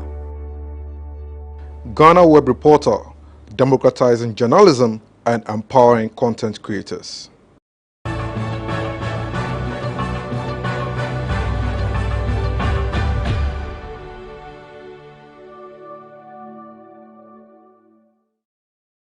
Okay, ladies and gentlemen, welcome back to the GhanaWeb Excellence Award, and we are zooming straight to business. And this is the first batch of awardees that we are going to be presenting today. And we'll go for GhanaWeb Youth Excellence in Agriculture. Ladies and gentlemen, shall we have our nominees?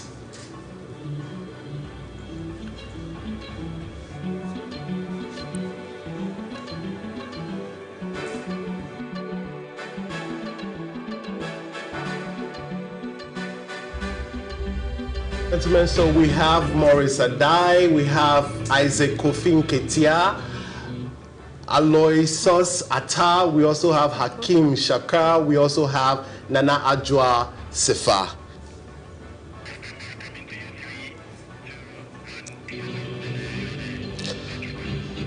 Ladies and gentlemen, the winner for the GhanaWeb Excellence in Agriculture. Please, shall we have our winner being Maurice Adai. Congratulations. Congratulations, Maurice Adai. Congrats. I mean, this shows a gentleman who is very committed to agriculture. Yeah. So that's Maurice Adai giving his message. Hello, everyone. My name is Maurice Adai. I'm the founder of MB Adai Farms. I'm happy to be the recipient of the GhanaWeb Youth Excellence in Agriculture Award. My sincerest gratitude to God Almighty, to family, to friends, and the general public that voted for me. Thank you, GhanaWeb. Okay, so I think before we move on to the next category, Maurice Adai, that's his full name actually. He's a 35-year-old man, married with 2 kids. He's a farmer and an entrepreneur. He has won some awards, so it means this is not his first awards. He was the overall best farmer for the Ghana East Municipal Assembly for 2021, and he was also the 2018 Best Farmer for the same Municipal Assembly, and he is a member of the Greater Accra Poultry Farmers Association. Association, and he has offered free training of several new farmers in poultry farming and agriculture. So he's done a lot. That's a lot. I mean, we've always been told agriculture is the backbone of the Ghanaian economy. Exactly. But, clearly, we don't have a lot of young folks getting into that. So to have a young gentleman just like us, dedicated to farming, yes, which I'll be getting into soon with you. It looks like you are going to get into everything before we leave here. Wow. I can see you are really inspired. So you should. I think I'll nominate you next year. Splendid, splendid. I know for a fact it's not for the next category. Ladies and gentlemen, the next awardee, which we'll be going to very soon. But before that, shall we have the nominees for the GhanaWeb Excellence in Information Technology?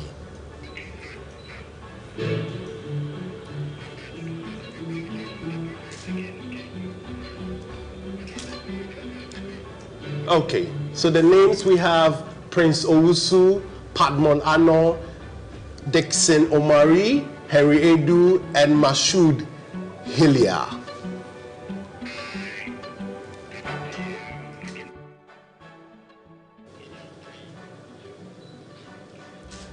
Ladies and gentlemen, the winner for the GhanaWeb Youth Excellence in Information Technology, shall we have Prince Owusu.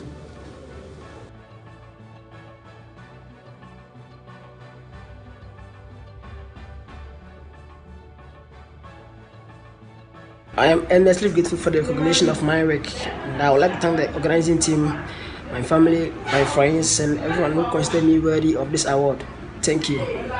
We're moving to the next category, which I mentioned to you as my favorite. Ladies and gentlemen, this is Women in Advocacy. There's a GhanaWeb Youth Excellence in Women Advocacy. Shall we have the nominees? So we have our nominees. We have Belamundi, Ivy Belly, we have Akosia Hansen, we have Lily Pearl, Baba Otu, and Inshra Baye. Shall we now get into who the winner is? Ladies and gentlemen, our winner for GhanaWeb Youth Excellence in Women Advocacy, please, let's have Belamundi.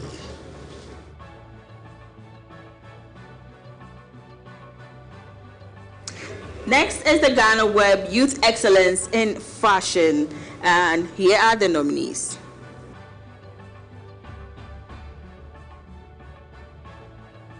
So our nominees are Amanda Lamle Odate, Felicity Amankona, Samira and Sweba Pio, Selina Bibaku Mensa, and Mavis Nelson.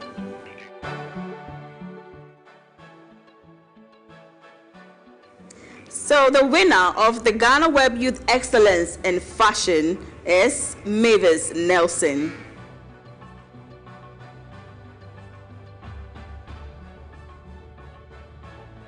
My name is Mavis Nelson, CEO and Creative Lead of Art Dressed by Mavis.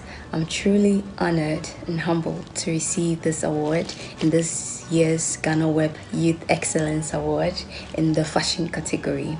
I'm grateful to God for this opportunity, to GhanaWeb for the recognition, to my friends and family for the support, to my colleagues for challenging and inspiring me, and to you for voting for me.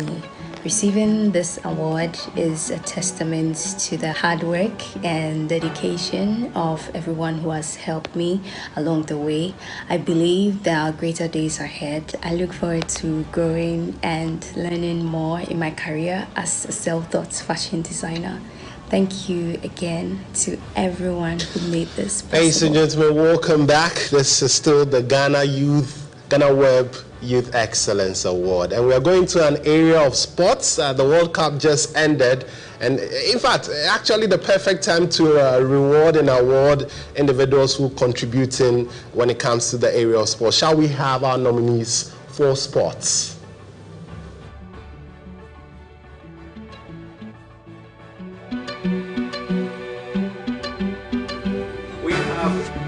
We have Thomas Partey, we have Evelyn Badu, we have Benjamin Azamati, we have Samuel Techi as the nominees for the GhanaWeb Youth Excellence in Sports. Ladies and gentlemen, our winner, please, let's give it up for the gentleman who was part of the World Cup team. That's a Black Star World Cup team, Thomas Partey. Congratulations. Amazing. I mean, they deserve it. They deserve it. They've done amazing. Amazing. Exactly. Amazing. You know, I've always wished I could play football, but that never happened. But it's always amazing. Gideon, I can see you're a jack of all trades. Or you want to be a jack of all trades. Yeah, but sport is beautiful. You know, when you watch the World Cup, okay, and why I say this is not just me saying it. When you watch the World Cup, there's always that emotional attachment for every young man. Exactly. And you feel you can just get onto the field and play some of the football, but unfortunately, I mean, you can wish not to have it. But Thomas did. Yes, exactly. Yeah. And we'll take a breather and we'll join you shortly.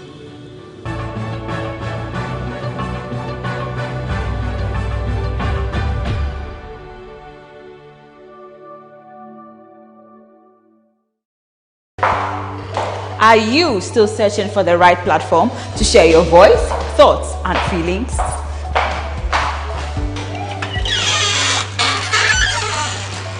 Then the GhanaWeb Reporter on the GhanaWeb app is the perfect app for you. It is Ghana's only citizen journalism and infotainment platform. Wherever you are, whatever you are doing, GhanaWeb Reporter links you up to the world.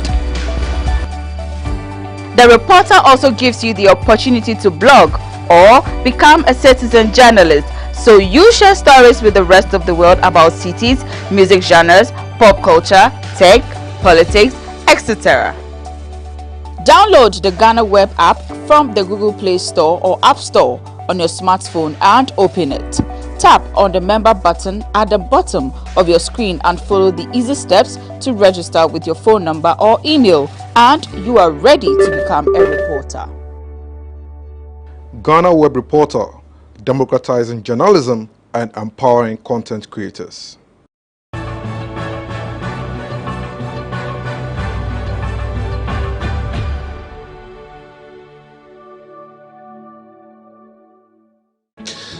Okay, welcome back to the show. This is the GhanaWeb Excellence Award. This is a youth edition. Remember, this is brought to you by Kind Courtesy Chulium Industry Company. They're the producers of Vernon Natural Mineral Water and Rush Energy Drink. And of course, CJ Multimedia. We're right here in the CJ Studios. And of course, with CJ, you can rent any kind of equipment you need, both big, small, and of course, if it's a show that you have, you get all those equipment from them, or you can also use the studio for your production. Also want to say a big thank you to Sigma Health and Beauty Ghana. They've also been amazing in sponsoring this event, and Ghana Commercial Bank Limited. They are our sponsors in making this show a success. So yeah, thank you very much to our sponsors once again. We are moving on to the second round of awards, and we have GhanaWeb Youth Excellence in Music, Drama and Dance. Here are the nominees for this category.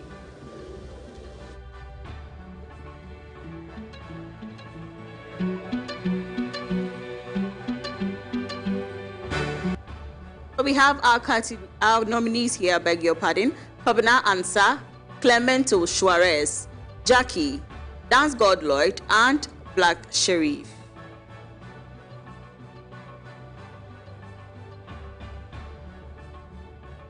So the winner of this category is a young man who has brought laughter to a lot of homes, in the cinemas, wherever, and his name is Clemento Suarez. Winner. Congratulations. You know, he's Clemento. a product of my school. Oh, really? Which so school? My secondary school. Oh, so that's nice. It's a win for Tomasco. Go you, that's nice. And I mean, this category have a lot of talent. I mean, Kobdansa, Jackie, Black Sharif, Interesting, especially, I mean, my attention goes to Dance Lloyd. He's done amazing. He's given a different definition to dance in Ghana. Saxent. A lot. And he's trained a lot, and I think it's beautiful. Okay. Ladies and gentlemen, we'll move to the next category, and this is the GhanaWeb Youth Excellence in Media and Communication. Shall we have our nominee?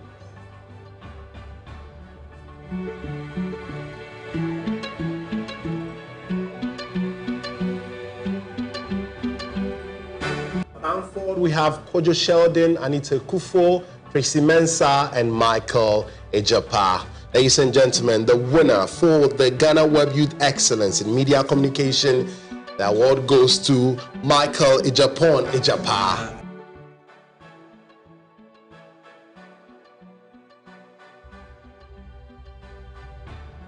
So I want a very big shout out to Huanyankopon and then to all my Kwau people and also to Ghana Web who organized these awards to appreciate the youth.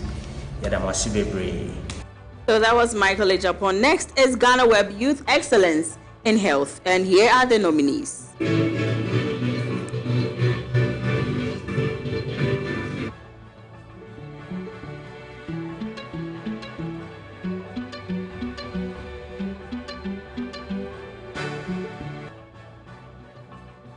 Ajwa, Era Ajwa Nunu, Annalisa Tete, Benson Owusu, Dr. Grace Bachman, and David Tete.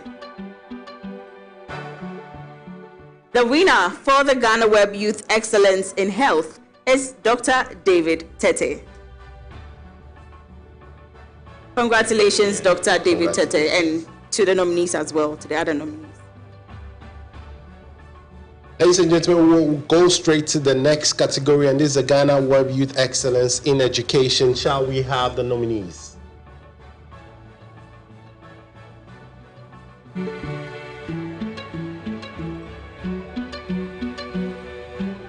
So our nominees are Josephine Mary Goodwill, Divan Bear, Dr. Ama Opoku Ajiman, and Daniel Doche.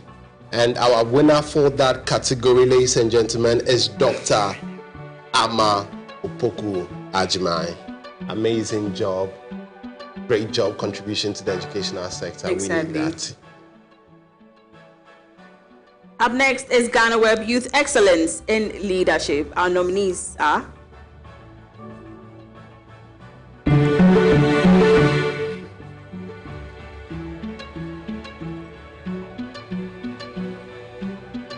Emily Nyako, Daniel Doche, Mazu Bayuni, Esenam Siade, and Benson Owusu.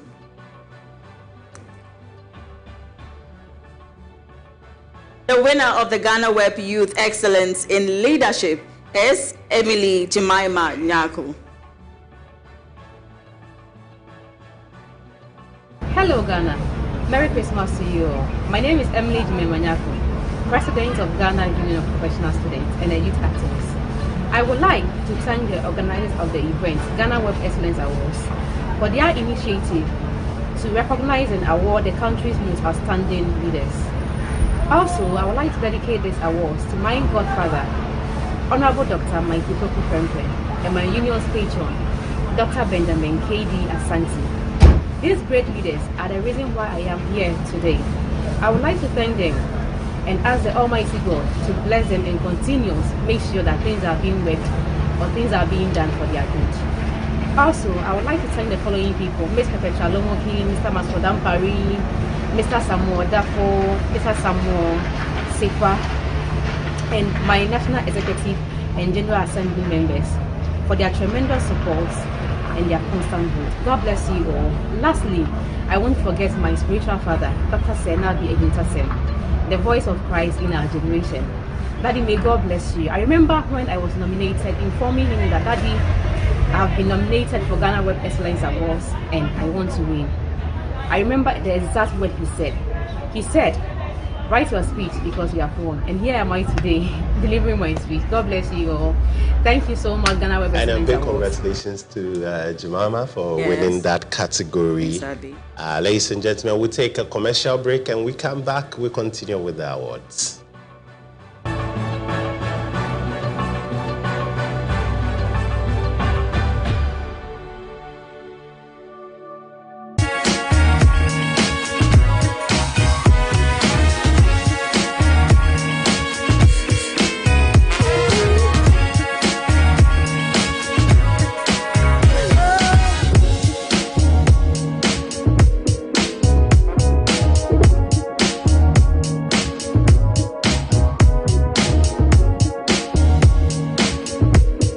Planet, a world of taste.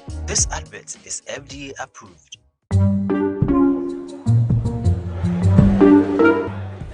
Now,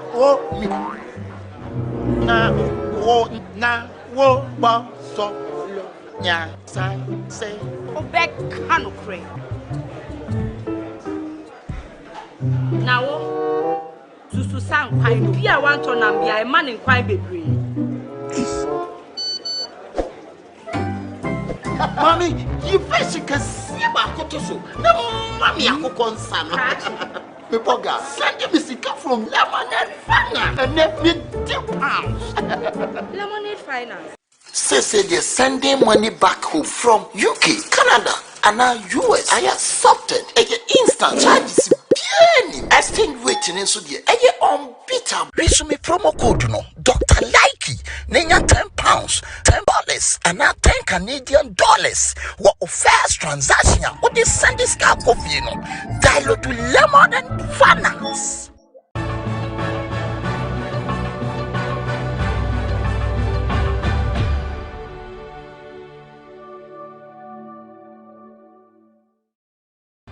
Okay, welcome back from that commercial break. We're moving straight to the next batch of awards. But before you get into that, I like that. I love the categories that we have right now. I see entrepreneurship over there. I see science and engineering, and I'm tempted not to say I wish I was doing that, because then you tell me I'm jack of all trade. There's visual arts. Yeah. It's my weakness. You know, it's interesting how you have people not appreciating art, and when I'm talking about art, I'm talking about drawings, you know, being able to put those artistic impressions on paper. Yeah, but I think it's changed. It's changed for some time now. Well, I have noticed that it's changed. That's a good thing then. We are accepting art. Because, you know, back in senior high school, you're told, oh, the students that study visual art are not serious. You know, there existed that perception, yes, and I agree. I'm happy that it's changing. And you can also say same for home economics too as well, because the catering space all of a sudden has just transformed. Like different kind of catering services. Yeah, we also have those in diaspora. I mean, the year of return is here with us. You know, we're expecting a lot of them. We also see peace and diplomacy and innovation too as well. But we get to see who wins. Yes. So moving on to the GhanaWeb Youth Excellence in Entrepreneurship. Here are the nominees.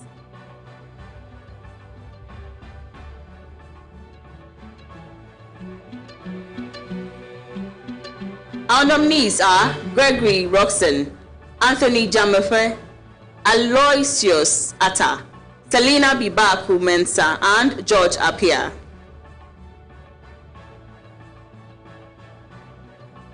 The winner of the GhanaWeb Youth Excellence in Entrepreneurship is a solar taxi man, George Appiah.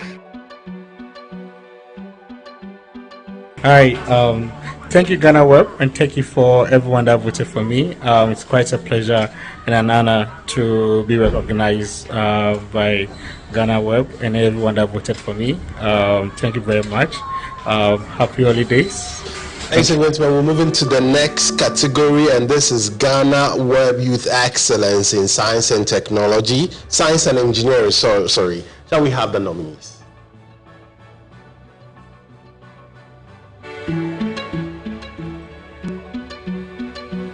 We have Lois Damte, we also have Joshua Opoku Ajimai, we also have Angela Tabiri, and finally Charles Ofori and Tepem. Ladies and gentlemen, our winner for the GhanaWeb Youth Excellence in Science and Engineering. Ladies and gentlemen, let's give it up for Lois Damte. Shall we have the video?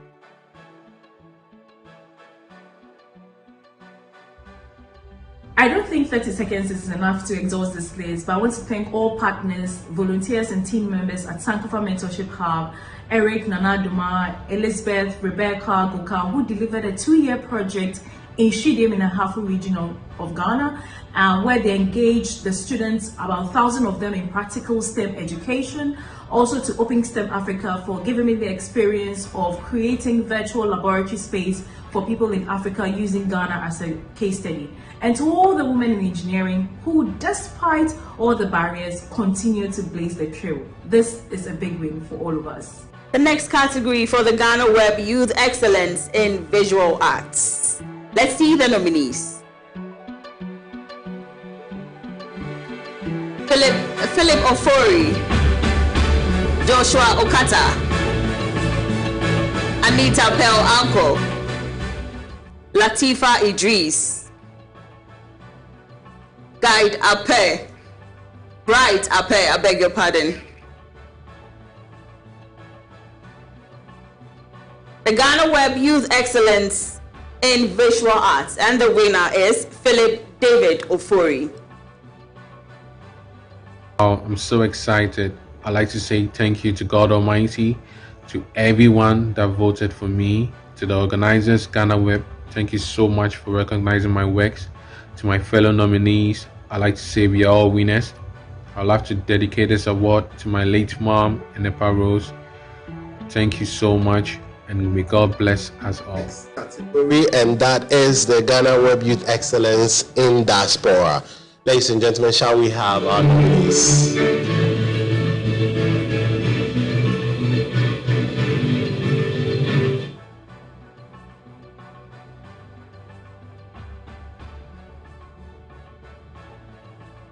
So we have Einstein Bar and Tim, Heather Efiye, Mami Ideher. We also have Ivy Bali and Arnold Safo Kantanka.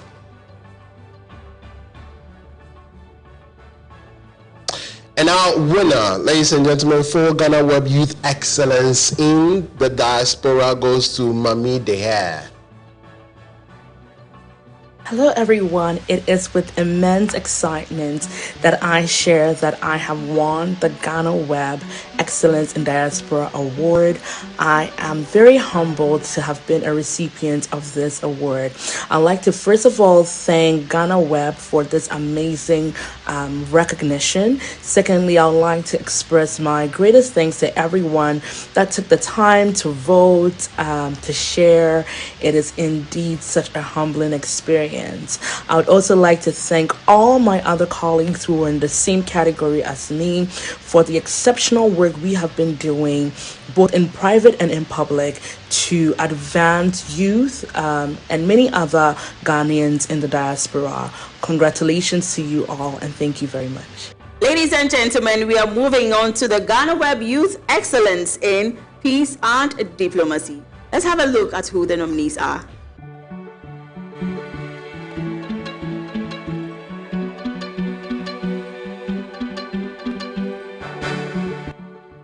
The nominees are Frank Tebi, Enoch Kweku Bach, Gideon Agbagba, Richard Esuman, and Philip Jemfi.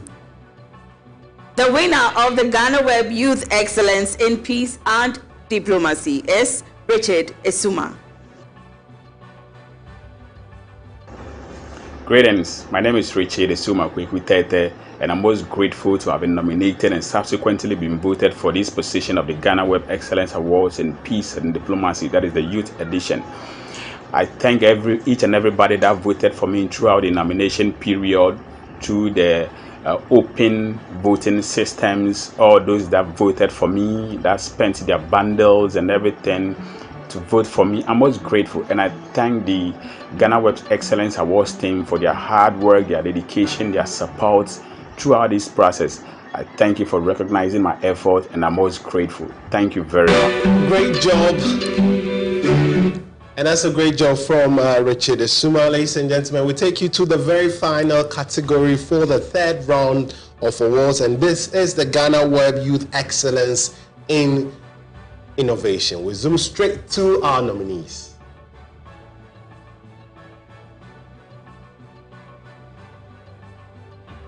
So we have Joshua Pokwa Ajiman, Frederick Abela, Jonathan Sowa, Gregory Roxon, and Nana Gate. So our winner our winner for the Ghana Youth Excellence in Innovation. Please, let's have Frederick Abila.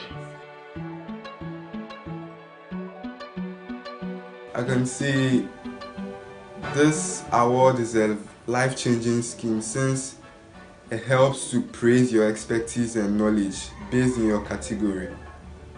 I'm an innovator. I usually build ideas which would help enhance the quality of the place I'm in, and for this instance, Ghana. I built a social media application which would help other countries to detect that we also have skills based as Ghanaians. And also, Africa doesn't limit us to doing things. You being in Africa doesn't mean you can't do anything someone abroad can do. I'm so thankful to everyone who voted and everyone who supported me in this quest. Especially Richmond Setrana from Tales of Africa, who helped me extensively in helping people discover me. I'm sure if not for the articles and the discovery he helped me gain, I wouldn't have been considered in these awards. I'm so grateful. Thank you to GhanaWeb Excellence Awards also for considering me for this and giving me the mandate to be able to show my expertise. I'm so grateful. So that was Frederick Abila. Congratulations to him as well. Gideon, I noticed something. I noticed familiar faces in various categories, and I think people are really watching. People are really watching what our Ghanaian youth are doing. That's good. I mean, I know you don't like jack of all trades, but maybe you might like jack of many trades. At this time, I don't mind. No, but it's a good job. I see a lot of people trying to embed, push beyond their limits, and I believe that's what is required of the youth of today. You know, we've become a global village. You're competing the individual in the next country, in Europe and all other continents, as you may describe or discuss. So you can only put in your very best. And you know the beautiful thing, we are gradually pushing aside white collar jobs. Yeah. We are taking the bull by the horns, actually. Yeah. So we are going to take a quick message from one of our sponsors. We'll be right back.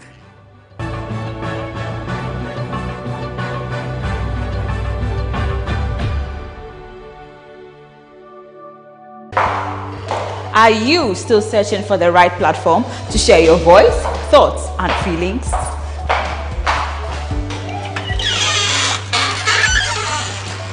Then the GhanaWeb Reporter on the GhanaWeb app is the perfect app for you. It is Ghana's only citizen journalism and infotainment platform. Wherever you are, whatever you are doing, GhanaWeb Reporter links you up to the world. The reporter also gives you the opportunity to blog or become a citizen journalist, so you share stories with the rest of the world about cities, music genres, pop culture, tech, politics, etc. Download the GhanaWeb app from the Google Play Store or App Store on your smartphone and open it.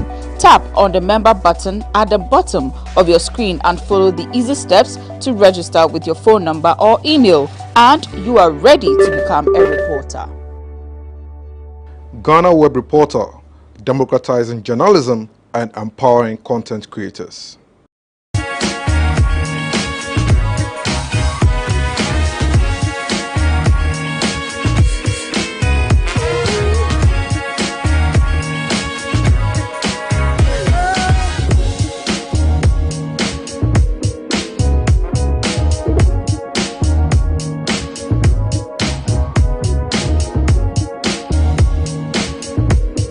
Planet, a world of taste. This advert is FDA approved.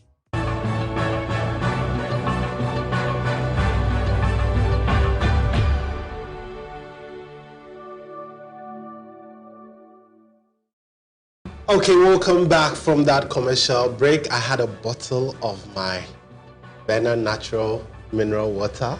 You also did same too as well. And we're really excited about this one. And we're going straight to the special awards. And this was an award that Echo was very passionate about. Yeah. The concept of having to celebrate the industrious Ghanaian youth for the great job they've been doing, the yeoman's job that they've been doing. It's what we are living today, and we've seen the videos. People are really excited about the awards as well. It's great that we honor him. His legacy lives on, and that is why we are both here today to give that special award. And we'll go into the very first special award, which is the GhanaWeb Youth Excellence Award for an organization that has contributed as a youthful organization to the growth of the individual Ghanaian youth. Ladies and gentlemen, shall we announce that? And I'm really excited to tell you that Prime Time is the winner for that category. Congratulations. Congratulations, Prime Time. Congratulations.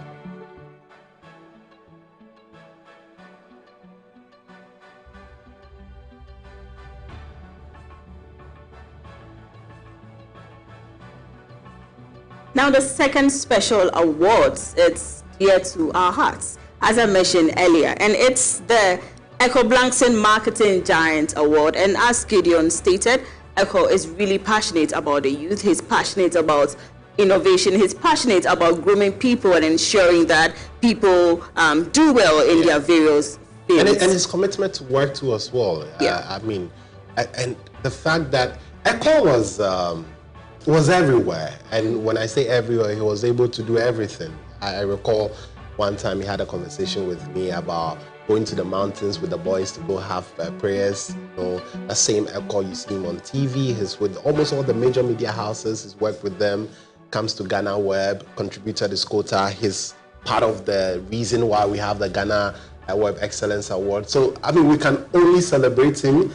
His legacy is one that would be welcome. It brings memories, good memories. It brings warmth, and we are happy that we have the Giant Marketing Award, which is in honor of the late Echo Blankson. Yes, and before I go to the winner, I noticed something it's a continuation of what you were saying at his funeral. May his soul rest in perfect peace once again. And concerning the youth, his drama group in the youth, from the tribute to the late Echo Blankson, I realized he was really much adored. I mean, he impacted in their lives, and I think that was something beautiful to see, and I believe they're going to do well and take that along with them. Person. Yeah, he is. A people he person. is. So I'm honored to announce that Cynthia Ofori Jumfo is the winner of the Echo Blankson Marketing Giant Award. Congratulations, Cynthia Ofori Jumfo. Amazing lady. Recently won an award at the Chartered Institute of Marketers Ghana. Yes, she was the marketing personality as well. Cynthia has worked with Global Media Alliance. She's currently the head of corporate communications at Hollard Insurance. So I mean, she's everywhere. When it comes to PR and marketing, you see Cynthia. It's really deserved then. It's really deserved. Yeah. Great. It's great. And I mean, also soon we are coming to the end of this amazing award.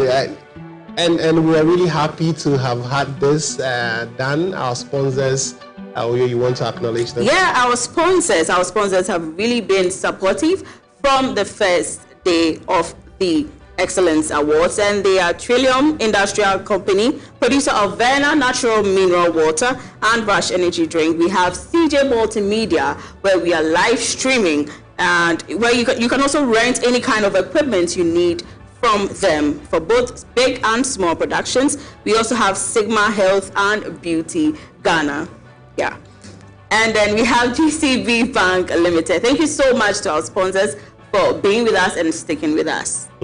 That's great. And just to announce to the winners that we'll be presenting awards between January and February. So we'll be coming to your homes, to your offices, to present the plaques to you for a great job that you've done, and also just to tell you that Ghana loves you, GhanaWeb loves you, and we recognize your contribution. So ladies and gentlemen, it's been a beautiful evening. Thank you for sticking and staying with us. Thank you for enjoying this program, and congratulations once again to our winners. We hope to see you again next year. Amazing. Great to have you. My name is Naha Oyokwoti. And I am Gideon Kodo.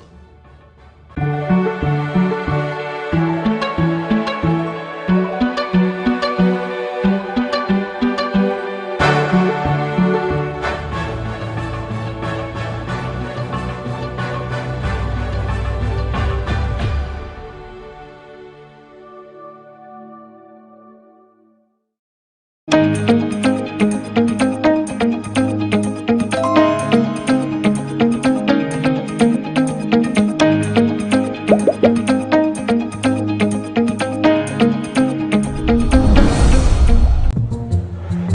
oh, me. Obek Hanukre. Susu sang pine. Be a one ton and be a man in quite baby. Mommy, you basically see about Kotoso. Bepoga, send me sika from Lemonade Finance. While Brian did the shit and let me £2. Lemonade Finance. Say they're sending money back home from UK, Canada, and now US. I accepted a instant charges. Extinguishing in so ye. Unbeatable. We should make promo code Dr. Like Nanya £10, $10 and 10 Canadian dollars for the first transaction. What is send this guy Akofino? Download to Lemonade Finance.